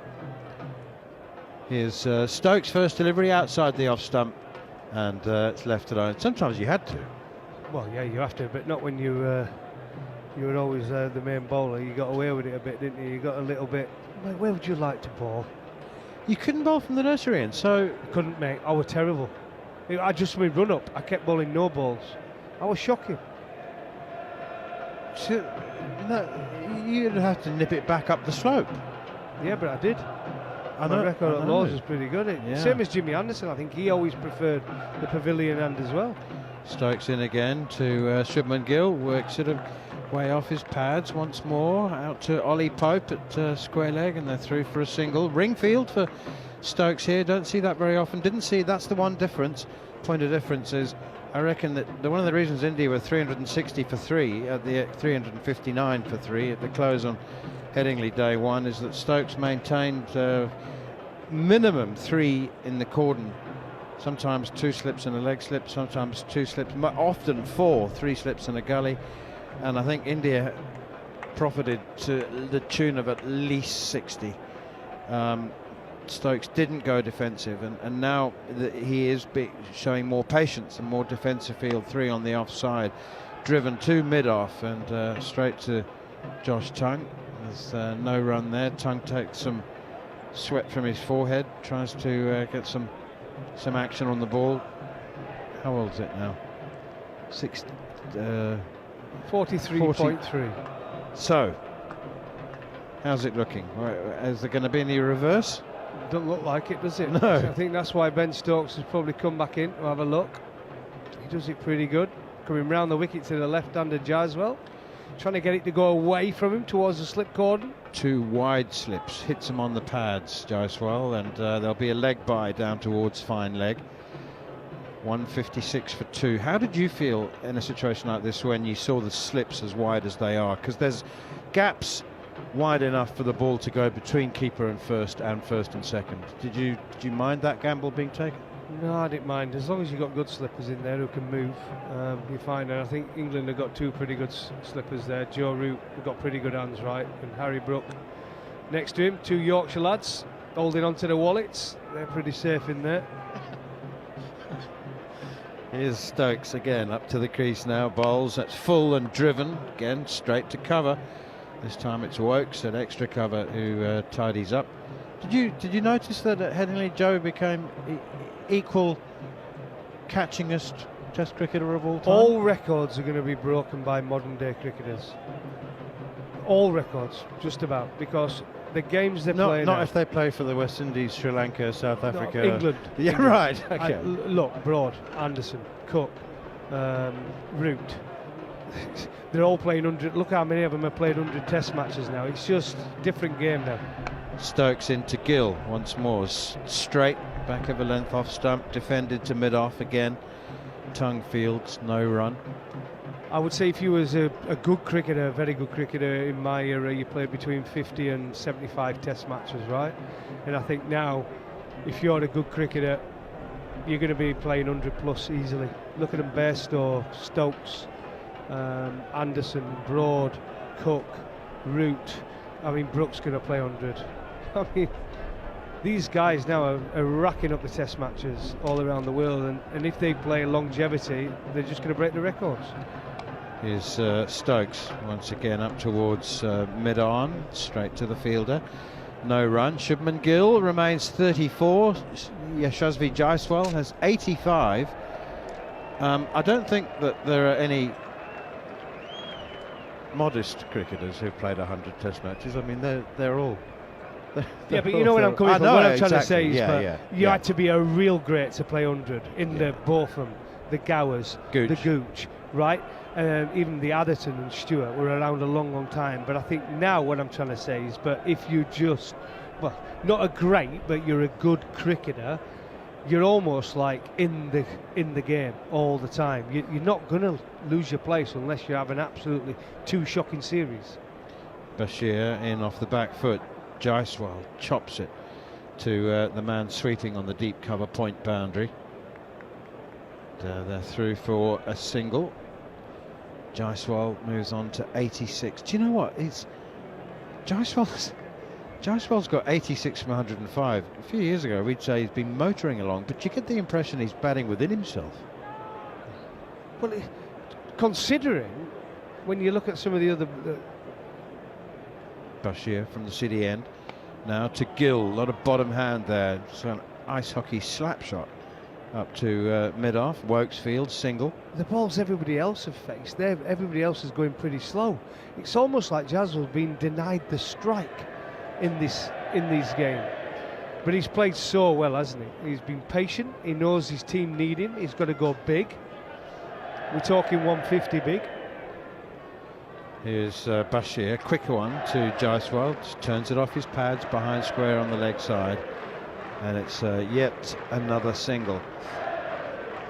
Because one of the mistakes they made in that first test, they thought they got enough, and I think that tail collapsing cost them in both innings. And I think they're going to realise that when they're batting first like now, they've got to go big. And why I mean big is like 450 plus. 360 is not enough against this England team. Bashir in, forward comes Gill defending, especially with the boundaries 10 yards in. And fast outfield, and the way England play. England back themselves, and looks like they've done it again. If we're chasing anything over 350, we back ourselves 60% chance of winning. That's what they see. Bashir to Gill, wants slower one, turns a bit, slow turn. Gill defends. He's 35, Jaiswal 87, 2 wickets so far for England. The first, KL Rahul, bowled off an inside edge by Wokes, and Karen Nair caught at second slip with a good short ball from Bryden Cass. Brook at second slip taking the catch. KL Rahul, that one is defended again by Gill. Rahul made 2, 31 to Karen Nair, the 33-year-old recalled veteran, but nothing since. Wickets at 15 and 95. And now 161 for 2. Partnership worth 66. Jaiswal on 87. Shubman Gill on 35. It's remarkable to think that India have won just one of their last 9 Test matches. You have to go back over 10 years to find a similarly barren period. And in fact, it was even more barren, because it was none from 9 just over 10 years ago. Here's Ben Stokes once again running away from us from the pavilion end. Cut shot and an edge! Jaiswal's gone on 87. He can't believe it. He's standing there leaning on his bat with his right hand, with his left hip, hand on his hip. Can't believe it. Total disbelief, but it's not the fact that he's doesn't think he's edged it. He can't believe that he has edged it. What a shock. Ben Stokes has done the trick once again. In bad need of a wicket, England, to regain some kind of momentum. And it's Stokes. Well, Stokes is credited with the wicket. I think it was a batting error. Hello, Jared Kimber. Manners. We talked about early today. England believe they can bowl wide to Jaiswal, and they stacked the field early on. They beat him a couple of times, he got some edges and everything else. That looks like a horrible ball. And it looks like they've got a lucky one, England, but they haven't, because they've been waiting and waiting and waiting for that. And I think there's something about just hanging the ball a little bit wide to him. He doesn't, when it's very wide, he absolutely hammers it, and when it's very close, he hammers it. But that in-between width just gets him in a bit of an angled bat, and he tries to force it away, and as you said, he was absolutely shocked. To be fair though, Manners, it feels like he's barely faced the ball in the last 3 hours. Should McGill's faced 90 balls, how many did Jaiswal face? About 110? Yeah, I don't think that's an accident. I think England have been denying him the strike. I mean, I think, honestly, I might have been imagining it. I think the ring on the offside was dropping 5 yards deeper, and I think they were giving him singles and trying to manipulate the strike, and it's not uncommon. But I don't think it was an accident. Fast, but actually he hadn't scored in quite a while, if that makes sense. He hadn't faced very much in quite a while. But he's gone now for 87. I think it was 111 balls. So you almost pretty close. Pretty close. 45 overs got we're into the 46th over now, and suddenly Ben Stokes, as he so often does, makes something happen. England continuing to gamble with the slip cord, and just the two of them in there. Rishabh Pant is the new batsman, left-hander replaced by left-hander. First one outside off stump. Pant leaves alone. There's no run. 161 for 3. Do you know when Ben Stokes said after Headingley that he enjoyed watching Rishabh Pant bat? Like there'd be captains who'd say that and didn't mean, and wouldn't have meant it at all. But you know that Stokes did enjoy watching the unpredictable and some might say erratic Pant bat, and he's at the crease again, and Stokes is bowling to him, so he's got a very good view. Second delivery in straight, Pant defends to cover point, no run. But there were just totally random moments of attack. Had nothing to do with the ball. It was just sort of attack and defend by numbers, wasn't it? It was like, but it's not even normal numbers, because you and I have played a lot of cricket where with guys, you could see some guys do it every 4 balls or every 5, and you can almost count it, can't you? There's no counting with him, and I think Stuart Broad said that. It's more like an iPod shuffle. Here is Stokes again, outside the off stump, left by Pant. Does that date us? Shouldn't, but it actually probably does now. You know, when the iPod shuffle came out, they had to make the algorithm less shuffled, because if you really shuffle it, it might end up with the same song 4 times in a row. And when that happened, people thought it wasn't shuffling correctly, but it was actually shuffling perfectly. But people who don't understand chants, there you go. That's Rishabh Pant. So it isn't actually a shuffle, is it? It's because it's not random. Here's Stokes again, wide outside the off stump, tempting Pant. He's not tempted, he leaves it alone. I'll never ever forget many years ago in a science class in school being taught what Brownian motion was, and it was the movement of smoke particles, which were completely and totally random. And I thought, how amazing to be a scientist, to have something named after you that had absolutely nothing predictable or sequential about it at all. So to actually prove that smoke particles were completely and utterly random in their movement, and that's kind of the way Pant bats. Rishabh Brownian Pant. Stokes in again, tucked away off his pads by Pant for a single to get off the mark. Rishabh Pant 1, Shubman Gill 35. India 162 for 3. And well, the two batsmen are having a chat out in the middle now. Do you think being 430 for 3 at Headingley, lunchtime, shortly before lunch, day 2, and then losing that Test match, we talk a lot. I'm just thinking, like, Rishabh Pant, I know that he'll do what he does, but that must be quite unnerving, you know, to be in such an apparently dominant position, and they're now looking at the scoreboard thinking, we've lost 3, we've only got 162 on the board, we've got such a long way to go, and we're still not safe, even if we get to where we want to get. They do bat to number 8 though, of course. They've strengthened their batting after only scoring 400 in both innings. It's crazy. 9th highest aggregate of all time in a test match. 3rd highest for a result at Headingley. Here's Shoaib Bashir. The Pant defends and there's no run. I mean, honestly, with the short boundaries, quick outfield, similarly flat wicket, we could have we could have an aggregate of 1800. Here's Bashir in and turned away by Pant, dabbed away for a single onto the leg side, and it's Josh Chung who fields. Well, Gill's slowing us down, isn't he? He's 35 off 90. Who do we have at 6? We have Nitesh. He won't go too quickly either. So, and Jadeja usually bats slow these days.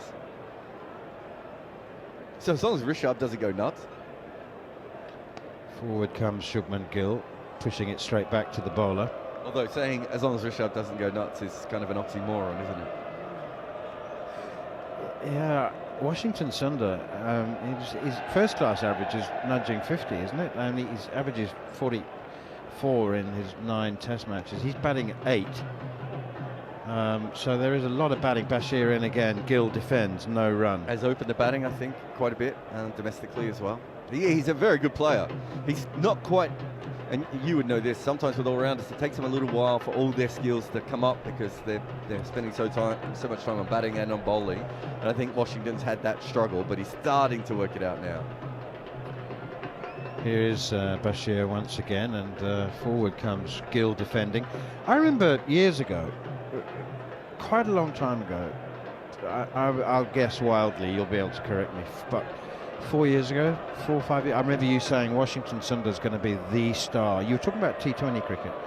You said he was so underappreciated and not used in the right way, and you just really rated him as a multi-format player, and you said that's pushed up to mid-on, Duckett fields, and they scuttled through for a quick single, 164 for 3, and you said, well, with Ashwin and Jadeja, he's just not going to get a chance, and here's a guy who should play at least 50 tests for India. So you've always had a soft spot for Washington, is that right? Yeah, well, he was playing in the IPL as a teenager. He's 6'4". He spins the ball and he can whack sixes. Like, there aren't many players like that in world cricket. Well. Yeah, he can field. He's,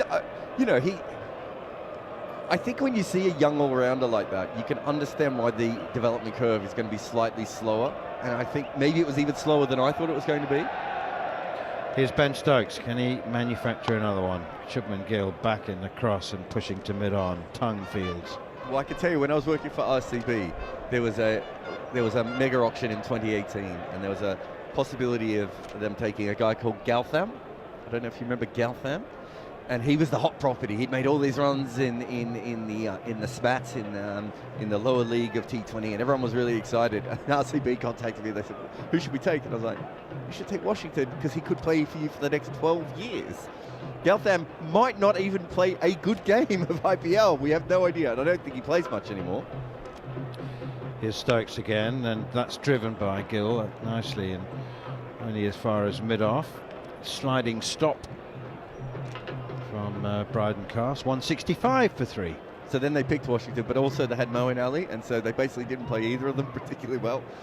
So look, it has taken a little bit longer. I think with his batting, he's a beautiful ball striker. I don't think he always thinks his way through innings very well, which again, as we were talking about before, it's very common for younger all-rounders to have that issue.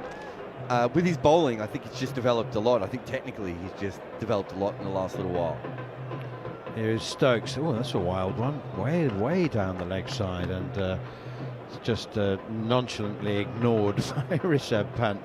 He slings his bat over his left shoulder like a road digger taking a break with his shovel. Not expecting Washington to take too many wickets in this game, though. He does properly spin it, though.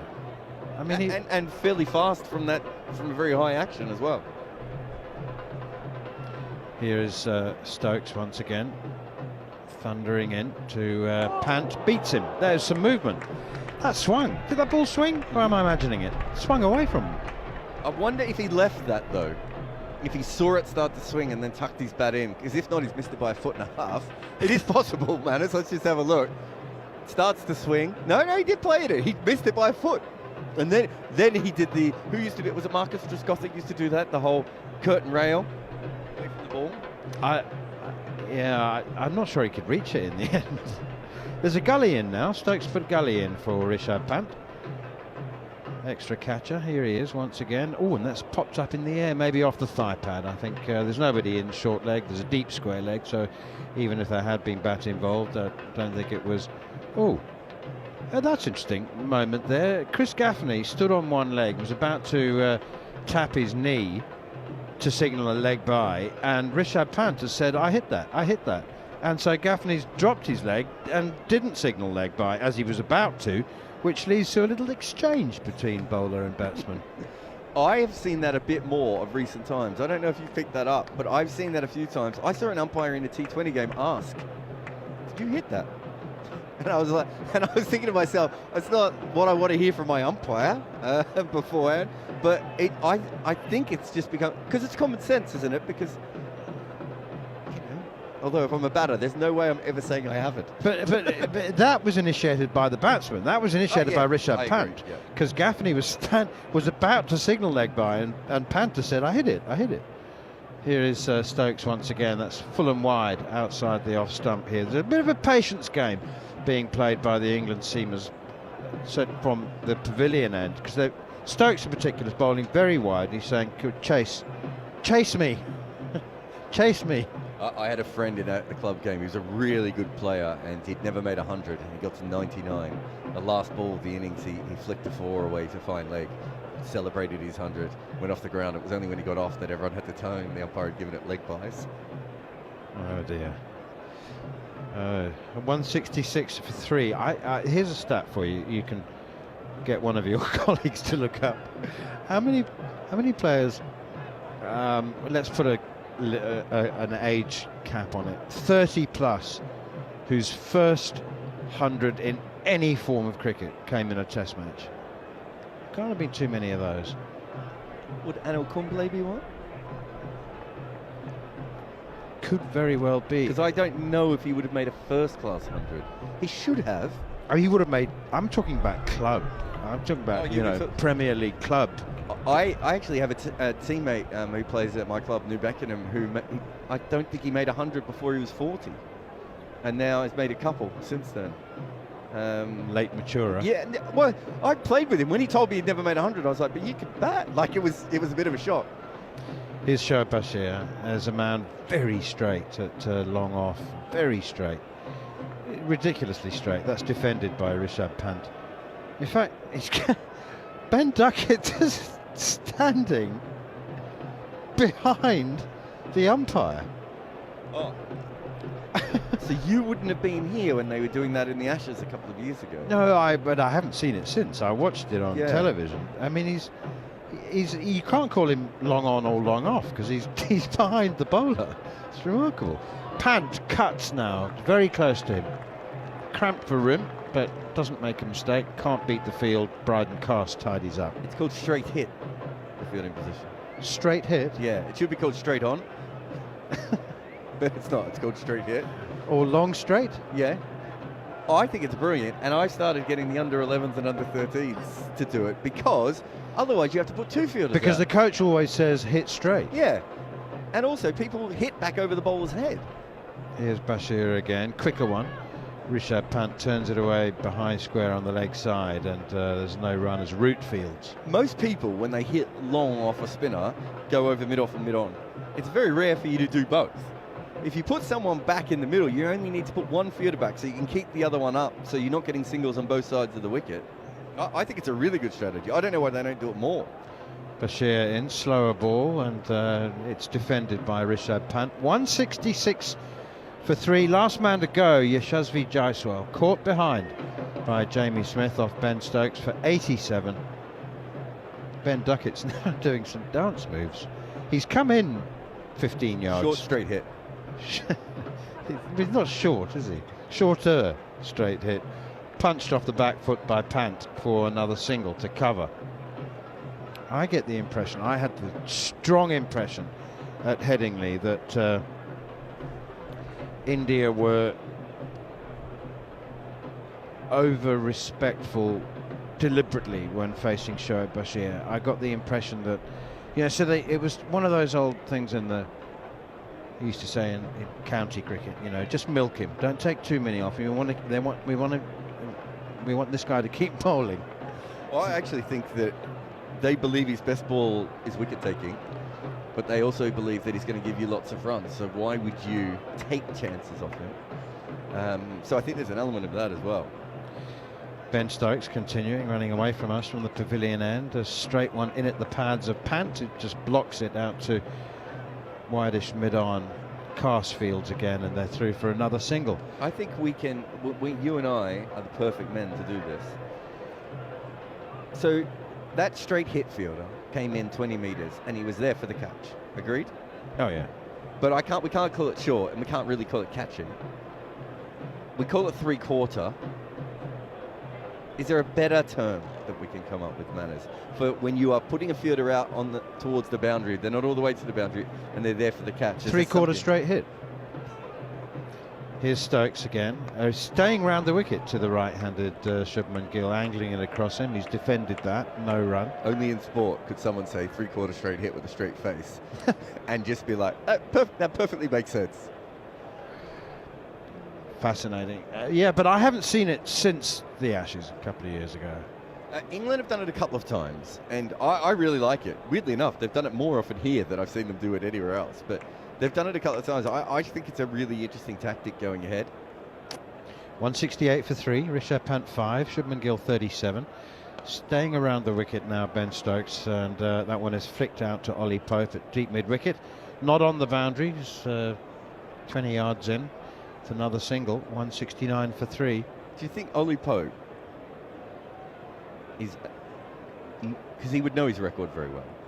I think he looks like the sort of guy who knows his record. Not all players do. Looks like the sort of player who knows his record quite well. Do you think he says to Ben Stokes, you know, I'm losing 20% off my average, which is you don't let me bat in the first innings, which is when I bat at my best? Some players would know that and would suggest that to their captain, wouldn't they?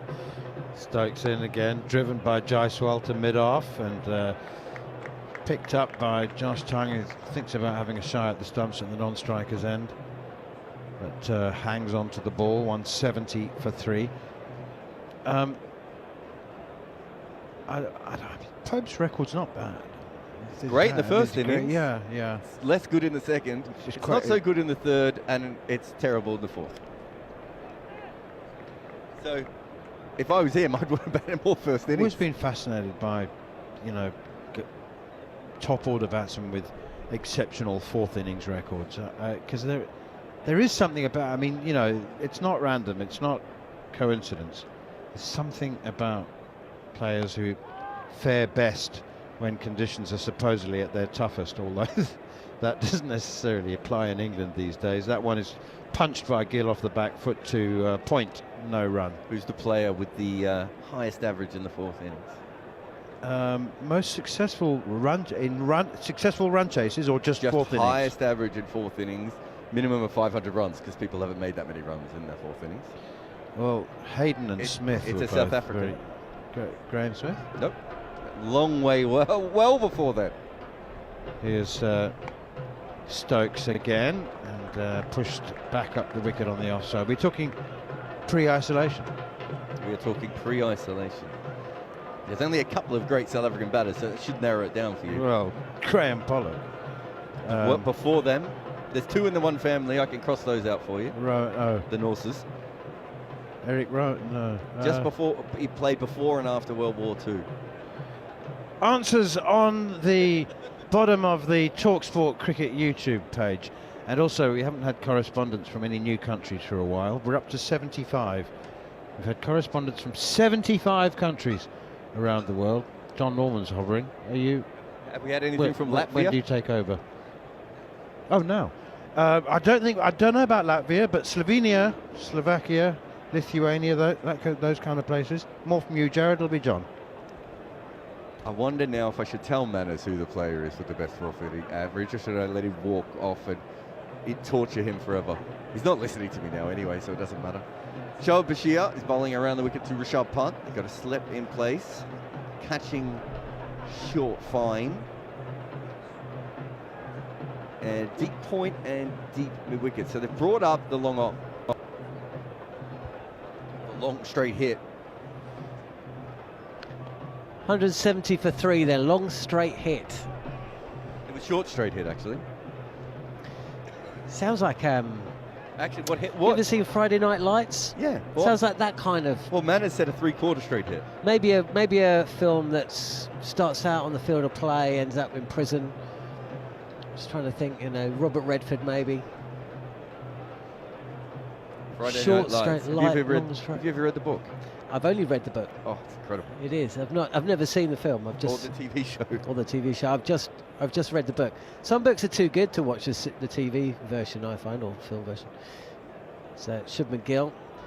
It just clips this towards Ben Stokes, who hairs in from square leg, and it's almost like Rishabh Pant thinks he's running to the danger end, or rather Shubman Gill thinks that Rishabh Pant's running to the danger end. He's a little slow to get off, but in the end, Ben Stokes misfields. Actually, no, he got off pretty quickly. I think he probably would have been home, but we'll never find out because instead of throwing down the stumps, the ball just slipped out of Ben Stokes' hand.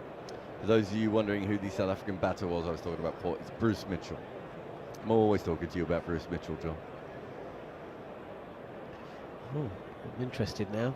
Defended from the batter Rishabh Pant, who started his innings. I find him such an interesting batter, as we all do. 172 for 3. Pant is 7, Gill is 39. Bashir is a midway point of his 8th over. He's gone for 24. He's yet to bowl a maiden. That always seems to be a bit of a problem with Bashir. He's not gone for that many, don't get me wrong, but his maiden bowling isn't his strength, as Pant is forward and defends. So I don't know about how you feel about this, Jared, but it's almost like when Rishabh Pant is doing forward front flips, smashing the ball over the Western Terrace after falling over, those kind of like acrobatic roly-poly pull shots, all of that kind of makes more sense to me than when he's batting like this. Forward and defending. There was a passage of play in the Border Gavaskar Trophy when Mitchell Starc was bowling and he was getting the ball to swing, he was pitching it up, and it was really troubling a lot of the other Indian batters. And Rishabh Pant would almost half-heartedly prod forward, push the ball to mid-off, and then just walk through for a single. And the ball was doing quite a lot as well. Down the track, here he comes. That makes more sense. Rishabh Pant, he's blocked it out for a bit. Sees there's no fielder. Well, the fielder at mid-wicket was quite square, so he just lofted the ball over mid-on and over the boundary for 6. He actually did well to get under that because he almost got too close to it in the end and then just swung through the line, as you said, sort of over wide mid-on, I suppose, in the end. Where, to be fair, the boundaries are about 39 metres. I don't want to say that these boundaries are short, but they're as short as Trent Bridge used to have for the T20 games. Going back to the point I was making about Rishabh Pant, when he plays defensively, pushing the singles around, it's almost like he's got his mind on other things.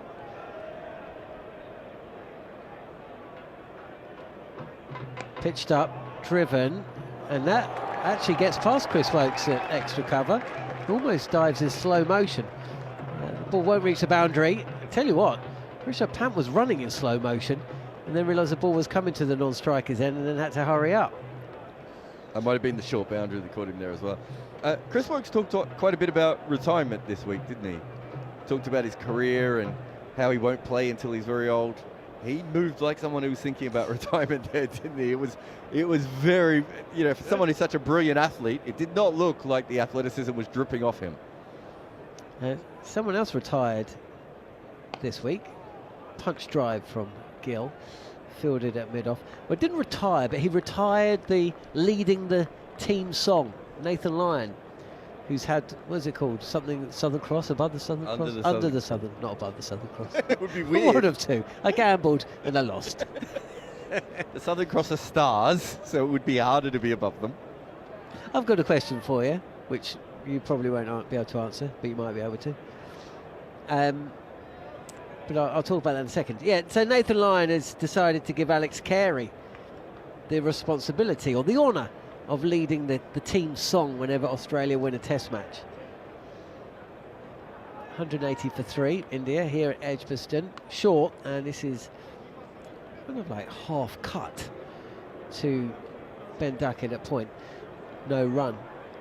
I mean, Alex Carey's not that young, and I mean, he's played very well for the last 18 months or so, for sure.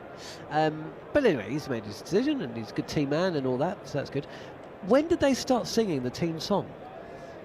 So I think David Boone's the first singer of it, and I can't remember if it was late 80s or early 90s, but it's certainly in that period. It had been a thing in Australian cricket that there had been team songs before, so it's not as if that was new. But yeah, it's... I should know this, but in football culture in England, do you sing a team song at the end of a win? There's 3 fielders at cover and 1 at point. It's pitched up, and Gill decides not to drive into that area. Just dead bats it. 2 slips in place, as well as a mid-on, a square leg and a fine leg. Just is there nowhere, a team song? Ben Stokes has just said, I'm going to have 3 short covers. See, that's the field I would have played. I would have had for Naya. But anyway, he's gone now. Sorry, team song. Where were we? I don't think there's team songs. That's not a thing, no. So, you know, in Aussie rules football, that's a big thing. And how long does a game of Aussie rules football last? Each quarter is about 30 minutes, 28 minutes. Oh, that's quite long. Stokes again, defended again by Gill on a length in and around off stump. And how long is a break? So when you go to an AFL game, you're there for about 3 hours. About the same as the T20 game. I didn't realise it was that long. Yeah. How many players on a field of play 36. per side? 36, 18 aside. Yeah. Are subs? Are there rolling subs? Yeah. Yes, they've had to limit the subs because it became a little bit like ice hockey at one point, where the subs were going a bit nuts. So there's a limit on how many subs you can have now. I'm not a massive fan. Rugby's never been my sport. What I really don't like, and I don't like it in football either, pitched up and, well, a touch fuller anyway. It's already pitched up, sort of legs, but draws Gill forward, he's not going to be driving into that 3-man cover field that has been set by Ben Stokes. 180 for 3 then. Rishabh Pant is 13 not out. Shub McGill 41 not out. Are we approaching tea? I think we are.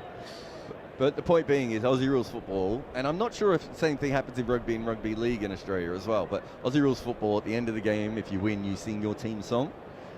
And David Boone is from Launceston, which is the heart of Aussie rules football, and I'm sure that was probably a big part of it. Is that Tasmania? Yeah.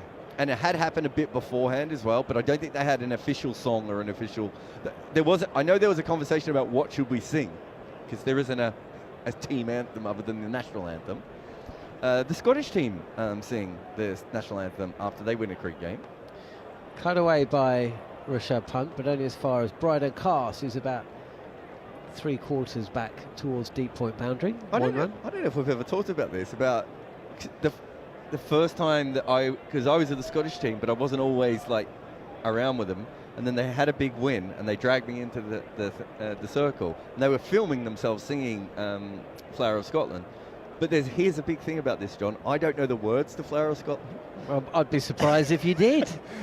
And so suddenly I realized that there's a social media person filming it and we're singing. So every time the camera looked vaguely in my direction, I had to put my head down. So there's a couple of cricket teams that do it. It's obviously not just Australia, but it is a very big thing in Australia. I think Boone, I'm trying to think who else, Boone, Langer, Hussey, Lion. Here's Bashir again. It's flat and cut on the back foot by Gill. 3 point for a single. Trying to think if there's anyone else who would have been. There must be someone between. Maybe Ian Healy. Ian Healy might have done it between Boone and Langer. So there haven't been that many people who've been in charge of the team. So it was 2012, I think, Nathan Lyon was given the duties. That sounds right. That would have been from Hussey. Hussey. It was Hussey, yeah. You're absolutely right, it was Hussey. Yeah, Durham have a song. I think it's quite a bit more normal for cricket. It's glanced fine down the leg side where it's fielded by, is that Joe Root? Yes. Kind of I nodded. Short, fine leg. Radio or YouTube. 182 for 3. And this is the final over for the tea break. It's been A lot of people are going to be upset that our song chat's going to finish. I don't know, we could stick around, but nothing scheduled for the tea break. Greatest cricket songs. Bashir again, hands raised to the heavens. He feels that an inside edge has saved Rishabh Pant there. He might have come off the meat of the bat. So one of the weird things about the song is that Australian team always goes, it's never been filmed. Like, I filmed it 4 times on my own. And every time someone films it, you'll see, exclusive, first time ever. And it's just like, no, we've all seen it now. If you stick around the ground long enough. Oof, full of faster delivery from Bashir, which Rishabh Pant digs out. He's 14 and Gill 42. And this game, I mean, we don't really know any more now than we did at lunch, do we? It's the same thing again, isn't it? It's that one weird wicket which has made you feel like maybe something could happen. Yeah, and India don't, they're still miles off really having a score where this is driven on the up. Wristily slap to Ben Stokes at cover point, and that is the end of a session which has yielded 90 runs. Not quite 90 runs, it was 96 for 2 at lunch. 98 for 2 actually. And it's now 182 for 3. Jaiswal caught behind from the bowling of Stokes on the cut. I did pick up the cut, didn't I? Did mention it once or twice, and that's how he perished. And the thing with him, once he gets past 50, you kind of expect him to be there, past 100 and then on to 150. But so England will, well, Stokes was absolutely delighted by the wicket. You don't often see him react quite like that, certainly not from a first innings wicket. But in and amongst that, it's just been pretty easy going. It's a decent outfield, but not as fast as Headingley. Not a lot of bounce there. There hasn't been, like we saw in the first session, where a couple of real vociferous LBW shouts. And Shubman Gill walks in 42 not out. He's been there for the entire session. And Rishabh Pant has just blocked it around and then smashed to 6 and then blocked it around a little bit more. He's 14. And yeah, I kind of feel how I did at lunch, really. This game, it's taking a while to get going here at Edgbaston. I thought of Rory Dollard in the press box earlier, and he said, Is he called him Dollard? Hopefully I didn't, but I would to his face, but not on air. No. And he was saying that there's an element of this test match of kind of no matter what happens from here until the end, until England chase, it doesn't matter. Yeah, and also it kind of just feels like we're watching that first test match again, but without Bumrah, which is never a good place to find yourself, is it? No, so look, I think it's a flatter pitch. I think it's a flatter pitch than Headingley, so I think from that standpoint, I think India will be a little bit upset to have lost the 3rd wicket, and also because they haven't scored all that quickly. So if they do get a period where they lose 2 quick wickets, they could get themselves in trouble. But I don't know how you lose 2 quick wickets on this. Hold my beer, say India, when they're 190 for 5, with both Punt and Gill walking back. We will be back at the start of the evening session. Myself, Jon Norman, Jared Kimber. Harmy will be back for a couple of stints. Goffey's going to join us. Bumble will be taking the final session or stint of the commentary session, but we'll leave it for the next 15 minutes or so with India. 182 for 3.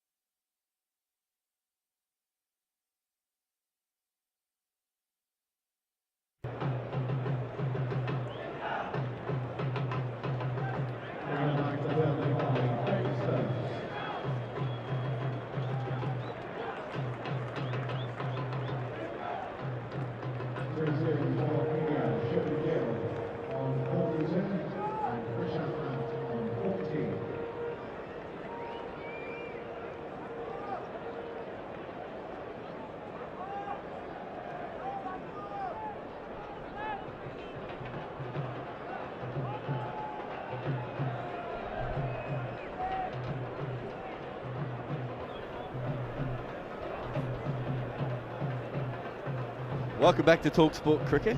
Jared Kimber and Neil Manthorp are here as I stand on Manners' wire. I've taken the microphone first, Manners, just so we can talk about the fact you've been caught stealing food again.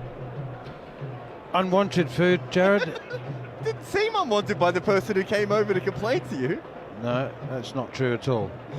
182 for 3 with a beautiful sunny afternoon, masses of blue sky, a bit more fluffy white cloud is just coming overhead, but no rain, no forecast of a stoppage in play. And in fact, the weather forecast is very good for the next 2 days, isn't it? So maybe some rain on the 4th day, but then Gets a bit colder too, doesn't it, later in the week? yes, I'm going to have to wear my long pants, I think, as the Test match moves forward. Jared, what do you think England won that session? I know they only took 1 wicket, but do you not think that they controlled it in terms of run scoring, or was it simply Shubman Gill being ultra demure in his stroke play? Demure, that's a good word. I think there's an element of, because they've only scored 182 runs, it's such a modern cricket thing to say that, isn't it? It's a normal setting back when we first started doing this. But because they've only scored 180 runs, if they lose 2 quick wickets now, things could change very quickly, right? So I do believe that England have given themselves a chance. I would say they won the session, but they're continuing to keep themselves in each session, which is, late wickets in both of them, right? Very important. Only 84 runs scored in that session.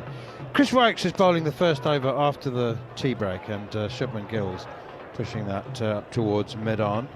Again, things have changed so quickly. There's no runs fielded by Bryden Cast, but there's me saying they only scored 84 runs in the session. Well, when you and I started covering Test cricket, 240 in a day's play was thought of as pretty reasonable. You covered Zimbabwe. 240 for them was pushing it, wasn't it? Oh, they would have had some 180 days, surely. For sure. Yeah. Yeah, no, definitely. As did South Africa in the Friendship Series in 92-93 against India. That's punched off the back foot by Shubman Gill straight to mid-wicket. That was an ironic name because there was some considerable bad blood between the South African team and the Indian team. Peter Kirsten and Kapil Dev went at each other like a couple of feral cats, but and also quite older guys at that stage. It wasn't like they were young and they were just grumpy old men. But do you know, I know that South Africa were playing for a draw, but you might find this quite hard to believe. Here is Chris Wokes to Shubman Gill, who plays defensively. Now, I don't know if you remember that, if you ever looked at that series in detail, but it was a 5-test series, and South Africa were playing for the draw to win the series 1-0 in the fifth test, and they had to bat out the final day at Newlands, the 5th day, and they managed to eke out 128 runs in 90 overs. It was I still get goosebumps and shivers, cold sweats when I look at some of the scores in that series. South Africa didn't know how to play Test cricket apart from Kepler Wessels. But they really were just finding their way, and it was all about survival as far as they were concerned. Wokes in again to Gill, punches 2 extra cover, fielded by Stokes. Very interesting to see this field from Stokes. Not a semblance of it on the first day at Headingley. We had to wait for the second innings before he finally a small amount of patience broke out, and we had some actually fielders who weren't standing in catching positions where the ball was never going to carry to them. But it's interesting now because we've got 5 on the offside, just 1 slip, and 5, well, basically 4 in the covers. Wokes in again, beats Gill outside the off stump. I think was he angling that? He was trying to run that down to third man. Again, he's kind of, I think it's like almost like he pushed it late and didn't quite have a straight bat, isn't it? Just left him a little bit. Trying to see if he moved his hands away late. No. He did move his hands away after he missed it again. But yeah, looks like he's just, as you say, maybe angling it towards point. I think maybe trying to get it past the 2 catching covers. And a backward point and an orthodox point as well, as Gill now defends, pushing it straight back to Wokes, who fields it and then gets himself into a lawn bowling position, and is just keen to roll it onto the stumps if Gill had attempted a run, but he hadn't, so just a bit of byplay. 182 for 3. So recently I was doing some work on Andy Flower, and I was looking at the median score at which Andy Flower came into bat for Zimbabwe. What do you think it was? He came in at 5. Yeah, came in at number 5. I'm going median, not average, remember, median score. Yeah, I'm rewinding 40 years to school to remind myself what median is again. What's the difference? The midpoint rather than the average. So if you had 400, a couple of 400 opening partnerships, not that Zimbabwe had any, it would obviously change that quite a bit. So median rather than average. Yeah, I'm thinking it's probably not as absurdly low as I'm tempted to think. Bashir in, but it's going to be in the 30s, isn't it? No. It's a bit higher than that. 63.5. But you want to know what Michael Clark and Steve Wars were? Theirs was over 120. 120? Yeah, so they would double basically what he came in on. But the fun bit about that is that Bashir in once again, and Pant defends, no run. They came in at a similar over mark. So the difference is that before Andy Flower, you had Grant Flower, Alistair Campbell. Who would have been one of the other top order players that would have come in? But they were also slow. Like Grant Flower is one of the slowest scoring batters in Test cricket history. I think Alistair Campbell's not far off.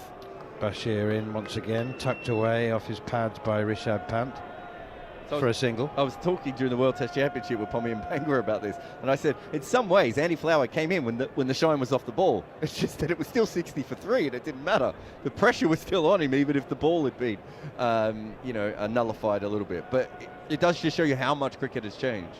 I can tell you that Rishabh Pant at batting at number 5, he's been coming in with the score at 67 for 3. But again, a little bit quicker. That was a very interesting statistic in an article written by Siddharth Mongia, in which he said that he said Rishabh Pant has averaged 43.4 in the last 5 years, driven now by Shubman Gill, but only as far as mid-off. He said that the other members of the top 5, in other words 1 to 4, had averaged 34 in the same period. So Pant has shone brightly in trying circumstances. Bashir in again, Gill defends, no run, 183 for 3. Well, the last couple of years, number 5 has been the top average in batting, and it really hasn't done it all that much in the history of the game up until 1995, I think. Bashir in again and flights this one. Gill defends it straight back to the bowler. Up until 1995, I think only 7 times in history had the number 5 position averaged the most in Test cricket in a calendar year. And since that period, it's now done it 11 times, I think, and it's done it 3 times in the last 7 or 8. And part of the thing is that you will know this very, very closely, that when Callis moved to number 4, Brian Lara moved to number 4, and Sachin never batted at number 3. So teams started putting their best players at number 4. And in the last couple of years, because they've reinforced the seam on the Kookaburra ball, and because of the way that the wobble ball lasts longer, it means that number 4 is now in danger. So your best bat now should probably, if you want to get the most runs out of them, bat at 5 and not at 4. And that's what you're hearing in that India stat, is that it's so hard to score runs in the top 4 now. I go too fast. Do you want me to go back? Do you know what I was thinking there is, if you want your best batsman to be most profitable at number 5, do you not have to factor in the quality of 6, 7 and 8? Yes, not as much. I mean, it depends on the team a little bit, doesn't it? Chris Woakes continuing now, very defensive field. Down the wicket comes Rishabh Pant for a little slog at this one, and it was a little slog. If it's a big slog, then he loses balance and he swings himself off his feet. But he had a hop and a skip down the pitch and had a gentle slog at that one. It's just a single. It skews off the edge of the bat. 184 for 3. I think in the Shivnarine, Chandrapal, Mohammad Yusuf, Steve Waugh days, I think your number 5 probably got a few, well, certainly in Chandrapal and Waugh's case, got a lot of not outs, didn't they? But just having a look at the ball. They're saying the shape of the ball is wrong. Are we getting the cuffs? The ball cuffs? That's interesting. Ben Stokes and Ollie Pope have just had a little high five, or a low five actually, a baby five. I think that was because they've got the ball changed. I think that was because Pope looked at it and said Pope, it was out of shape. And so I've never seen anybody high-fiving or low-fiving or even congratulating on each other for manufacturing a ball change. I can tell you there's a lot of people who bet on cricket quite a lot, and they will always bet on the bowling side just after a ball change, because they think that the chances are something is going to be different. It's pretty much always going to be a newer ball, isn't it? It's going to be a newer ball. It will be in shape. It should be harder. Those three things. So, you know, you can still get more runs sometimes, but I think over the full period, it's certainly that. Yeah. So the older number fives probably did need a little bit of help at number 6, 7, and 8. But if you look at Harry Brook and Travis Head and Rishabh Pant, I don't even think they look down the order, do they? Because they're scoring so quickly. So it's an interesting one. There is an element of we just keep moving, because back in the old days, the best batters used to open, and we just keep moving them down. What are you trying to show me? Stat from Gary, the genius that is Gary. Here, there you go, that last one. He's listening to us, and he's just sent through average position, by position in the India team, right? So does that? Yeah, so that confirms what you're saying. And number 5 has that. Well, the opener there is 41, so it'd be about the same as opening in the Indian side. But it's not just India; it's pretty much all cricket. It's changing. But yeah, this is what's incredible: is the number 3s are averaging 30, and the number 4s is averaging 33, and that includes Virat Kohli stats. Or maybe it's just because teams like South Africa and Australia are batting Vian Mulder and Cameron Green at number 3. But they're doing that because of this move. I think that's on purpose. And they're sacrificing a number 7. Do you know what we call it? You know, it's got a name. That the Vian Mulder or do you remember Raymond Reefer did it for the West Indies? Yes, that's right. I'll give you the name.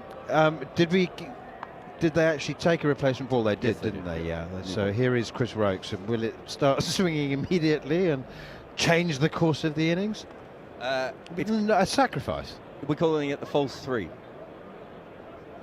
which is a football term that is being used, but that's basically what everyone online is calling it now. Do you know what? 3. Do you know what? Vian Mulder is the poster child of the false 3s. Do you know what they set the ceiling or the bar quite low for Vian Mulder when he went in at 3? They said, "Give us an hour and you've done your job." Here is Wokes once again, and that's defended by Shubman Gill, who backpedals away as if somebody's just bowled him a ball of molten iron, and he defends it and runs away from it. So yeah, they put no pressure on him, and you know, they needed to fit him into the team. They needed his swing bowling, and technically he can look after himself at the crease. The question was whether he would score any runs, and of course after the World Test Championship final he added 60 for the second wicket after an early loss of Ryan Rickleton. So, and he gave them more than the hour. It was a very important 27. It's not often you say that in a Test match, but he's now subsequently went and scored 147 against Zimbabwe in the next Test match. But I see the logic in it, really. I do. You know, if the number 3 can, we used to say about it openers, didn't they? Just take the shine off it for the middle order. But if that's now the job of the number 3, and he's got another string to his bow. Here's Wokes again. Gill defends. He's done a lot of defending in this innings. The false 3. I think eventually it will fail with Vian Mulder. I just don't think he's quite good enough. I think he's slightly better than Chris Wokes. How much of a fail would it be if he continues to average 23 with the ball?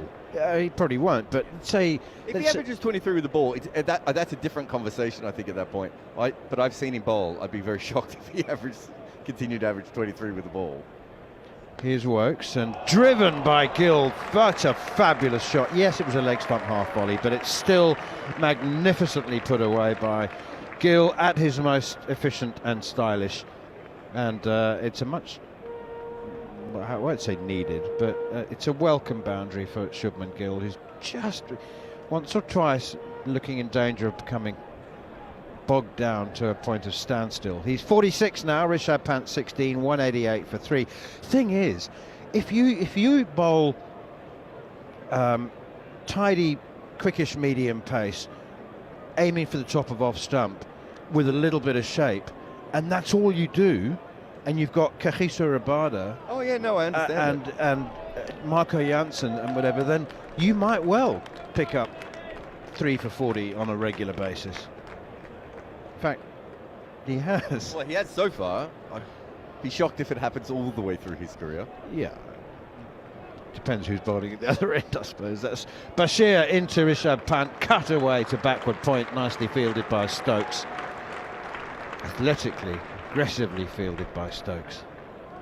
I mean, it's also how they want to bowl him eventually, because I don't think he quite bowls dry enough. I think he wanted to bowl a little bit more like a Colin de Grandhomme. Okay, a bit more swing.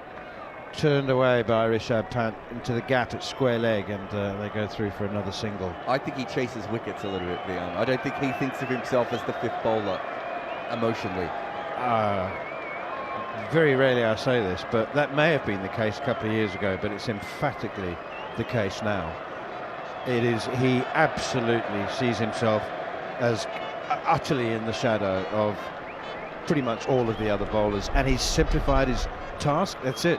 He says, well, I aim for the top of off stump. I don't even bowl variations now, because the variations and the aggression come from the other end. Here's Bashir to Gill once again, defended, no run, 189 for 3. There was a period at Lord's where he did start to chase wickets again. And I think there's a little bit of... And look, he's young. Those sorts of Colin de Grandhomme guys, Jacob Oram guys, usually happen later when they've given up the hope of ever trying to take a wicket. Bashir into Gill, who lofts him gloriously over mid-on for 4. And it wasn't a power shot at all. It really was just the gentlest of leg-ups over mid-off. He knew that he was clearing Ben Duckett quite comfortably. And it's his 50, and there's a very muted acknowledgement of some generous applause from Shubman Gill, sign of a man that either doesn't think he's achieved very much or knows that he has to achieve a great deal more. But 50 from 125 balls. Yeah, it hasn't been as fluent, and I think that's part of the reason he's like, I've got here, but I really want to make this count. But that was a beautiful shot. That was on wheels, wasn't it? Just absolutely ridiculous. Gorgeous stuff. Here is Shoaib Bashir in again. Very breezy now. Gusty, blustery as well. That's defended by Shubman Gill. Blustery, demure. You're bringing out all the big ones here. I wonder whether it's quite disconcerting for the bowlers, because we're finding it blustery up on our third floor balcony, it's even more buffety down there on the playing field as Bashir is in once again, and Gill chips it to Joe Root along the ground at mid-wicket, no run. So the last test match, Prasid Krishna actually went up to Stuart Broad, didn't he, and asked him about bowling in windy conditions, because it's not something that happens all that often in India. You know, and Prasid Krishna is not the most experienced player, having travelled around the world, and yeah, so it is something that does bother people. There were times in that game where I was wondering if Prasid Krishna was actually going to get through the crease, or through the crease, in fact. Wokes is bowling again from the centre. Have you got more stats? We're just seeing whether Gary's updated anything. But following on from a conversation we were having a couple of minutes ago, between 1992 and 2000, Zimbabwe scored 200 plus runs in a day's play 23 times. 200, just over between 200 and 250, and past 250 only 9 times in a day's play. That's short from Chris Wokes, and bunted short arm jab from Rishabh Pant for a single out towards deep mid wicket. So it wasn't riveting. There was one that we were looking up the other day, which was John Wright and who was his opening partner? Trevor Franklin. John Wright, Trevor Franklin batting together. I think John Wright's strike rate was 35 and Trevor Franklin's was 26. if you're a New Zealand fan, surely you just waited for the first wicket before you headed down to watch Martin Crowe bat. How long ago did you write that series of very amusing articles about New Zealand openers? It was about 3 or 4 years ago now. Listeners, I urge you, if you want a cheap laugh at the... Oh, that's unfair. At the expense of New Zealand opening batsmen, go and find the article that Jared wrote. It's a YouTube video. John Wright plays guitar on it. Do you remember? Yes. Also, Danny Morrison is a former New Zealand opening batter. I know. His works again, defended by Shubman Gill.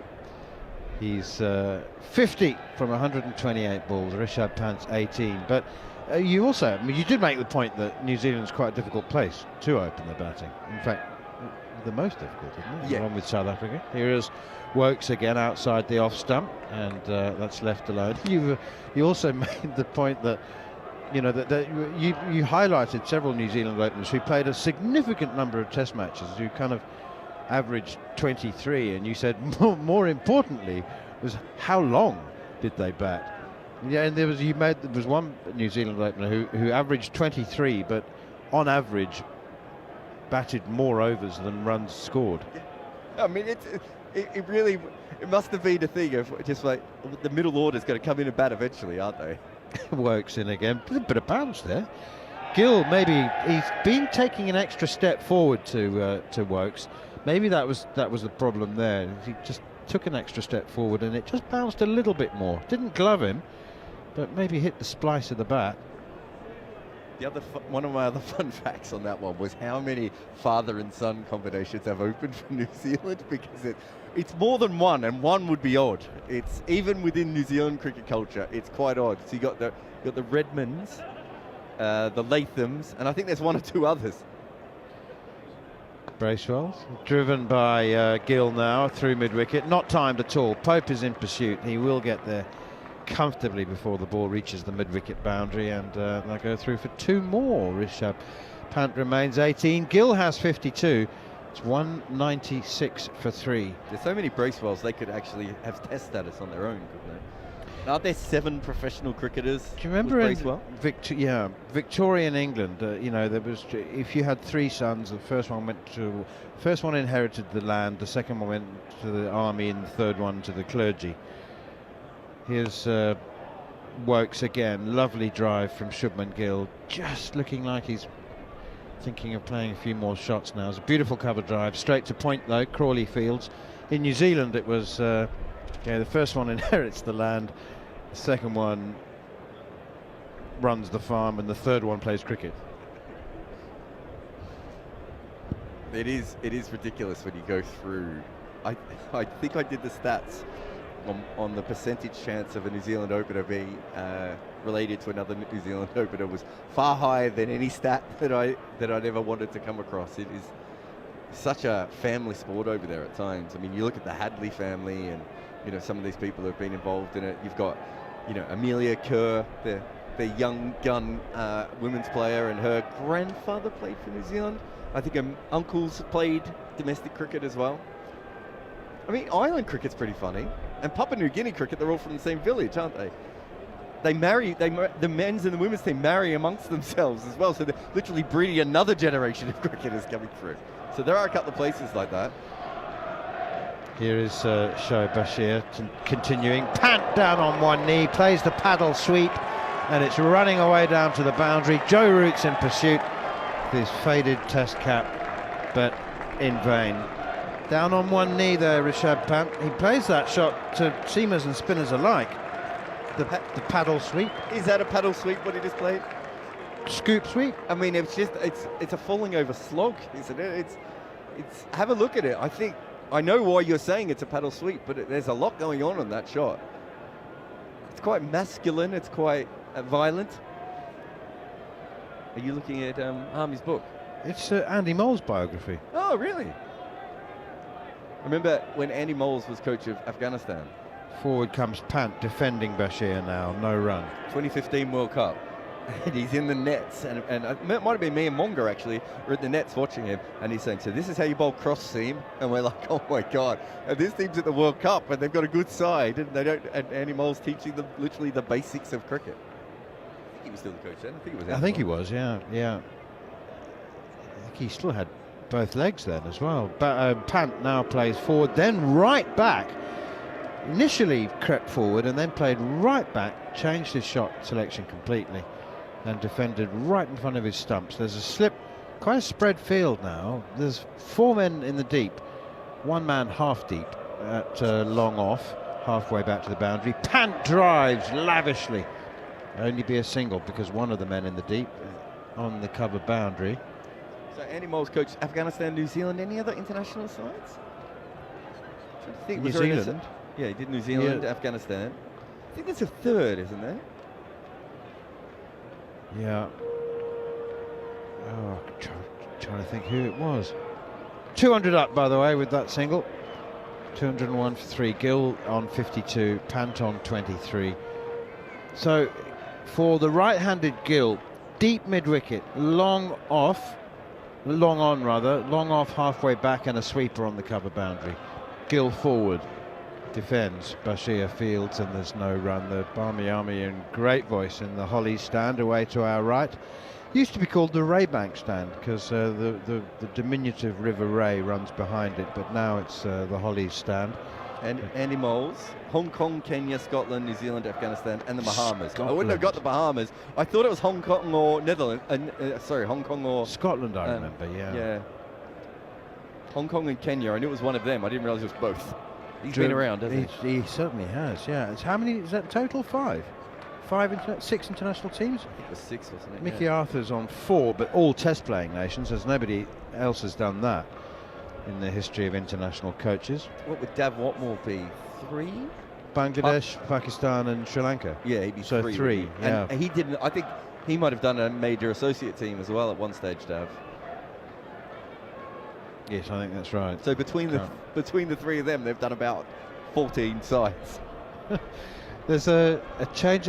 I got very, very frustrated and took out my frustration with Harmy in a super over piece at the end of one of the day's play at Headingley, where there were so many unscheduled, 6 unscheduled drinks breaks.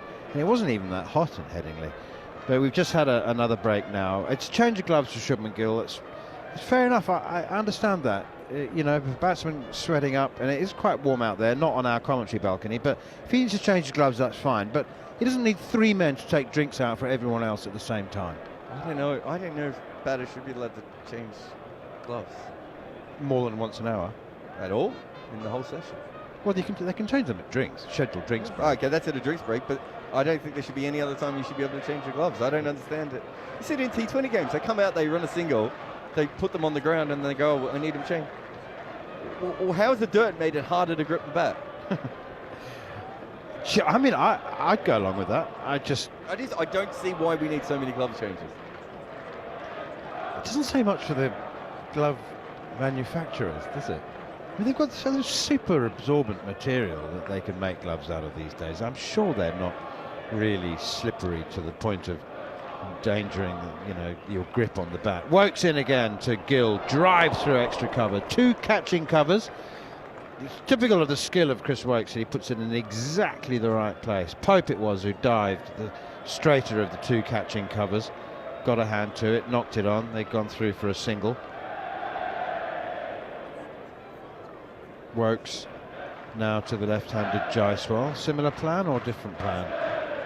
There's 2 more Indian players, squad members in yellow high-vis, or they're England players, sorry, down there with, is that Jofra? I was going to say, is that Jofra? I can't tell from here.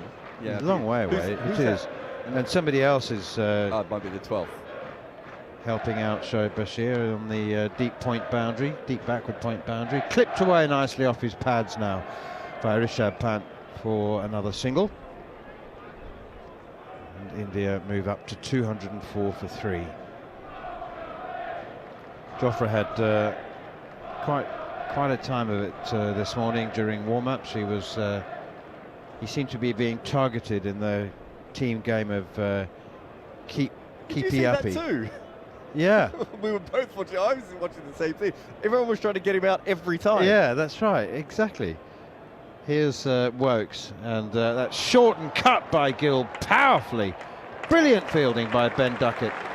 Running around from deep backward point, diving full length, stopping the ball, parachute rolling, recovering, regaining his feet and getting the throw. That's really fine fielding from Ben Stokes. I think it was the squad's way of telling Jofra that they still love him. No? I mean, he was enjoying it, but they certainly made him work.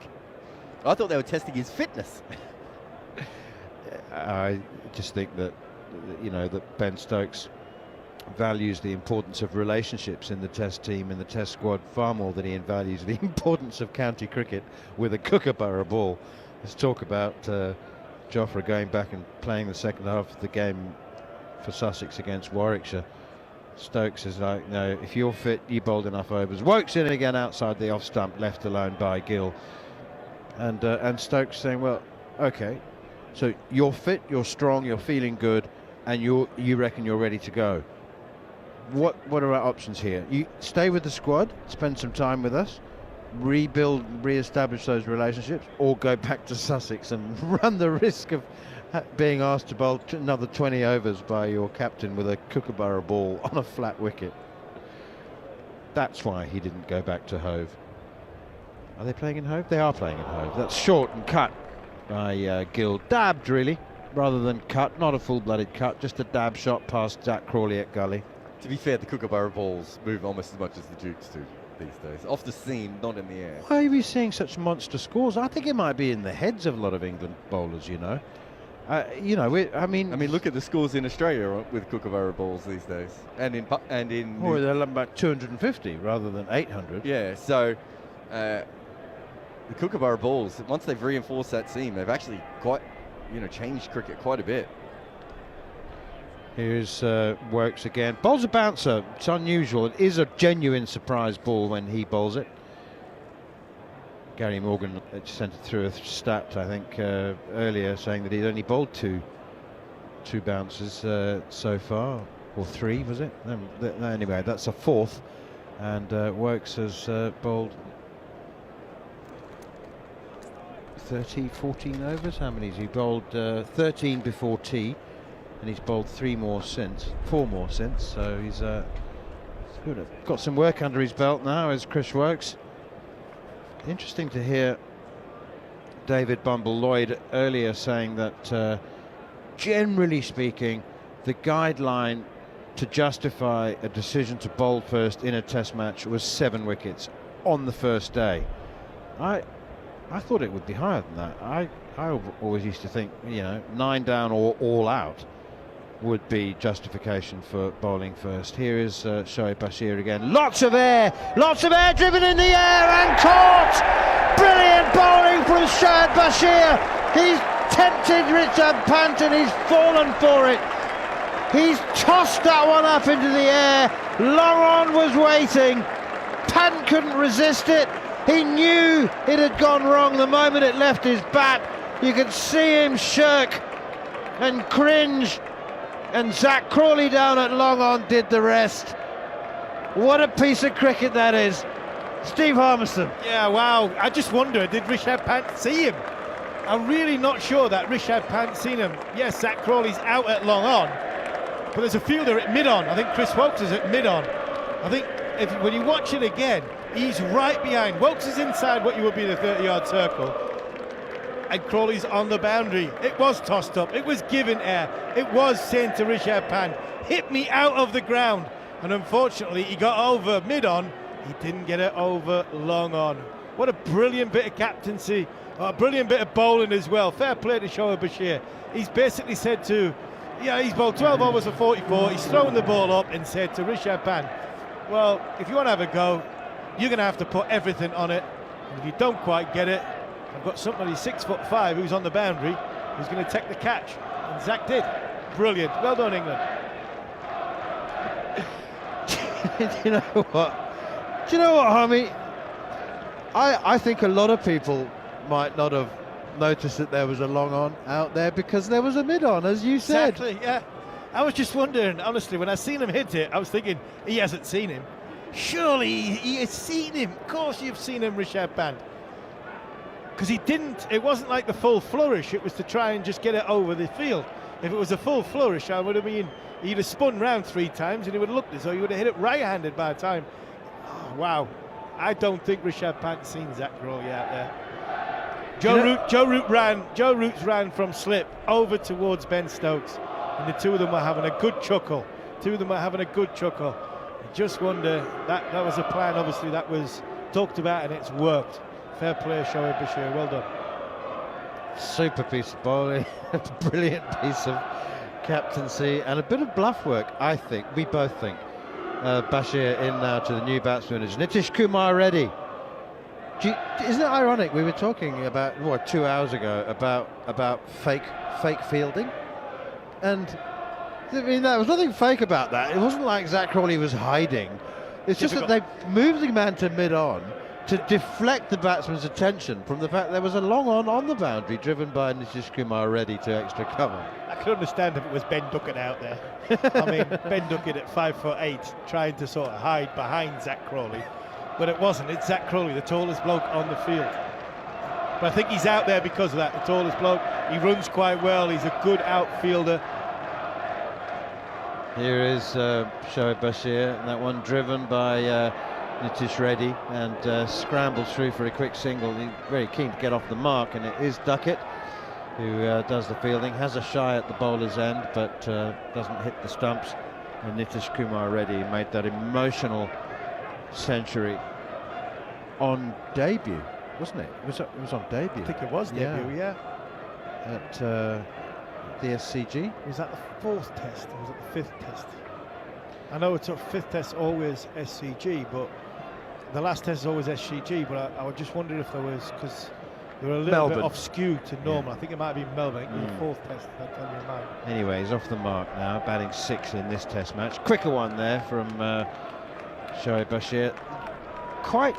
I mean, he's got subtle changes of pace, but the difference in pace between his quicker one and the one that got the wicket is quite extreme for a spinner, for an off spinner. And that one was real. It was not a moon ball, but it was a lot of pace off. I'd go so far as to say this one is turned away by Shubman Gill for a single as Ben Stokes dives to his left and loses his sunglasses in the process at square leg. But he bowls close to 100 kilometres an hour with the quicker one. And I don't know what you reckon the pace was on that slower one in kilometres an hour, Harmy, but it's like under 80.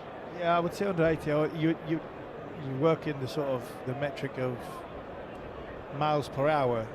You're probably looking at mid to late 60s of a quicker ball, and you would probably looking at Adil Rashid bowls his slower ball at I think 49 kilometres an hour. 49 to 50 kilometres an hour. So we're looking at a difference of over 10 miles an hour in speed. Yeah, probably 10 mile an hour in speed, yeah. Which is quite significant. I think it's unusual for a spinner. Wokes in again to Shubman Gill, who cuts it nicely. Again, that sort of late dab cut gets over the top of it, rolls the wrists, and Duckett in the deep does the fielding. He's out there with his opening partner, Zach Crawley, both the two of them in the deep now. Well, in fact, they're both coming up now. They're both at Duckett at backward point. Yeah, Wokes has bowled a lot of overs, 17.1 so far out of 61. I just wonder now if Ben, as much as Bashir's got that wicket, yes, Shubman Gill is going nicely. I'm not saying the India tail starts here, but I just wonder if the big lads start getting ready, the aggressive lads, the Carses, the Tongs, and starts thinking going at Nitish Reddy. Works in again, and it's Reddy who comes forward. He's only 23 years old. Nitish Kumar Reddy. 46.1 kilometres an hour was that the ball that Bashir bowled to Rishabh Pant. 46.1 kilometres an hour. In miles an hour. Miles an hour. I was going to say it wouldn't have got there. 65, 70 kilometres an hour. It's slow. That is very slow. It's beautifully bowled. Pant just couldn't resist it. Outside the off stump now from Bashir. from Wokes, and it's left alone by Nitish Kumar Reddy. Nitish Kumar Reddy's actually he's 21. Born in Visakhapatnam, 5 Test matches. The 100, it's 114 at Melbourne. Average of a shade over 37, but it's a small sample size. Let's see how he does the batting at number 6 now. So he's bowled him! Wokes has bowled him! Nitish Kumar Reddy's left it alone. He didn't play a shot. It's angled back, it's nipped back. It's just flicked the off stump. There'll be no fairy tale repeat for Nitish Kumar Reddy.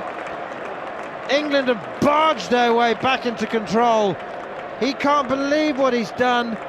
Wokes as calm as you like. That's what I do, son. You need to play at me, you need to be careful. It's a beauty from Chris Wokes. A subtle little change, and all it was a flick of the wrist. Look, you're looking at the big screen here now. The delight on Chris Wokes' face, because he knows he's just done Nitish Kumar Reddy with an absolute beauty. The ball before, he swung it away, low arm, going with the shape, and this time a little bit higher arm, different release point, and he just flicked his wrist for the ball to go in off the angle. An absolute beauty from Chris Wokes, and a sign of inexperience from Nitish Reddy. And looking at the India, talk about India from the last Test match at Headingley, how can we lengthen our batting unit? Well, we get Nitish Reddy to bat at 6 because we think potentially he could be a star of the future with the bat.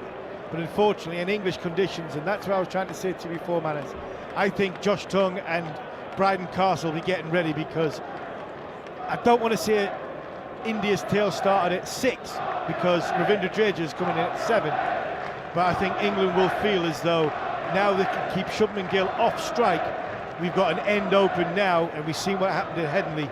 They lose quickly, wickets clusters quickly when it comes to their tail and their bowlers. You loved that ball, didn't you, from Wokes? Oh, it was a beauty. It was a beauty. You just loved. I mean, the skill quantity. Loved it because I see the look on his face. I seen the look on Chris Wokes' face when the ball hit the stumps.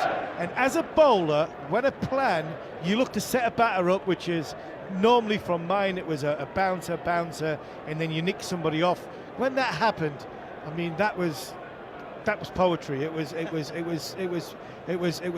mean, that was pure elation, because you knew you'd worked over 2 or 3 balls to work a plan to get somebody in a position. Chris Wokes bowled a lovely away swinger to Nitish Reddy there, and all he did there was just flick his wrist to go back in. Fantastic bowler. Here is Wokes, tail up, bowls to Ravi Jadeja, off the mark immediately, clips it away through square leg for a single.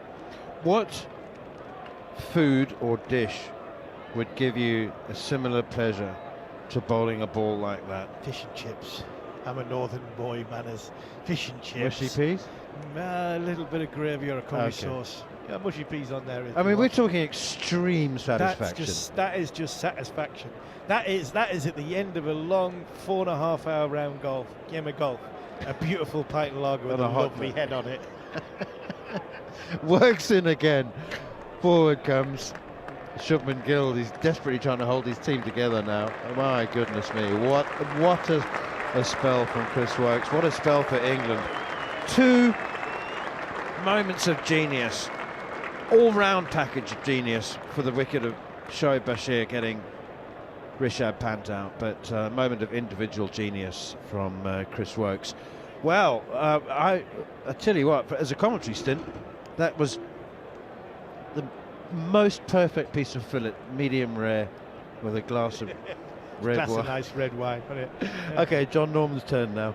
Yeah, it was. It was a beautiful bit of bowling. It's the perfect, from a swing bowler's point of view. We've marvelled for years in Jimmy Anderson and the ability to set a batter up, and even Jimmy Anderson would have looked at that and gone, that was perfection.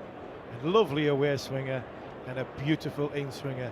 One going just away from off stump, and the next one going back onto off stump. It was an excellent bit of bowling from Chris Wokes, who said at Headingley will get better and better as gone. As Cars, changer bowler, comes in around the wicket to Jadeja, to a good area. punches it towards Stokes and no run. Jon Norman. Hello, hello. You know, the game does change a lot. But some things stay the same, and I just think India have tied themselves up in knots here with this team selection. And I've kind of seen England be like this in the past, a long time ago now, long time ago. 90s, yeah. Yeah, when essentially they go in with this defensive-minded, trying to cover all base kind of mentality, and at the end of it, it's cast in, and this is driven back to the bowler who fields, and I don't know if he hurt his foot there. Just jarred his left foot as he jumped back inside the strip to take this chance. It was on the bounce, it wasn't a catch. 2 slips, a Guylian backward point. Answer me this question: have India picked their best 6 batters and their best 5 bowlers? No, they haven't. I don't think they have, because if they had, Kuldeep Yadav would be playing. Yeah, Kuldeep Yadav would be playing. Well, Jasprit Bumble would be playing. But we What's understand the point of it? Not really, if they're 2-0 down. Just play your best team. Just push into the covers, and the fielder comes in, it's Stokes! He's thrown down the stumps at the striker's end, but the reaction of the players, and also Shubman Gill, is that the batter is home. I thought for a second he was actually going to try and throw the stumps down at the non-striker's end, but actually he made the right decision, because he could just complete the follow-through much more. I'm going to look at the big screen here. It's kind of, well, yeah, Gill's home. It's kind of a similar body shape for those who remember Freddie Flintoff running out Ricky Ponting at the Oval in 2009. Different part of the field, more side on, but essentially almost like he's skimming a stone. Good throw, but yeah, Shubman Gill is comfortably home. Yeah, Ben's body shape was going away from him, where Andrew's body shape, I was bowling, and Andrew's body shape came into it. If you remember, he was on the other side of the field, so he's coming into it, where Ben's body shape is going away from it. The Bumrah one we can explain. You can explain. You knew the narrative of the story of what was going to happen before it happened, so you can understand that a little bit. I don't think it was right. Cast continuing, length delivery pushed up to mid-off. But what I don't get is this, right? If one test ago, Sai Siddharthan was in your top 6 batters, right? Why now is Nitish Reddy your top 6 batter? Nitish Kumar Reddy is not a better batter than Sai Siddharthan. He's not a batter, he's an all-rounder. So all you're trying to do is lengthen your tail a little bit like we talked about. Who were we talking about before? Which team were we saying? I think it might have been more in one-day cricket. I'll come back to me in a second. Pass again, 2 slips in place, and driving is Shubman Gill. He's really ploughing a lone furrow now. It's a good-looking shot for 4. Dive and extra cover by Stokes, but he can't get hand on ball, and the ball races away. Gill moves to 63. India 217 for 5. They've lost 2 quick wickets. Rishabh Pant, I mean, come on. That was ridiculous. Zach Crawley he's hit 2 sixes today, or he hit 1 6 today, did Rishabh Pant. Pass again, short delivery, pushing into the covers, and Stokes again running in, but missed fields, and the batter's cross. Zach Crawley was at deep mid-wicket, and that is where the ball went, and that was where it was caught. The other 6 he went for, there was an element, the risk ratio reward was more in favour of the batter, because there was no fielder at mid-wicket. As soon as you try and hit a 6 over mid-wicket, there's a fielder 5 yards in from the boundary. It's either 6 or out. With the other 6, he actually scuffed it a bit and dragged it a touch, but there was no fielder out there, so it was fine. Even if he hadn't quite got it and it bounced short, it would have gone for 4. I was joking with Manners that he didn't see him. Of course he's seen him, because he knows exactly where he is. But he's the tallest man on the field. That's what I'm saying. I would say to Manners, it wasn't exactly, it was Ben Duckett, it was Zach Crawley. Yeah. And there was a mid-on and a long-on. And whether it is I thought it was a brilliant bit of bowling by Bashir to throw it up, and it dropped just at the right time. So, yeah, fair play to Bashir the way he let go of the ball. Yeah, I'm not sure. I know that all 4 of Bashir's dismissals have come from batters being caught in the deep in the series, including Shubman Gill, whose face was a picture. And then, of course, that one brings 2, and here we are, 218 for 5. Stokes has brought himself on and fired this really wide, and it's left alone by Shubman Gill. But see, Nitish Kumar Reddy bowled 44 overs over the course of the Border Gavaskar Trophy, right? He is a batting all-rounder. So, but he's not a batter. He's still in there because he can bowl a few overs. So, I understand if you want to bring him in for Shardul Thakur and play him at 8. That makes sense to me. It's a touch wide, and this is cut along the ground to be fielded. And just 1 run added to the score, 219 for 5. But by putting him in at 6, hey, that's telling me that Jadeja doesn't want to bat any higher. It also tells me that. One, we don't believe Nitish Kumar Reddy is a good enough bowler to be the 4th seamer. Right. And he's also telling me that we don't believe Washington Sundar is a good enough bowler. So what we'll do is we'll fudge it. Yes. We'll pick 3 all-rounders. Total fudge. And it's a complete and utter fudge. And in doing that, you've actually not strengthened your batting. No, you've weakened your batting. Come on, who was the team that somebody had one of their number 8 bat number 5 in recent times? I think it might have been India. Here is Stokes. And this doesn't keep up that high. Jadeja runs the ball down to Shoaib Bashir at deep backward point for a single. It was Washington Sundar on the Border Gavaskar. He batted high, didn't he? Did he bat number 5 or number 6? And we said, oh, that's a good thing because you're lengthening your batting unit. But actually, he's got to score runs. Why didn't Washington Sundar bat at number 6? Who's probably more of a batting all-rounder than what Nitish Kumar Reddy is. But again, you going back to the 90s, England were very good at doing exactly the same. Stokes, touch outside edge from the bat of Shubman Gill. Possibly opens the face a touch, and he'll take a single down to Ben Duckett at 3rd. Moves to 67, 221 for 5. I think it's also, it's basically telling us we've got no idea what that was a no ball. Chris Gaffney has just signalled a no ball from the TV umpire. But it's also, we don't understand the conditions in England, and we're not sure the best formula, and I think well, and that's the most experience point of view. We haven't got that we haven't got experience in our dressing room. That is damning for me. As Jadeja runs this down to Zach Crawley, races in from gully. Never a run there. Jadeja sent back.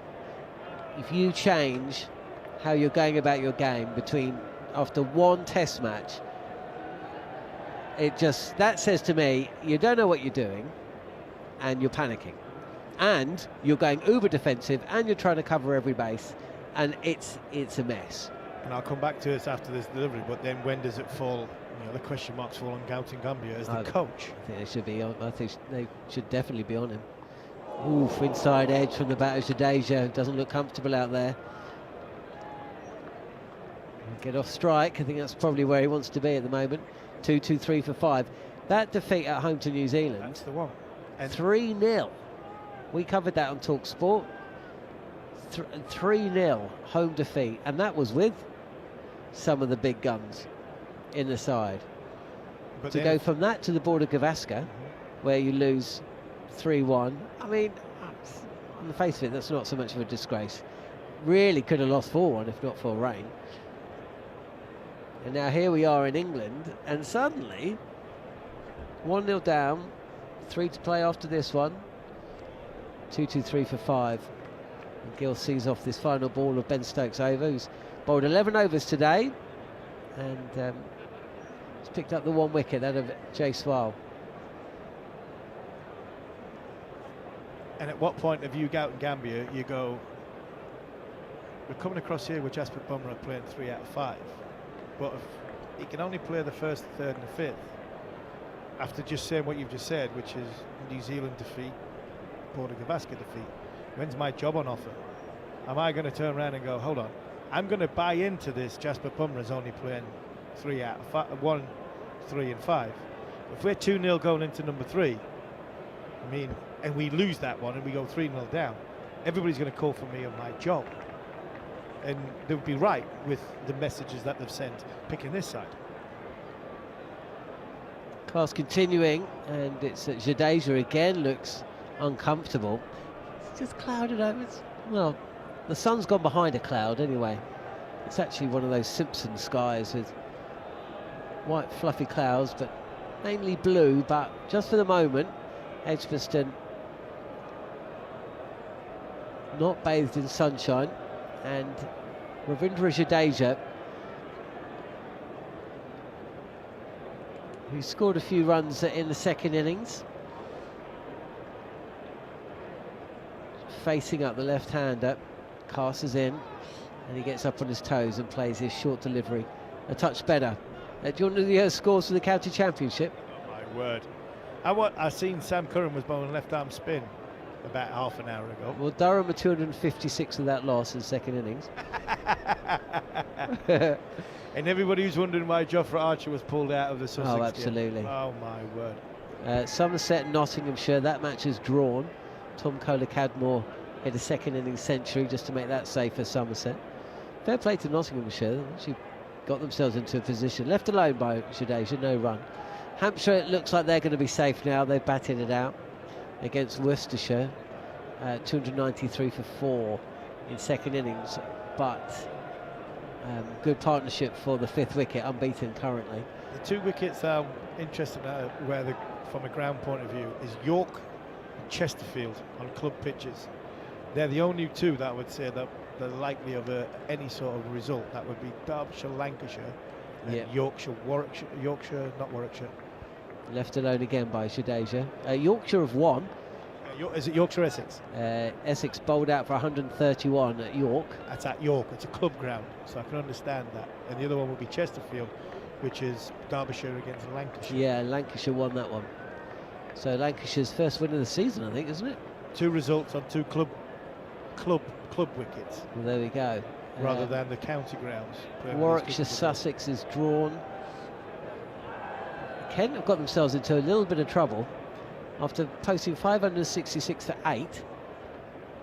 Ooh, I tell you what, that was close. Jadeja just prodding at a short delivery from Bryden Cast. He could have left that on line and length. He's got an inside edge back down onto his boot, I think. It could have gone onto the stumps. 223 for 5. Kent 109 for 7 in second innings. So still trailed by 47. 722 for 6. Nor that. But we mentioned the other week on the county cricket, David Willey came on and talked to us about young Broad there playing spin very well. Kind of check drive from Jadeja. Oh, still not looking completely comfortable with the conditions.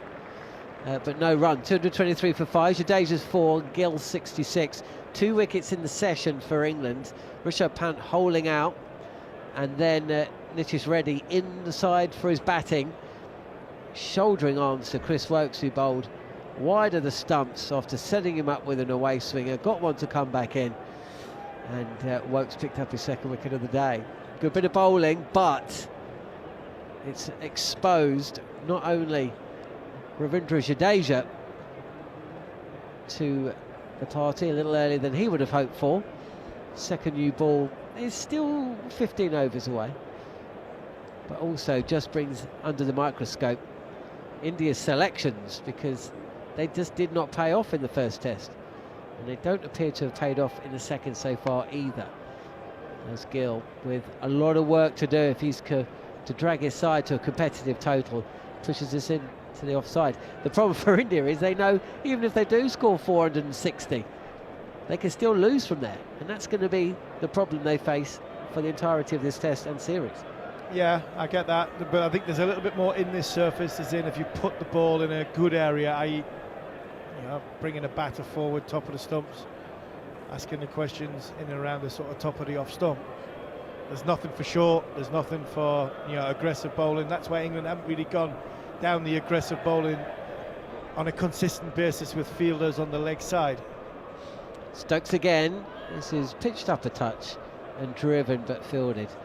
Jonathan Makin says, liking the cut of Cars's jib, reminds me a bit of Scott Boland with the barrel chest and a bit of nip about him. He could do well down. He could do well down under. Yeah, I agree. Yeah, totally agree. I think the boy's got a huge amount of talent. He's got a big heart, got a good engine. He bowls a heavy ball at the, a good length. He's got an aggressive side to him as well, which is good to see. Obviously, he can bat. Short delivery from Stokes, and Shiv McGill is onto this in a flash. There's a fielder backward of square on the leg side. It's Bashir, and this probably goes, I don't know, 6 or 7 metres in front of square, but it's hit powerfully, and Bashir can't stop it from hitting the boundary. Gill moves to 70. India 227 for 5. That's a really good shot. It is. More from the fact that the 2 or 3 balls before that have been pitched up. Ben Stokes has took a slip out and moved him into the leg side, saying he's going to bowl fuller, he's going to bowl straight. He got the bouncer high. It was a fantastic shot by the Indian captain. Goes short, and this is cut down to third. One more run added. Gill moves to 71, 228 for 5. That's where the fielder was. It was a short ball outside of stump. Ben Stokes has had his hands on his head there for a second because he had just moved. I think it's Jacob Bethel. I think Jacob Bethel's on the field for somebody. He's just going to mid-wicket now, but Ben Stokes, he bowled a full ball at the start of the over. Bethel was at gully. He's moved him into mid-wicket to go a little bit straighter. Gill's played him straight comfortably, played him across the front pad the second time. Then he's gone down the bouncer, and that time width outside off stump. It would have gone straight to gully. It would have took some catching, Mike. Stokes again, holding round the wicket. This is a nice looking shot. A dive from Bashir, who this time has to run back towards third. But the left-hander Jadeja doubles his score. He moves to 8 in the score here at Edgbaston. Day 1 of the second test match of 5, which we're bringing you on the talkSPORT Cricket YouTube channel. Come and join us in the chat box. Send a message to Harmy or Goffey, who's about to step in. But Jadeja moves to 8, the score 232 for 5. Stokes has given up back-to-back boundaries. He's berating himself here, Ben Stokes. He's not berating Bashir for being in the wrong position or Crawley. He's berating himself because he's telling himself it's got to be tighter to off stump to Jadeja from around the wicket. Just too much width. 2 slips in the gully, and this is straighter. Jadeja comes down the track 3 or 4 paces. Shubman Gill sends him straight back. There's never a run there. Harmy's off. Oh, Harmy, remind me to ask you something. In fact, I'm going to tell you off air.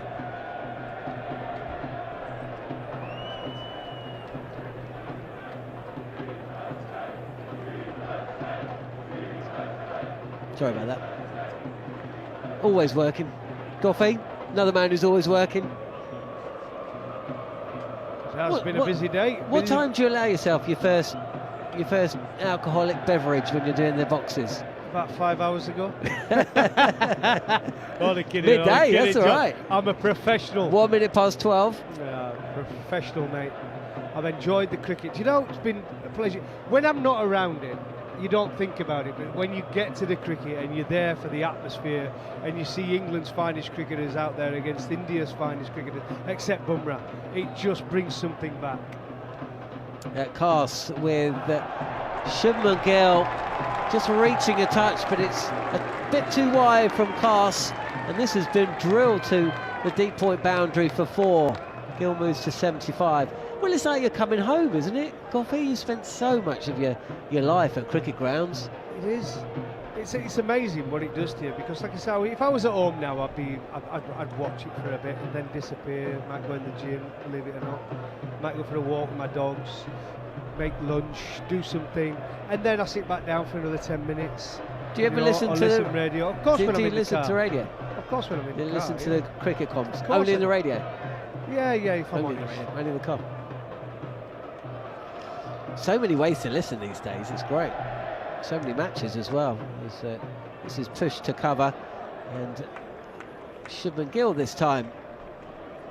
Yeah, very keen to get off strike, these two. It's about the 3rd or 4th occasion. I know Joe Root does it, drops it into the outfield, quickly takes a couple of paces down, looks up at his strike partner, and then goes back behind the crease. I like it though. It's energy. Yeah. It's energy at the crease. You create energy at the crease. It makes everyone around you, the rest of the players in the opposition, think, "Oof, this guy's up for it," you know. Yeah. And it can create that, and that's why Joe does it. It's creating energy when he's at the crease. But this guy is fantastic, Shubman Gill. Full delivery, and it's dug out by Shubman Gill, pushed up to Bashir, who's at mid-on. Michael Vaughan used to do something similar. He used to say that he used to run. What was he used to say? That was panic. Well, it can look a little panicky at times. He can't can. it? Michael did look panicky at times, but when he got in, Michael, he was a fantastic player. His cover drive was one of the best.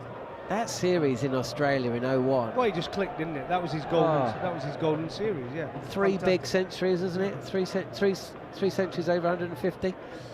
As this is guided nicely down to Zach Crawley, who runs around the boundary at third and collects, fires the ball in. It was Zach Crawley. What's your take on that Rishabh Pant shot that saw him dismissed? 237 for 5 here, India. Caught on the caught deep deep. Yeah, deep mid-on. Yeah. Well, look, that's the only way I think. Against, he was going to play against Bashir, right? I mean, that's the way he wants to play. He wants to hit it. He backs himself to hit it for the maximum. It's not a big boundary. Look how it's been brought in. It suits his game. Yeah. And miss it with the bats he's got. But it didn't work out. And if he was going to make a mistake, it was going to be against the spinner. I felt that. And there it was. Pass again. This is on the pads of Jadeja. And it's clip to the left of, or the right rather, of Ben Stokes at mid-on. One more run added to the score. End of the over. India 238 for 5. Well, the same thing we praise him for, right, Rishabh Pant, is the same thing that we criticise him for. But that's why I like him. Yeah, I like him as well. He plays his own game. He's not, listen, he might get caught mid-on there. You know, the next game, second innings, he might hit 6 sixes. He has just balls. He has just hit, 2 centuries, isn't he, in 2 innings. There you go. At Headingley. Pass continuing. He's just firing it a touch full and wide, and Shubman Gill just scuffs this ball. No great timing. I mean, there's a lot of pressure on him, isn't he? He's not only got to captain this side, he's got to score the runs, and even when he did at Headingley, 127 overnight, big score in first innings, and India still lost. And the pressure on these guys from back home. Without Sharma and Kohli in the side as well. And Ashwin, of course, and Ashwin, where there's runs down the order, and that's what they've tried to bring back, isn't it, by bringing Sundar in. But I think the way England are going about it in Stokes don't look at he's thinking, right, if they're going to bat first, they've got an inexperienced batting lineup. Without Sharma and Kohli, we can get them out for 350, 360. We're happy with that. It's not like the old-fashioned days when you think, oh, you've got to bowl them out for less than 280 if we're batting first. Stokes is thinking, anything under 400, we are happy. Or India know now they have to get 450 first innings. That's the pressure alone. Stokes continuing, and this is cut nicely by Jadeja, the left-hander, just in front of deep point where Bashir seems to be everywhere at the moment. Throws the ball in. 2 more runs to score, and the run's just starting to tick over a little bit better for India. We seem to get a bit stuck in that afternoon session. They only lost the 1 wicket, but they scored about 80. England bowl well. Well. I think Stokes, Wokes again, bowled beautifully. Wokes is as good as always. He was better in his second spell. And I think that's just the same about a few of these England bowlers. They tend to be better their second spells, don't they, when they get warmed up. Wokes has been brilliant, full stop, today. Yeah, I think he's been outstanding, home ground and everything. He's been superb. Ben Stokes running away from us.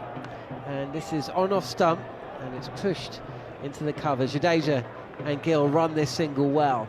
241 for 5, rotating the strike. And if they can put on 50 or 60 from here, get back past 300, maybe they'll feel like they're a little bit more approaching a pass score. But with what have we got? An hour and 18 minutes until stumps. Just feel like it certainly is England's day so far. There's not been a dramatic collapse or anything like that. It's 241 for 5. Well, 1 brings 2, doesn't it? if you'd have put 240 for 3, it's a brilliant day for India. But those 5 wickets, those 2 wickets, quick wickets, have made the difference in this score so far. Over the wickets, and there's a play and a miss from Shubman Gill. Loses his body shape, really chasing the short wide delivery. We saw a short wide one get rid of Jaswal. So tell us a little bit about this, the Rhinos then, because you've been out in South Africa, saving the Rhinos. What does that entail? How does that? What does your day look like? I mean, how do you go about such a thing? Well, everybody knows. I think I've done a lot of stuff with Rhinos for Care for a while. Kevin does a lot of work with Sarai, his own foundation, in conservation and helping as much as he can to stop, obviously, poaching. Stokes again, and front foot, Gill cuts this square of the wicket for another single. 242 for 5. So what it's about is education, getting the local communities on board, because they're your eyes and ears, and trying to stop poaching. So what the day, what the week did, we had a bit of golf, which obviously people like to play golf out in Leopard Creek, which is one of the best courses in the world. Even I've heard of Leopard Creek. Yeah, one of the most fantastic courses. Basically, we have wildlife all around you: elephants, alligators, crocodiles, hippo, lion. What, while you're playing golf? Well, you can do, yeah. We played Shakusa, which is the only golf course in a live game park. Defended by Zadeja, no run, 242 for 5. So what, you're playing golf and then the hippo can just walk out of yeah, I'll show you the pictures when we are there. It's some unbelievable. And Shakusa is the only golf course in a live game park, which was quite intimidating. In fact, a few hours early morning before we teed off, there was lions on the 3rd tee. So you're in buggies, of course, you don't walk. But it's quite intimidating when you're on the 1st tee and it's right next to the lake and there's hippos making the noise they do. It's an angry noise, isn't it? So yeah, it's quite intimidating when you're teeing off, thinking a croc might run up behind you. So, but it's interesting. Oh, but it is. Stokes in. And again, another single taken to point, but it's fielded by Crawley. 243 for 5. Jadeja moves to 13. But I know you can deal with hippos. You could deal with elephants. I mean, I'm not sure you could deal with a lion. No. What about those snakes? Oh, snakes, no, I couldn't deal with them, definitely. Remember when we were in South Africa and that bloke was walking down the street with a snake on his shoulders? No, hey, mate, when we were in Sri Lanka... at Candy. We were in Sri Lanka, I was walking out of my room with the bags, and guess what? There was one right there outside my room, wasn't it? Actually, I was in Sri Lanka with the Barmy Army about 2 months ago. One of the girls had a bit of a dicky tummy, so she stayed back in the camp. She sent a video. After a day and a half, she'd braved it. She'd gone out of the front of her little cabin, and there was a snake just like wiggling, and not a good snake either. Stokes is just going through a few stretches here. He has bowled a few overs today. Let's find out how many. 12 or 13, I think. Yeah. So that'll be one to keep an eye on. A little bit of concern for England. Well, let's remember he's not bowled overs. that much, you know, John, and it comes so just on the educational part of what we were doing. Yeah, no, let's go with that. So basically what we did as well, we obviously take people out on game drives 5 o'clock in the morning. KP had organised it all through a guy called Derek over there and put on a great show for everyone to go. And you go on the game drives. Then we had a rhino experience where we tagged the rhinos, we put them down to sleep and temporary, and remove ticks from them, do checks on them, check the heart, check everything, the bloods. We shaved the horn off, which is a way of trying to stop the poachers from seeing this big 2 horns they've got on the front of their face. But that's not going to stop poaching. What's going to stop poaching is education, is having your eyes and ears. The Rangers do a fantastic job, but Rangers now has become like being in the armed forces. You have to have a gun with you at all times because the poachers are actually going out there with guns themselves. So there's no way these poachers with families should be going out there and their families thinking they might not come back, the Rangers, because they're being not just after the animals, they're after the Rangers as well, and it's become a real danger, and the rhino is in serious danger of being extinct. How many? What it comes down to. So how many rhinos are we talking about there? Well, not a lot. If you look at the numbers, last year was a good year where there was a big cutback on it, but then suddenly this year, since Christmas, there's been a big surge in killing the rhinos again. So yeah, it's a bit of a concern. and lots of work needs to be done. Obviously, elephants, there's so many elephants out there, and that's where we want to get the rhino to. It's so rare to see one in the wild. We were lucky enough to see, well, I saw 3 in the wild, and all 3 were from the air. All 3 were from the Helicopter. Oh, you were in a helicopter? Oh, yeah, I did a bit of that as well. So. It wasn't my helicopter, by the way. You used to get a helicopter There's a to charity work. fundraiser, and one guy paid a lot of money to go up in the helicopter and see the work close up. So Wow. he managed to take me with him. Your former opening bowling partner flies a helicopter, I've doesn't been he? with him in an helicopter. He picked me up once when my child was playing for Bucks under 14s in the Taunton Festival a few years ago. And he landed the plane at Taunton, and the 2 opening bowlers went off on a little trip in the helicopter to his house, and then we come back to the cricket during the lunch break. So it was pretty good fun. I played a game with him at Wormsley, and he literally landed the helicopter out the back of Wormsley and then came out to play. And then sledged me the whole time, even though we'd never met before. Your kind of guy. I mean, it's quite a way to turn up to Wormsley. It's quite a drive out there. You might as well get the helicopter. Didn't you used to get a helicopter to work when you were at Yorkshire? Yorkshire, the last 2 years there as a player. Got a sponsor who used to fly me 10 return journeys in my contract. It was fantastic. How long were you in the air for? I only managed in the second year 7 journeys because I had a real bad flight once in the fog, and I said, do you know something, those next 3, let's just give it a miss.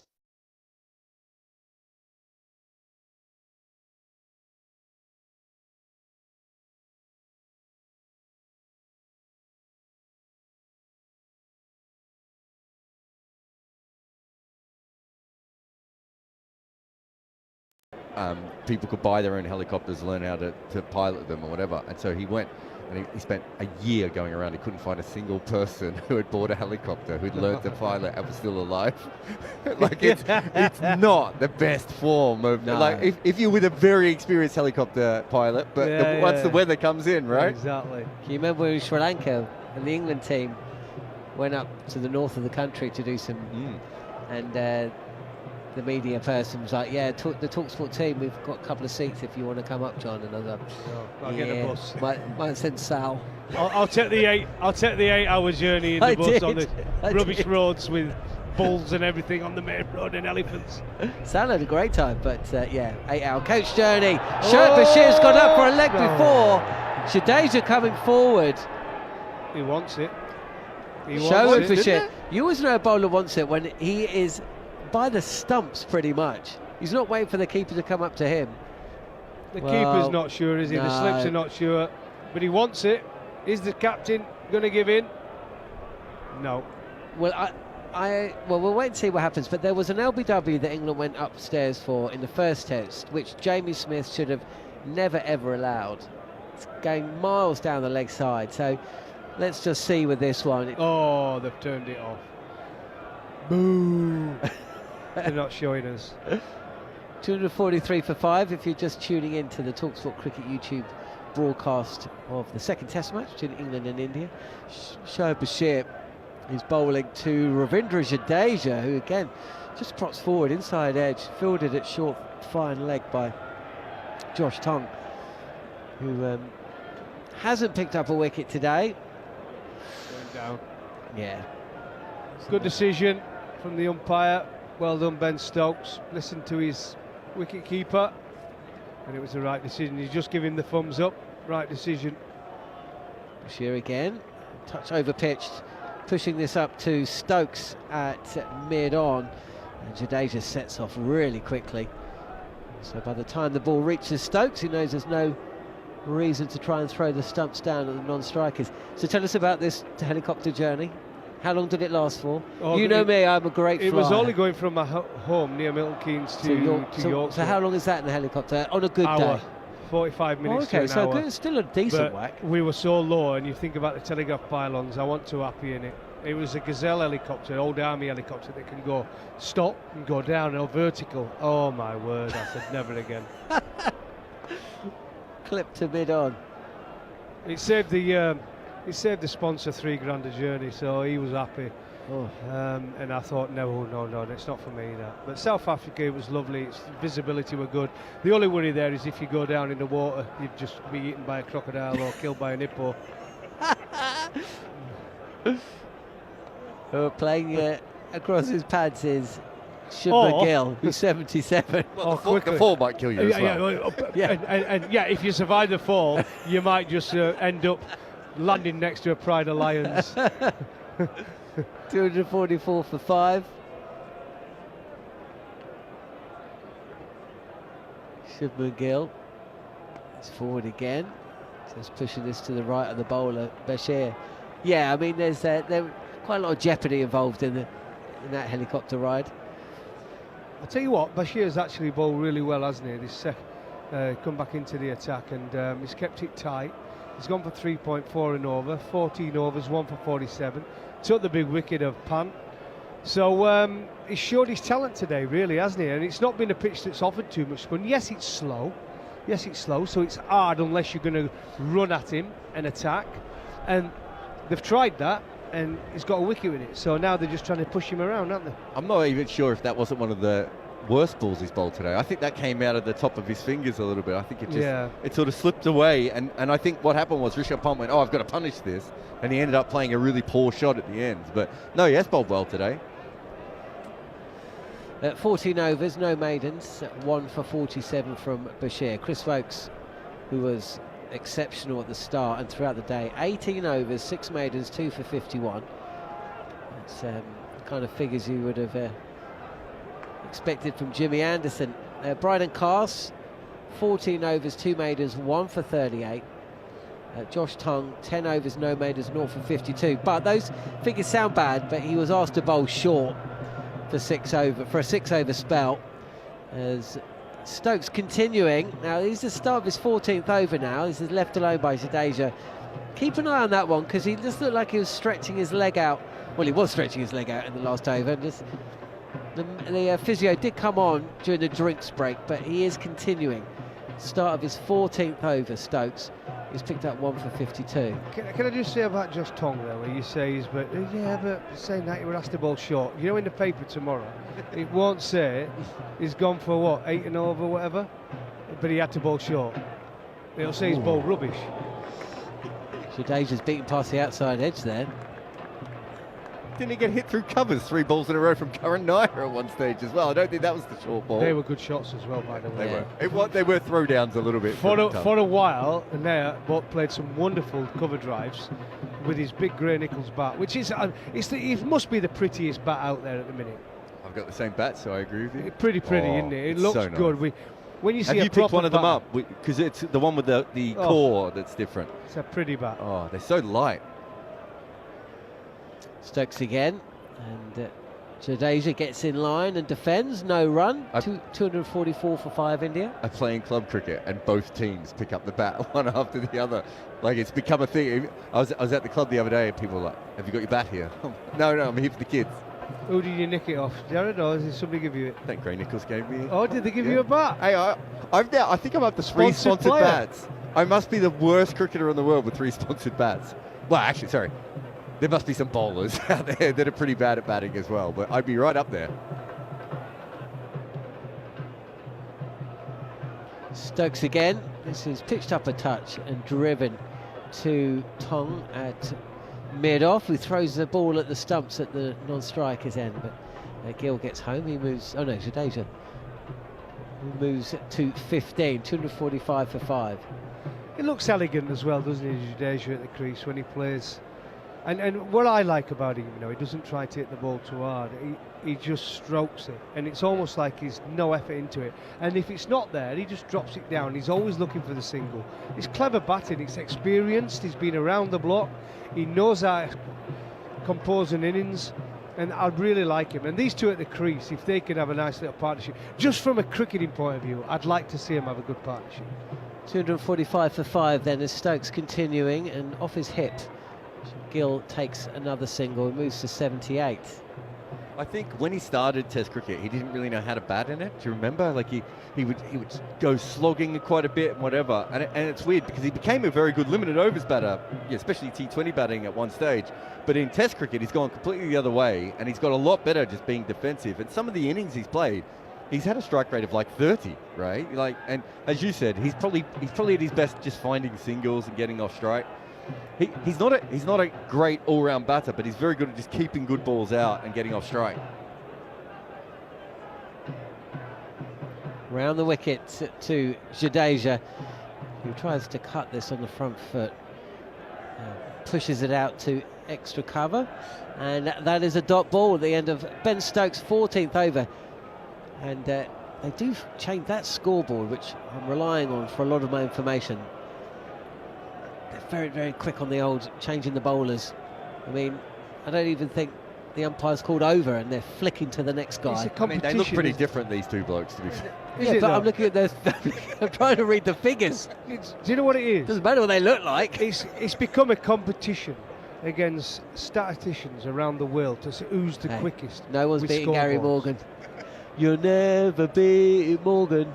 Well, it is though, isn't it? I mean, you look at Adelaide. I mean, they change it before you even look up. I was at old. So much because Speaking to the mic. Yeah, I forgot. How long you been broadcasting? Are we on air? It's not radio though, is it? Well, it is kinda. Close to the stumps, Bashir, and Gill tries to roll his hands over this delivery and play a ball along the ground through mid-wicket, but actually manages to close the back face a touch early, and the ball just lobs up a touch. There's Joe Root at straightish mid-wicket or a wide mid-on, and Bashir continues, and Gill this time picks a fielder out along the ground. 246 for 5.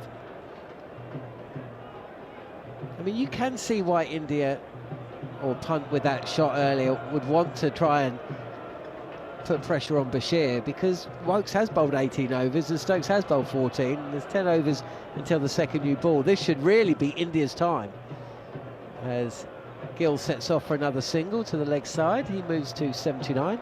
The score 247 for 5.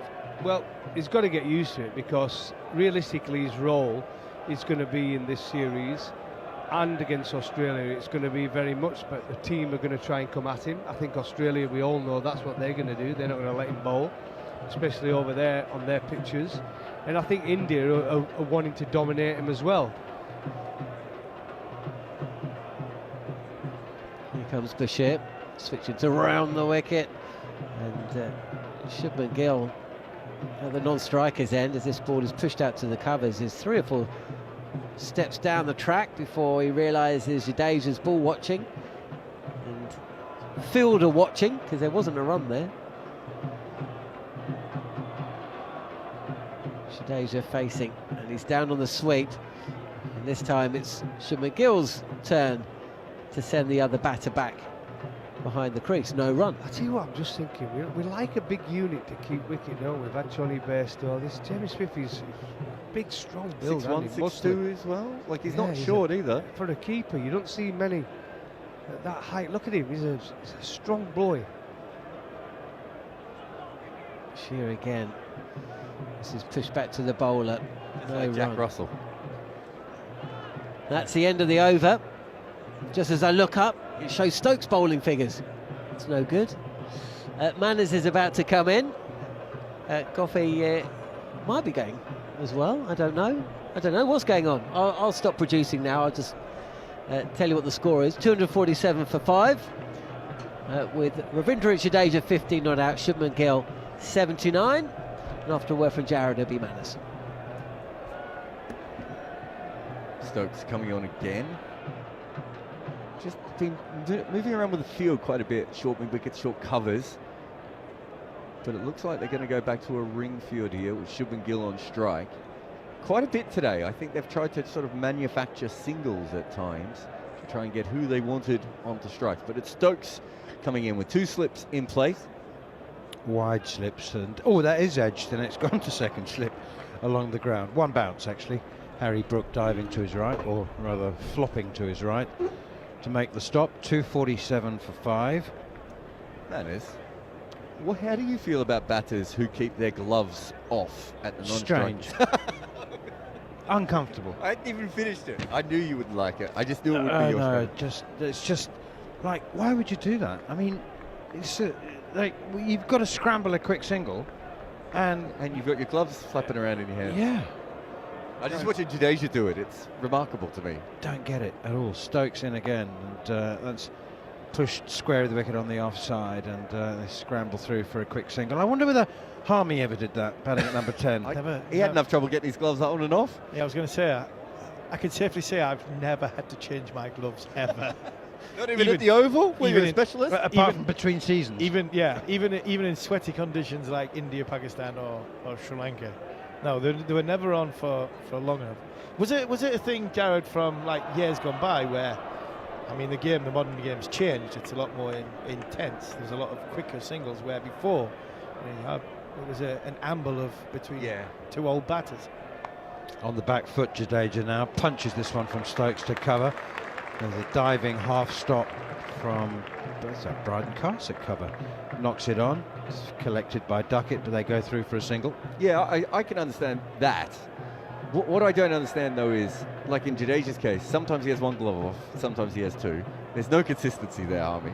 Secondly, that means he's sweating on the bat handle rather than in the gloves anyway, which I just don't see what the advantage there is.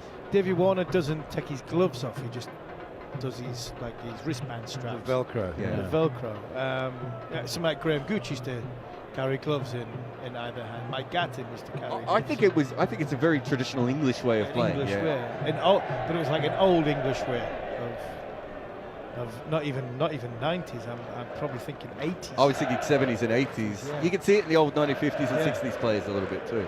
And they also had to fix their cravat. Probably didn't have as many pairs of gloves that you would have.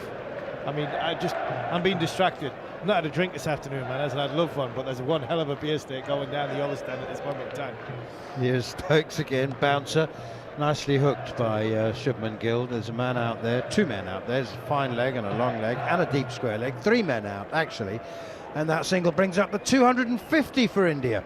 250 for 5. I've got a question for both of you. If you look over to that Holly stand, look just underneath the roof and tell me why the floodlights are on. What are they doing? Yeah, there's lights on, aren't there? Security lights? There might be securities. Yeah. It's a bright, sunny evening. Not under there, it's not though, because it's darker under there, because obviously it's in the shade. So they need to see OH&S? where to. There's a lot of attach the new guys beer and glass. ladies there who may not be at their best walking around in the dark. In health and safety world's gone mad, hasn't it? So there's no surprise that the health and safety ridiculous world we live in now, man, is that because it's on, it's covered and there's a bit of darkness there, and the ladies and gentlemen enjoying a tipple or two. Stokes in again. Jadeja leaps up into the air. He's played that off neither front nor back foot because both feet were in the air. And they take another single as Zach Crawley comes. No, it's Cass comes speeding in again from cover point. 251 for 5. Jadeja 17. Shubman Gill 81. I'm with 18 overs to go. We won't get them all in. With 53 minutes to go, I'm shading this day for England. Oh yeah, England for me so far. Still got a long way to go. If India are 5 down by the end of it, maybe it's 50-50. Bouncer from Stokes gone wrong actually. I think that one looked like it just got stuck in the hand and didn't come out properly, and it's a slow bouncer, but not a deliberate one, I don't think. And Shubman Gill was getting ready to pull it, and he's got something on it. But some glove maybe. No, it bounced in front of Jamie Smith, and it was a bye, wasn't it? It was a bye, yeah. Bounced in front of Jamie Smith, and it looked as though it was a slow ball bouncer, but it wasn't. I just think the middle of this surface is just. He was shaking there. his hand afterwards as well, like that ball actually got stuck in it. I just think it's the middle of this surface. There's nothing there. Look at the Kieran now dismissal. I think it didn't do him for the bounce of the ball. I think he did it the lack of pace coming off, and surprised that he couldn't get out of the way of it. Certainly a lack of pace after he hit it. It took about a Absolutely, minute and a half to get to slip. Shoaib Bashir in, another slower one, driven off the back foot by Gill, only as far as mid-wicket. There's no way I would have taken that catch, Manus. That's what I like about slips. There's no time to think. He had too long. Those are the ones I always used to drop. I'm going to drop it. I'm going to drop it. I'm going to do it. Oh, I've dropped it. Here's Bashir once again, and forward comes Gill, turns it away through square leg. Long periods for a single. There were long periods when Shubman Gill looked like he's on the verge of becoming becalmed, but to his great credit that he's was able to jumpstart his innings each time. But there's a point at which you have to try and start reversing pressure rather than absorbing it and reapplying it back on the bowlers.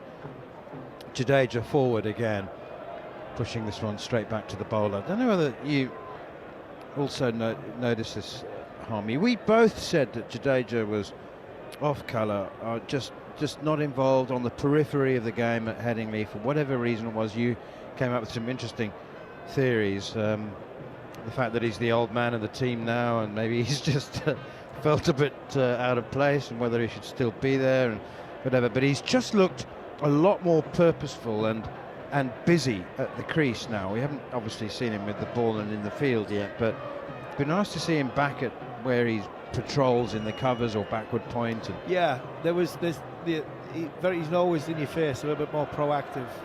He's been a lot more proactive in the innings that he's played here than he did up in Leeds. Bashir in again, forward comes Jadeja defending, pushing it out to the offside. Jamie Smith runs around, but he's beaten there to the ball by Joe Root. Crowd in great voice, been singing their hearts out for the last hour or so, and much of the last session actually. Not too much sweeping from Jadeja. England have got a man on the 45 degrees. Down the wicket he comes, hammers it over long off, and it's gone a long way towards the boundary before bouncing and crossing for 4. Well, that's Jadeja saying, you're going to have mid-on and mid-off up? Fine, I'll take the challenge. Yeah, good shot. Came down, controlled. He came early. I think Joe Bashir would have seen him come early. Didn't quite get all of it. Hit across it a little bit. I wouldn't say he clothed it, but just hit sort of across it a little bit. Now, if he had came down and got all of it, it's not that big of a boundary straight. He would have gotten it for 6, but it was a one bounce 4. Here's Bashir once again, and Jadeja nudges it off his toes easily enough to Bryden Cast on the 45, and they go through for an easy single. Jadeja now 22, hard-working 22, and an important one as well, because this partnership's now worth 47. Jadeja 22, Gill 82. 2 quick wickets transformed the day as far as both teams were concerned, with Shoaib Bashir having Rishabh Pant caught at long on for 25, and then Wokes bowling Nitish Reddy with an absolute beauty, which he played no shot to. Jared, I don't know how much attention or how close you might well have been having some cup of tea at the time, but the dismissal of Rishabh Pant, I know, you might have been making a cup of tea for someone else. Harmy and I were on at the time, and it seemed to us, because England had a mid-on and a long-on. Yeah. And we both wondered whether Rishabh Pant had actually just made a horrible miscalculation and not seen the long-on.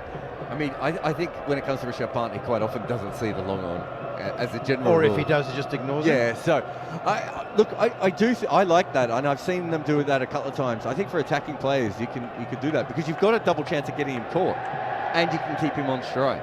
So I don't mind that idea, but I'm pretty sure that Rishabh Pant saw him.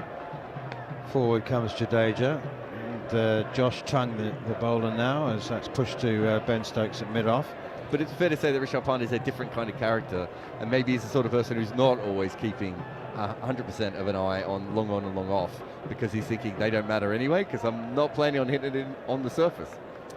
No, we were saying that it Leeds, we were basically saying, as a coach, you think, right, how do I get into his head? And then you're thinking, well, as a coach, I really don't want to get into it. Yeah, exactly. What would I do if I was Yeah. in there? Tongue in again to Jadeja. That's full and straight, leg stump, clipped away, easy single. I think all of us covered the game where he went after Jack Leach in Yeah. Chennai. Was it Chennai, Chennai? yeah, it was in Chennai. And do you remember they had a long on, a long off, a deep mid wicket, and he just kept going. Like That it was just didn't brutal. matter. That was one of the most brutal Yeah. takedowns I've seen of a senior bowler. It just didn't matter, did it? He was going at 10s. Do you remember he pulled 8 overs for 80? Yeah. Ben kept bowling him, didn't he? It was like, Ben was working the theory that you're going to hit one up in the air in a minute. Was that Ben or was that before? Was that Root maybe? No, I thought it was Ben. I think it was 21, wasn't it? That would have been Root then, wouldn't it? But either way, you're right. I think they were thinking he can't keep doing this. Keep doing it. And he did. Yeah, we're trying to buy you a wicket. We'll let him go. He's out of the rough as well. Yeah, it was. Here is Tongue once again. He's just looking a bit stiff at the moment. I don't know whether he was set for this spell. It was a bit like last week with Ben and the two Bens, reverse sweep and Jadeja out the rough. It was like, well, they're eventually going to hit it up in the air, and they didn't. I remember India saying that about Ollie Pope when he made the 196 in Hyderabad. Like roll drive it in the change room. It's like, well, he can't keep doing this. He said that for hours. It was dropped on 110, wasn't he? Do you remember? Simple catch as well. But I think we may have been saying something similar in the commentary box. Really can't keep doing this. Rohit Sharma was standing at slip going, nah, waving his hands. Nah, we don't want. They were asking for a fielder out there. He's like, nah, you can't let him keep doing it. Forward comes Shubman Gill now, pushing that one up to Stokes at mid-off. And there's no run. The best one I saw of that was Harmanpreet Kaur when she made the big score against Australia in the World Cup semi-final, where she just kept hitting the ball 15 metres to the right of deep mid-wicket, 15 metres to the left of deep mid-wicket, just short of long on, just over long on's head. And you can see the Australians go, she's never done this before, surely she eventually smooths one up, and she didn't. And of course, they won the game, and that innings changes women's cricket forever. Here's Josh Tongue running away from us from the pavilion end, that left alone by Shubman Gill. What's going on with Ben Duckett at deep square leg? Why is there a team of reserves and their medical staff? And Yeah, Duckett seems to be doing some stretching. I think they're just having 5 minutes, a little bit of plans. Mark Saxby, I'm not sure what. I think it's a fitness coach. Sim is his surname. I'm not sure. It's Peter. I think Peter Sim. I think that's his name. Good man, strong man. Here's Tongue once again, looking just a little more rhythm now. Final delivery on off stump, pushed away by Gill again defensively up towards mid-on. Is it cramp? There's no run. Because he's doing a lot with his calf. Yeah. Yeah, he is. Yeah. Just wondered, and look at how he's running now. Yeah, he's got I think cramp, it's his yeah. cramp. Yeah. He's got short enough legs as it is. With the cramp, it's going to make him about half as long. Well, He's got a lot of cramps. he's because he doesn't want to go off now. I'm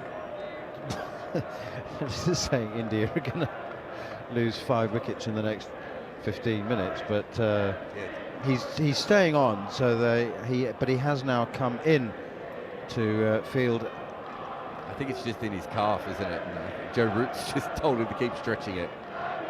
He's at he's at sort of a wideish short mid-on for the left-hander. Yeah, it's Jadeja on strike. Bashir down the wicket comes Jadeja, driving powerfully, got to the pitch of it, but didn't quite middle it. Takes a single, and we'll have to be satisfied with that. Stokes doing the fielding. Jadeja onto 24. Gone are the days when you reach the last 45 minutes or the last 30 minutes of a day of Test cricket and you think, well, that's pretty much it. Both sides are happy with what's happened. Nowadays, it's let's make a play in the last half an hour or the last 40 minutes. Jadeja looks like he the bowlers are tired, concentration's fractured, and it is time to make an impact. Bashir in to Gill, and it's pushed out to Duckett at extra cover. Oh, to be fair, sorry, Joe. To be fair, I mean this is pretty classic compared to what happened last week when the first ball, the last over disappeared over a 75-metre boundary. 6'5" Zach Crawley and 15 rows back when Rishabh Pant hit Chris Wokes. Bashir in again. That was a different delivery. Couldn't pick it. It just looked different, but it was too short, and it's punched away by Gill to long on. I think Shoaib Bashir's got some variations that I've yet to identify fully. He just changes. He come over there's an off an overspinner. He's trying to bowl that overspinner. I think he's been working this week with Mo and Ali. First time they'd met as well. Oh really? Yeah, first time they'd met, which was great, I thought. Quicker one outside the off stump, much too wide. Could have been deliberate. Jadeja left it alone, but I think if you get the sense that a batsman's looking to play a few shots against you, and you do push a couple wide, and you run, you have a chance at least that he's going to try and chase after you and lose his balance, make a mistake. He now plays defensively to a straight one. It's been extraordinary that it's the first time he's met. Yeah, first time he had met Mo and Ali, yeah. And it was great from England to get Mo involved. I think he'd be an excellent coach, great mentor.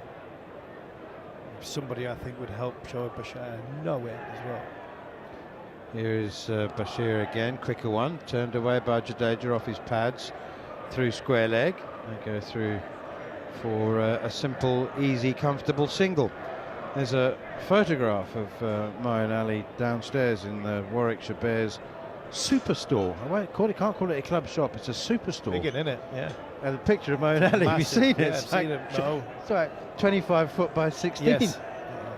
And he's it's a massive picture, and he was a massive figure, and he is a massive figure in the game. Be interesting to see where he goes once he eventually finishes playing franchise cricket.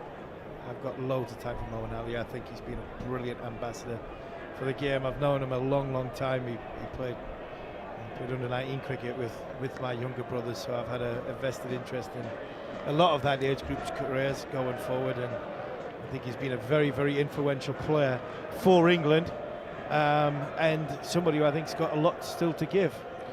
Josh Tongue into Jadeja, and it's a good delivery, full and straight, challenging both edges and the stumps and the pads, defended by Jadeja. Well, we had him on a couple of months ago, didn't we, on the following on our weekly show, and he expressed not just an interest in coaching, but a keenness. He wants to stay involved and wants to give back and pay tribute and give thanks to the game that's given him so much. You know, he's the first to say he doesn't know what would have happened to him if it hadn't been for cricket. Tongue in again, wide outside the off stump, left alone by Jadeja. I think initially I get the impression he'd be immensely valuable in a sort of, I don't know, consultancy, sort of one-on-one type or one-on-two rather than a head coach role. A very good assistant coach, somebody who can relate to a lot of situations that players go through, whether it's with bat, higher in the order, lower the order, in different game plans, skill sets, with the ball in an dressing room. I think he'd be a brilliant asset. Here is Josh Tongue again, and that one is punched through extra cover. What a shot, what a piece of timing from Jadeja. That's a wonderful cricket shot. Old ball, soft ball, not much pace on it, not much pace in the pitch, and he's just stood tall and punched that back of a length delivery through extra cover. That's a fabulous shot, and there isn't much Mo and Ali hasn't done in the game either. Can you imagine him saying, well, if you're a keeper, maybe I can't help you, but anything else is I'm all yours. Yeah, absolutely. Whenever England had a problem, send for Mo. We need somebody to bat 3, Mo will do it. Somebody to bat 5, Mo will do it. You know, we need somebody to come out of retirement because Jack Leach is ill in the Ashes. Send for Mo and Ali. Open the bowling. Death bowling. Brilliant.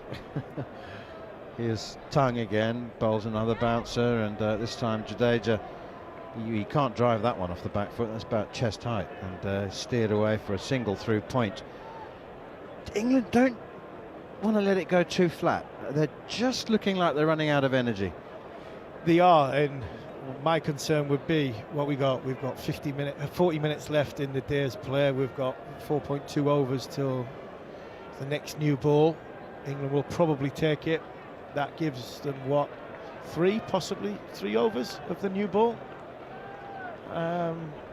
If them 3, I think the new ball would have to be taken. And if them 3 come and India are still only 5 down, I think it's a 50-50 day.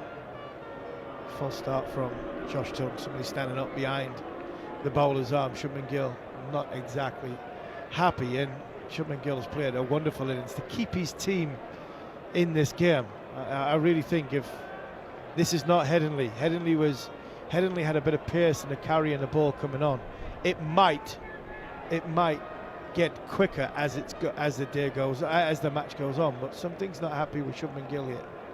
Have you spotted to it, Dennis? Sorry, I was just looking at Bryden Carson, Chris Wokes, both loosening up, yeah. warming up.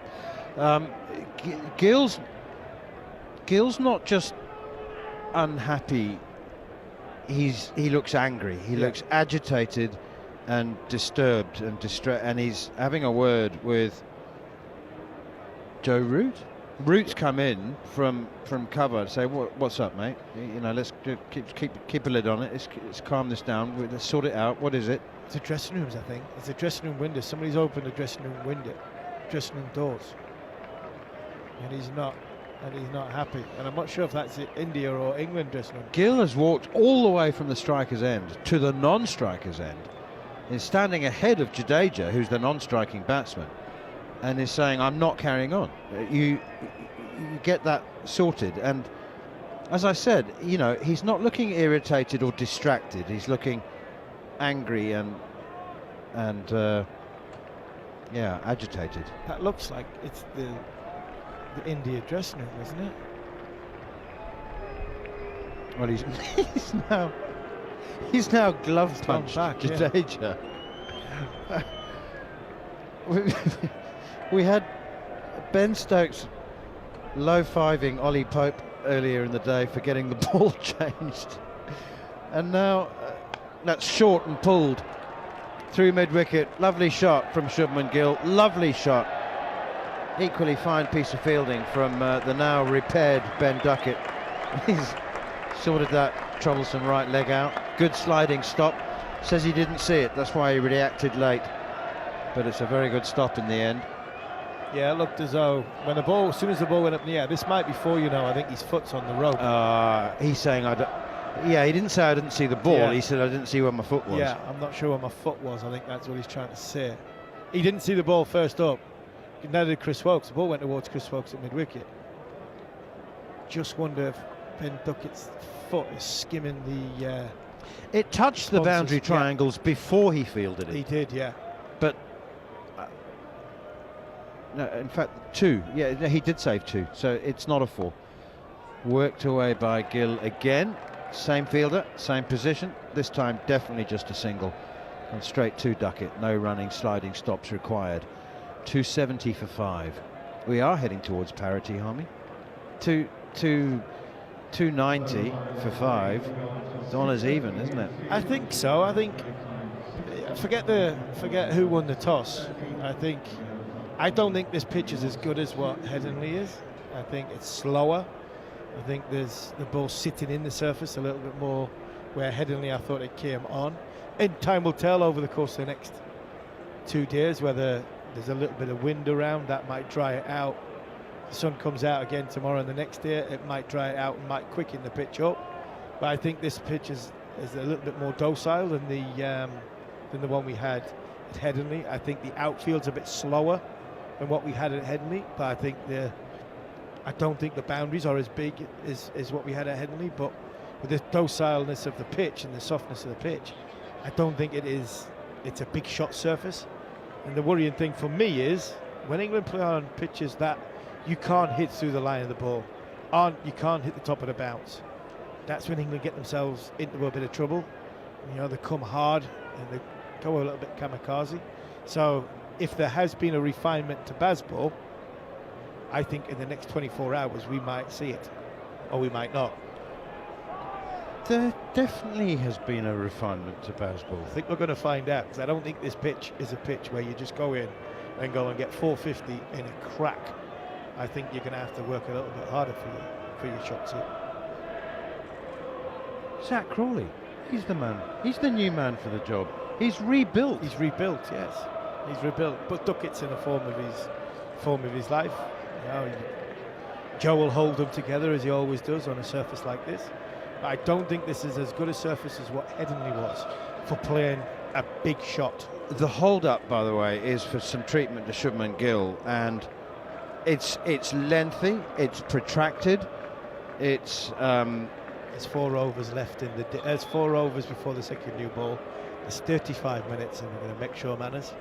We don't get that second new ball. And the umpire, Chris Gaffney, is just standing over proceedings. I mean, I you know, at some point, and I'm not saying that point has been reached, but at some point, and umpires vary in the way they approach a situation like this, but the umpire has to say to the player, it's been 5 minutes, you either go off and get treated or you carry on. Yeah. I mean, the physio is on the field, and both umpires have come together now, and I think they are having that conversation. Yeah, I'd hope so. I'd hope they're having a conversation. I'd like Chris Gaffney to say to the physio, get off my field. I really would, because the simple fact is we're probably going to lose 9 overs here today. And on a test match day, we shouldn't be losing 9 overs.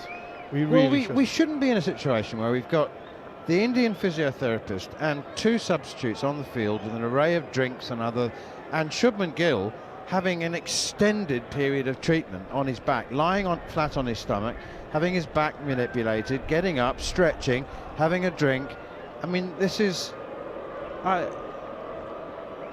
it's not right, and I would say exactly the same thing if it was Ben Stokes or anybody else in the England team. He's had 3 drinks of 3 different types of drinks. He's had 2 water bottle drinks or carton drinks, and then he's had a little sachet drink, which is obviously stopping him from having cramp. This is madness. I mean, we're going to lose at least 9 overs in today's proceedings. Wouldn't surprise me if Shubman tries to sort of drag it out. That England, only get 1, possibly 2, but 1 over with a second new ball. 4 overs to go till the new ball. We've had 76, and that was, by my amateur timekeeping, a break of 5.5 minutes, which, isn't what the game needs, really. Match referee Richie Richardson will have made a note of that as Shubman Gill pushes it out towards mid-wicket straight to the fielder, and there's no run. The only thing that happens there is England get that 5.5 minutes off their allotted time, so they don't get as fined as much at the end of play. But the paying public don't get any of that 5.5 minutes back, which is what's frustrating. Here's Bashir, a quicker one to Shubman Gill, nudges it out towards mid-wicket, and they go through for a single. The other thing, Harmy, is that, forgive me if I missed it, but I saw no signs of discomfort or distress before that very lengthy period of treatment. So it does it leads you towards thinking that Gill's worked out. Yeah, of course he has. New ball. New ball, of course he has. He's had a distraction from the dressing room for the doors opening. Then he's had a little injury. Or just a discomfort, stiff back. Jadeja punches this one out towards Duckett at mid-wicket. No run. 271 for 5. Wonderful innings earlier on from opener Yashasvi Jaiswal, who made 87 before he thin-edged a cut shot against Ben Stokes to keeper Jamie Smith. Jadeja now goes over the top. Lovely, lovely shot. Extra cover, 4 runs. I talked about making a play in the last half an hour of the day, rather than play acting, which is what the captain's done. But Jadeja, I really think he's brave. He's played over 80 test matches. He knows that this could make a big... 30 runs in the last half hour. And I think we've got to put into context, yes, he took some criticism the last test match, but he was second last out in the first innings, ran out of partners in the second. Down the leg side now from Bashir. Jadeja glances it straight to the fielder, Kaas, who's limbering up in the hope of at least 1 over with the second new ball. 275 for 5. So when he was criticised, you can see why he played the way he did, because he was just running out of partners. Here he's been a little bit more proactive, largely down to the fact that he's got a batter at the other end. Jadeja forward to the last ball of the over, blocks it defensively. He's on 34 from 51 balls. Shubman Gill has 87 from 183. His 50 came from 125 balls, which was quite significantly slow. It was the 8th slowest 50 from an Indian opener. Josh Tongue is going to continue. And Shubman Gill is in no hurry. My goodness, time is standing still at the moment. Shubman Gill get through the last 29 minutes of the day. I hope he's not worried about whether he's got 3 figures or not. Next ball, first ball from Tongues. Next over is worked out towards mid-wicket and fielded there by Zach Crawley. Quite frankly, if whatever Gill is on, if he's still there at the end of the day, that is far more important than the number of runs he might have. And joining Jon Norman at the end of this over on the witching hour, the last half hour of the day, the graveyard shift, will be David Bumble Lloyd. We're working him hard. We've only got him for the first 2 days of this test match. That one is worked away again by Gill to mid-wicket. Hello, Bumble. Well, extraordinary, that 10-minute delay whilst a batter has treatment on the field. That is so simple for the ICC. Treatment is off the field, therefore he retires and a new batter comes in. You can't just stop the game and have 10 minutes treatment on the field. Here is Tongue, and that's pushed out towards extra cover, and there's no run. What about the 3 minutes we had, because Shubman Gill wasn't happy with the changing room window being opened before that? They've just got to be stronger. The umpires, I mentioned it at the time, Bumble, the umpires stood over Gill, and they were obviously saying, come on, we need to get on with the game. But what can they do? You can't send him off, have him stretch it off.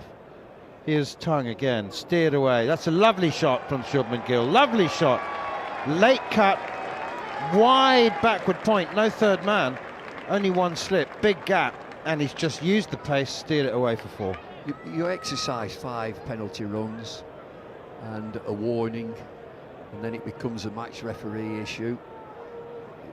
I know I've been on that umpires committee, and rather sort of assert their authority, they're told to be quite passive and try to work with the players and build a rapport with the players when they're the officials of the game.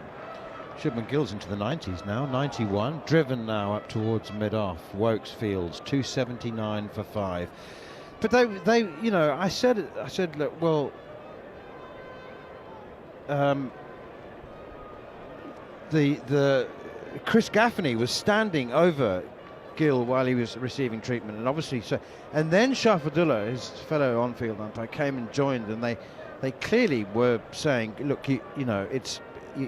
You're going to go off, you need to get on with the test match. But it made absolutely no difference whatsoever, and treatment carried on for another 3 minutes, just lying on his tummy, having his back manipulated. That one steered away to backward point for a single, 280 for 5. It's just to, you know, have a better authority on the field. You know, I think these are wonderful players, they're fabulous players, but I just think that the players themselves just let us all down from time to time. That thing that I always say, get on with the game, and that was an issue there. You can't just lie down on the field and have treatment from a physiotherapist and everything stopped.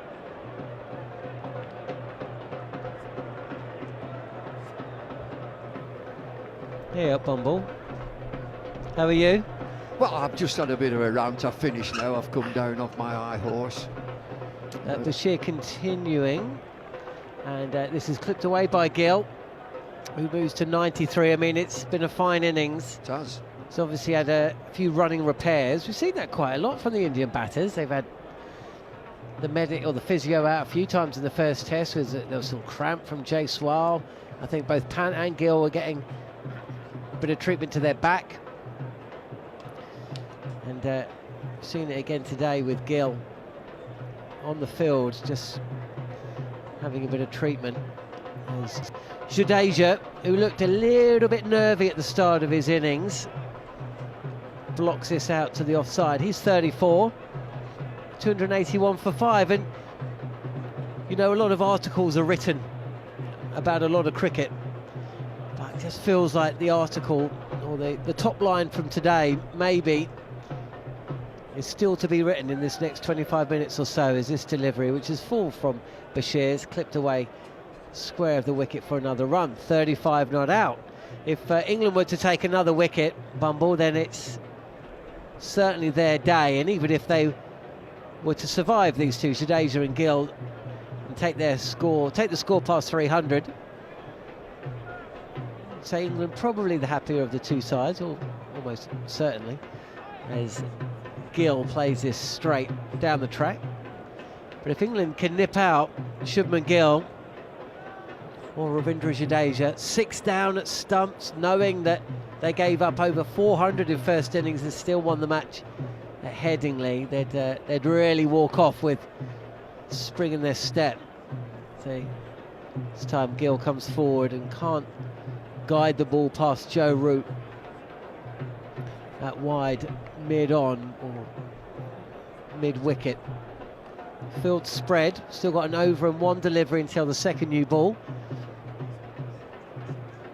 And Gill will take a single, he'll move to 94. And Bashir's done a job today. Bumble has taken a wicket, dangerous Rishabh Pant. He's bowled tidily, he's threatened at times, but he hasn't been punished. 65 from his 19 overs, so you know that's an economy you'd certainly take at the start of day one of a test match. Yeah, I think day one of the test match, and to hold an end and to take a wicket, I think he can be quite happy with that. It's not spinning at all, you wouldn't expect it to do here, looking at this pitch. 1 over to go, and it would be Joe Root to bowl that before the opportunity. And I should think they'll probably have about 15 minutes with a new ball. We're going to finish at 6:30. We're going to be way short of overs because of all the messing around with the batters. And Neil and I were discussing that if you have treatment on the field, that's a no-no. Joe Root bowling to Shubman Gill, 94 not out. He's bowling round the wicket to the right-hander with a leg slip in place. There's a short mid-wicket, or regulation mid-wicket, and also a fielder that's stationed at a square leg, behind square really. And Joe Root looks like he's just trying to get through this over as quickly as possible. He's in now, and this is defended towards one of those two mid-wicket fielders, Stokes and Duckett. No run. Can England get at Shubman Gill in the nervous 90s? Looking likely as... Whoa, what's happened there, Bumble? Shubman Gill's come down the track. It looks like he's trying to loft this delivery over mid-wicket, and it just kind of bobbles up. It would have been swallowed by a short leg, but you're not going to have one of those right now. 4 runs from the bat this time, though. Joe Root just straying down the leg side, and Shubman Gill helping it down to the boundary for 4. He moves to 98. 1 ball left before that second new ball is taken. Can Shubman Gill reach 3 figures? Or can England keep him in the 90s? There's no change in the field. There shouldn't be really, because Root just got that one wrong. It goes again down the leg side. And Shubman Gill sweeps to the boundary for 4.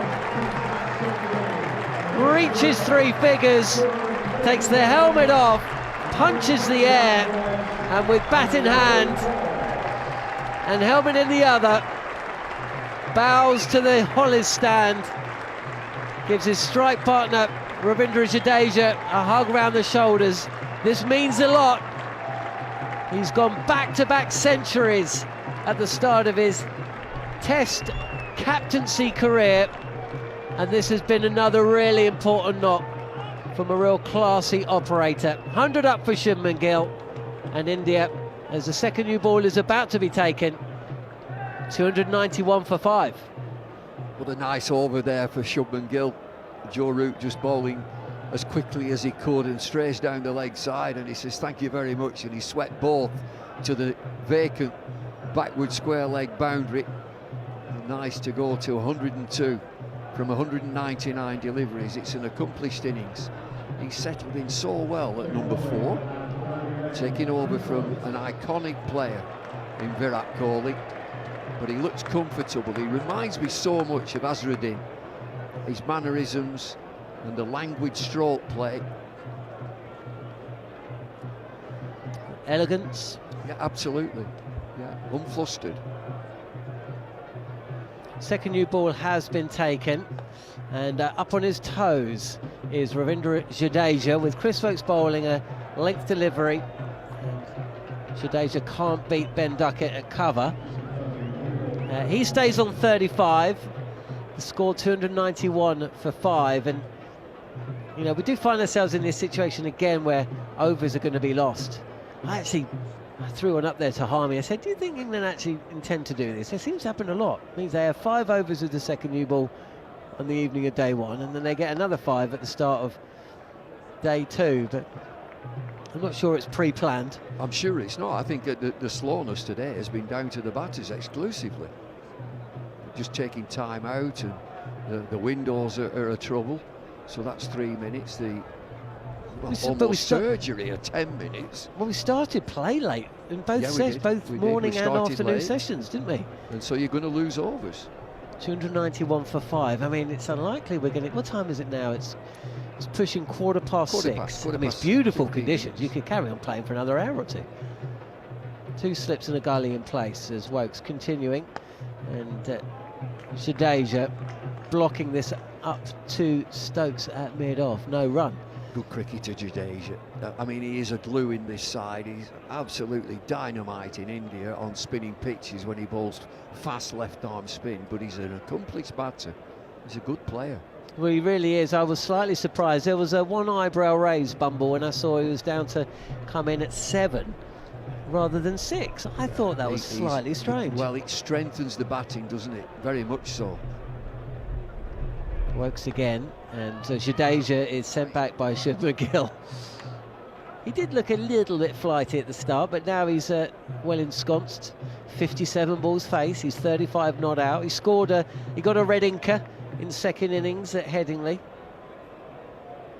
When they talk about a young Indian team, he increases the average age. He's 36. He's the real elder statesman now. You know, Ashwin's gone and Kohli's gone, Sharma's gone. Well, it's important that they do keep the Jadejas of this world in the side. It's obviously a team in transition, as Jadeja, who is trying to get down the track. We saw both Shubman Gill and now Jadeja doing the same thing to Chris Woakes, because of course the pace isn't going to bother them too much. Woakes operating low 80s, and so they're just trying to negate any movement. I haven't seen any real swing today, but we have seen some seam. Ben Stokes has just been having a chat with the umpire, and what it's about is Jadeja and the Indian batsman running on the pitch. We've all done it. We've all done it. If you're getting a good score and you're going to be bowling last, get a bit of rough on the pitch. And look where he is, Jadeja now. Look where he is. He's conducting someone to move away from the side screen. He's stood right on a length and he's moving around. Oh, we've all done it.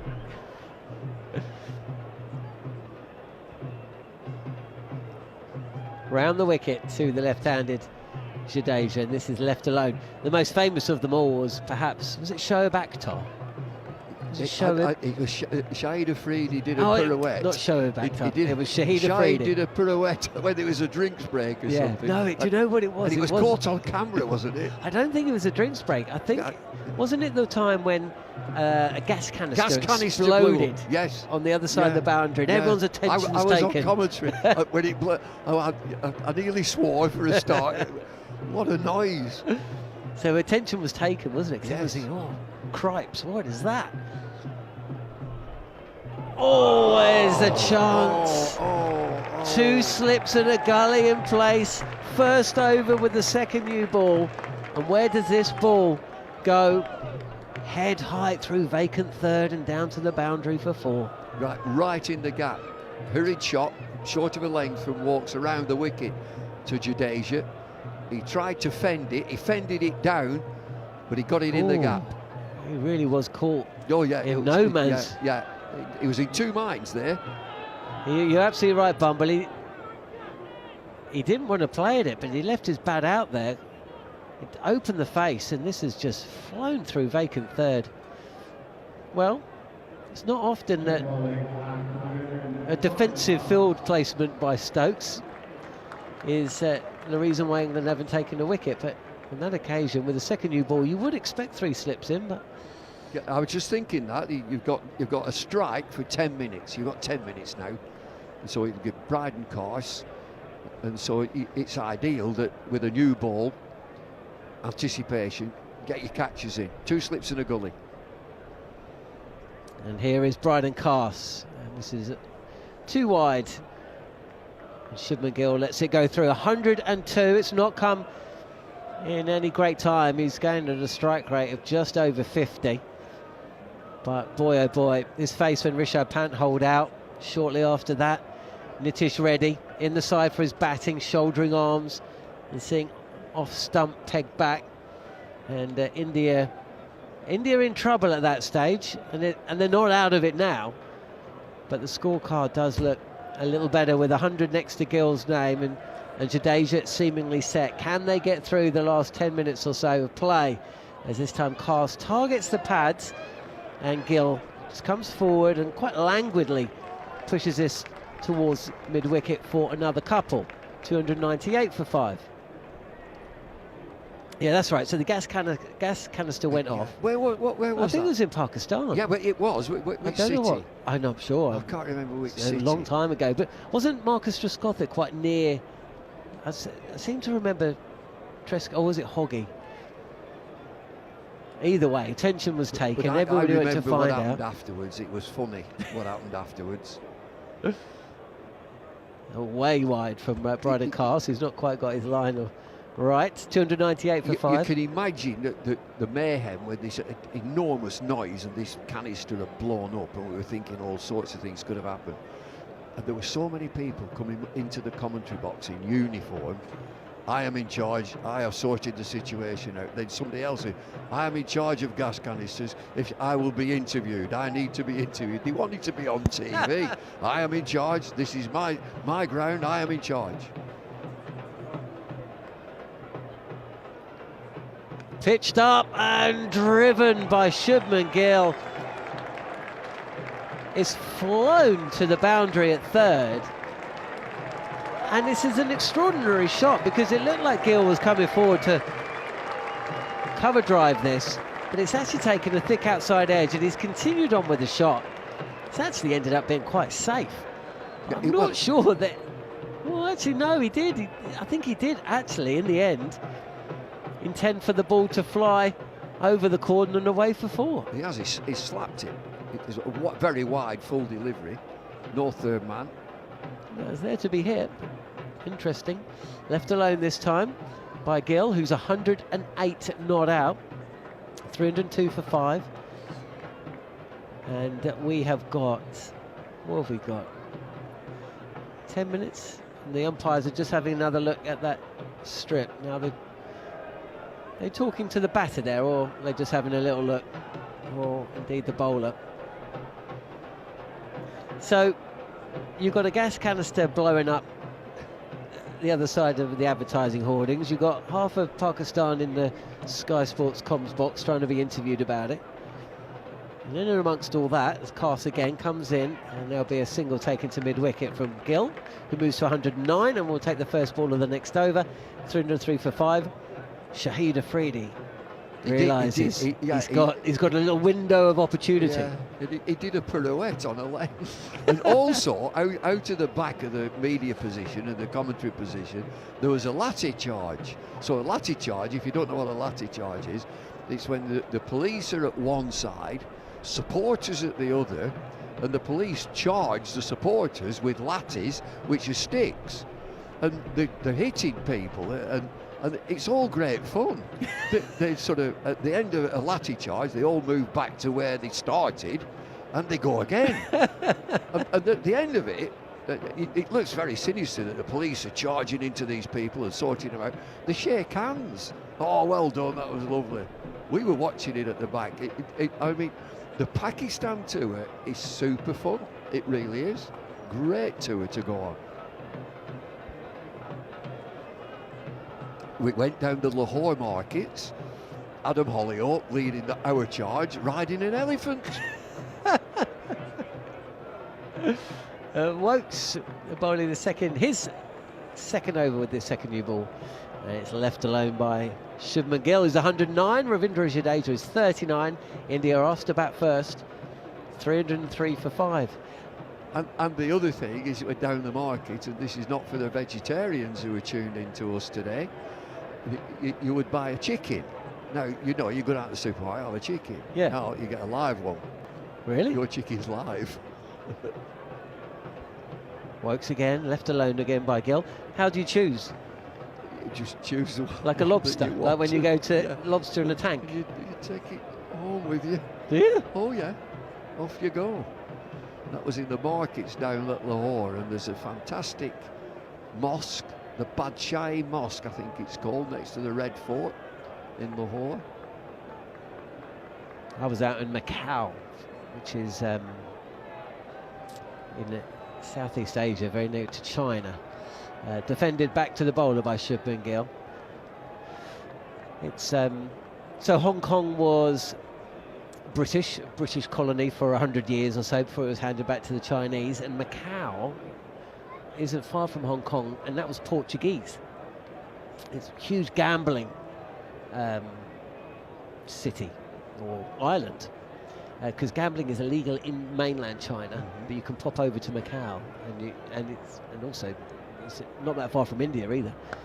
As Gill comes forward and pushes this to Shoaib Bashir at extra cover or mid-off, and it's another run to the score. 110 for 5, 110 for Gill, 304 for 5. Jadeja 39, and my wife was out there. We were staying in an apartment. We got in the lift with this other local lady, and she had a little white plastic bag in her hand, and the lift started going up to the 1,000,000th floor or whatever it was, and then suddenly this bag started twitching. And me and my wife looked at each other. Did that wife's bag just move? And we looked down, and this lady saw us eyeing up a moving bag. Fuller and driven, and Jadeja's 4 or 5 steps down the track before he decides there's no run. What's in the bag? Well, it was a live fish that she just bought, that she was taking home to eat. So, I mean, you know it's fresh, right? Well, we went over the border to China, Zhuhai, went to the markets there. There was like crocodile, all sorts. Wokes again down the leg side, and Jamie Smith gets across to field. End of the over, and India find themselves 304 for 5 with Shubman Gill 110 not out and Ravindra Jadeja at 39. There'll be one more over, I think, before we finish this first day's play. So what that means is that this cricket ball is just a few overs old. So England have another go tomorrow morning. We don't know what the weather will be like, but it'll certainly be fresher. The bowlers will be fresher, and so they get another go with a nearly a brand new ball. That's all part of the master plan. Few overs tonight, few overs tomorrow. I do wonder, I know we've talked a lot about how do you make up the overs, but cast continuing, and this is cut away. It's a chase on for the fielder who will... Oh, has he got it inside? Is it Ollie Pope out there on the boundaries, the other side of the ground? He had a little fumble, didn't know where the ball was, looked up, saw it travelling back towards the boundary, but he seems to have just got hold of it and he's thrown it in. 306 for 5. Obviously cover a lot of county cricket, follow a lot of it, or even the last day of a test match. In fact, I thought about this, day 5 at Headingley. Last over called, must have 15 overs. This is pushed to mid-on, no run from the bat of Shubman Gill. Well, we must have 15, you must have your allotted overs. You will play until those overs have been bowled, and if they're bowled inside the hour and there's room for another one, you'll bowl another one. Well, that never happened. They would. Yeah, but I don't understand it. The players will slow it down to their tempo, because there's no deterrent. There is not really. Fines, then fines they just don't work. then they just stay out there. Yeah. Just stay out there till you're bowled, till you've done your dues. Don't see footballers walk off the field after 92 minutes saying, well, I've done my bit. Doesn't matter, the game hasn't finished. Push to mid-on, no run. 306 for 5. England's day then, Bumble? No, I'd go India. I think Ooh, India really? have had the better of the day. I always used to think that if you shove them in 7 wickets and you've had a good day, 5, and get through the second new ball, and they've got good players to do that, and then you can push on. They've got to get more than they did in the first innings up at Headingley. They were in a great position there. There's Cass, and Shubman Gill steps forward, decides not to play. The ball comes back a bit, but nowhere near enough. There's an ooh and an ah, but they're still out there, and it's a partnership of note. 95 from 22 overs. You know, they were wobbling, weren't they, when Nitish Reddy was dismissed for 1, 211 for 5 at that stage. A lot of overs to come. But here we are with, are we going to get another over after this one? 306 for 5, and Gill's gone past 100 again. You won't get another over. He's just seen something imaginary again. Behind the bowler's arm and stopped. Anyway, here comes Cart again. He's forcing Gill to play, who tucks this ball on the hip to the leg side, and it's another run. I mean, we are very, very... Well, we've got Melinda Farrell, who is going to be commentating for us here on talkSPORT on days 4 and 5. You won't be here, Bumble. And she said, she came up to this commentary position, and she said, yeah, I might not wear my yellow anorak on Friday or on days 4 or 5. And to be honest with you, we're not bang on behind the bowler's arm, but they don't take or need much excuse to stop play and start gesticulating and moaning at movement behind the stumps, or behind the bowler's arm. So Mel Farrell with a yellow anorak. So yeah, wear something a little bit more sedate, I reckon. It's Bryden Cass bowling what could be the last ball of the day. And Ravindra Jadeja just drops this down into the leg side. He comes forward and comes through for the single. 40 to Jadeja. Gill's 113. England fielders rushing to be in position.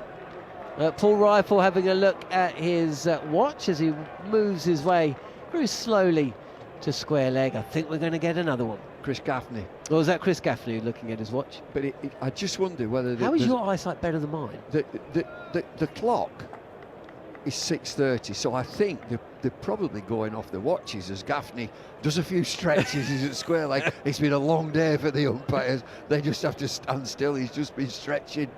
Oh, my feet.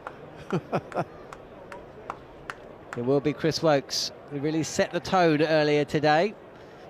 And Jadeja picking out Zach Crawley at mid-wicket. It's funny, we were in a cab on the way back from one of the day's play, and the cabbie was a big cricket fan and got very excited when he realised Jeremy Coney was sitting in the cab with him. And they were running through all the old famous players. Did you ever play against Ian Botham? Yes, I did. Derek Pringle? Yes, I did. On and on it went. And it was, we were stuck in a bit of traffic. The conversation was going on. This is pitched up a touch. Jadeja goes through for the drive. He's 4 or 5 paces down the track. Shoaib Bashir's hurtling in from cover. Picks up the ball, and Jadeja's got to get back quickly. He's done it brilliantly, Jadeja. I mentioned I'm not saying he's an old stager, that's not very nice. He's 36, he's got loads of experience. He's a spin bowler. He's just run down the middle of the pitch there. He's no way that he wants a run. He's just run down the middle of the pitch. He's skated to a halt. He's just disturbed the top surface. No run. Clever. Love it.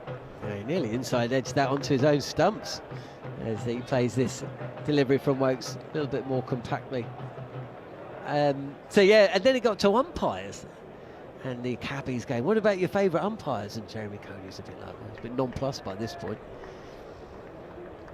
Then he starts rattling off a few names, and then start listing a couple of umpires that there was a feeling within the game that, you know, if a game could be wrapped up on a day 3. Wokes again on the pads, and this is another single to the score, to the leg side. 309 for 5. Jadeja moves to 41, and Shubman Gill's 113. You know, some of those marginal LBW calls that you weren't getting on days 1 and 2, with an early close, well, and a day off on day 4. Umpires get a reputation that they're either outers or they're not outers. Yeah. So Dickie Bird was a not outer. That's right, I remember. And this umpire here, he's another not outer. He could easily have given 2 or 3 LBWs, and he's been proved right. Yeah, I think you just want consistency, don't you? Wokes again, and Gill comes forward. Touch more bounce from the new ball. No real drama. So 1 ball remaining on day 1 here at Edgbaston. It's been a full house, but the crowd are starting to make their way now. Yeah, they are. Far more Indian fans in today than we saw at Headingley. It's been sounds like good atmosphere from the Hollies stand, which to my mind is the busiest, the best, and the more bustling of all the stands, as Wokes is in. And look how far down the track Shubman Gill is. By the time he connects with this ball, glances the ball fine, come through for a single, and that is stumps on day 1. 310 for 5 then, with Ravindra Jadeja and Shubman Gill at the crease. They haven't quite put on 100 for the 6th wicket. They've fallen 1 shy. Partnership of 99 runs from 23.2 overs has turned the game around a little. A lot of work to be done on day 2 from both sides, really, on a slower pitch than we saw at Headingley, without the outfield to aid run scoring, quick run scoring. But we've seen a keen battle play out today here, Bumble. One that for 3/4 of the day seemed to be going the way of England, but India have just battled their way back to something approaching. Partnership between Jadeja and Gill. I think Gill has played beautifully. Back-to-back hundreds for India's captain. England have toiled, they've worked hard. It's a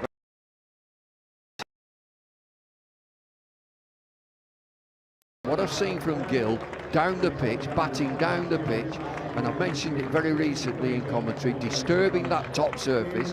They've got a couple of spinners in their attack, and I think that one of their plans is to get as many runs as they can first inning, keep disturbing this top surface and get the spinners in the game. And they do have 2 spinners, Ravindra Jadeja, who's ended the day 41 not out, and there's Washington Sundar, slow left arm of Ravindra Jadeja, slow left arm of India's number 7 bat is still there, and their number 8 bat, Washington Sundar, the off spinner, due to come in next. Thank you for your time, Bumble. You'll be back tomorrow as part of our commentary team here at Edgbaston for day 2 of the Test match. Just to run through the scorecard, it was Jaiswal and KL Rahul who walked out at the start of play after Ben Stokes had won his 2nd toss in succession, and for the 2nd game in succession decided to bowl first.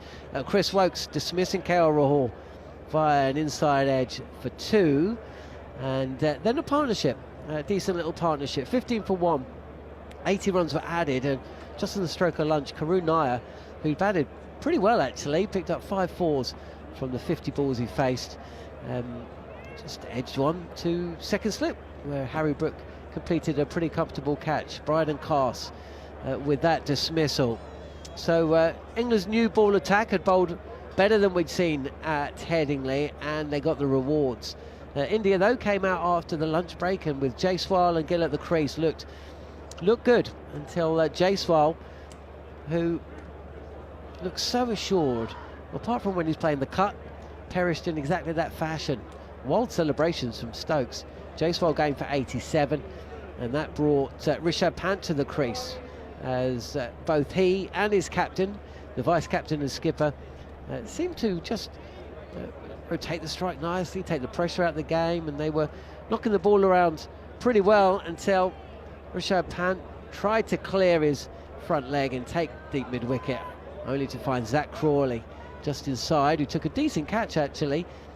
Pant dismissed for 25, and then Nitish Kumar Reddy in the side, one of 3 changes for India, deceived by Chris Wokes. The ball that came in, the batter shouldering arms, and he went for just 1.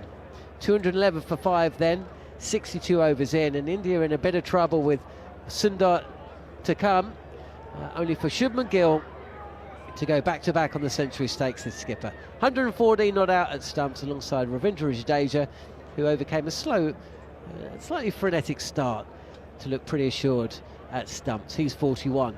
At the bowling figures, Chris Wokes opened the bowling, 21 overs today, 6 maidens, 2 for 59. He was as accurate and probing and as excellent as those figures suggest. Bryden Cass, 16 overs, 2 maidens, 1 for 49, more than held up his side of the bargain as well. Josh Tongue was expensive in the morning session but dragged his figures back.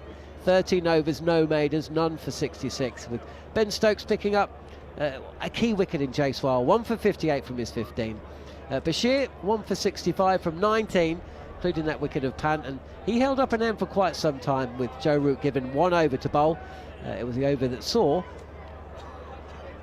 Shubman Gill reach his century.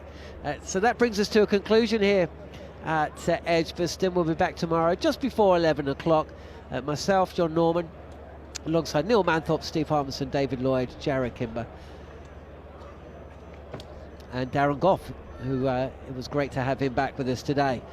And so all to play for really on day 2. We're going to be broadcasting and putting out plenty of content throughout the night. Reaction to Shubman Gill's century. There will be the super over with Jarrod Kimber and myself. Harmy and Manners will be bringing you following on. But for now, thanks for joining us here at Edgbaston. Day 1 of the second test match between England and India. India at stumps, 310 for 5.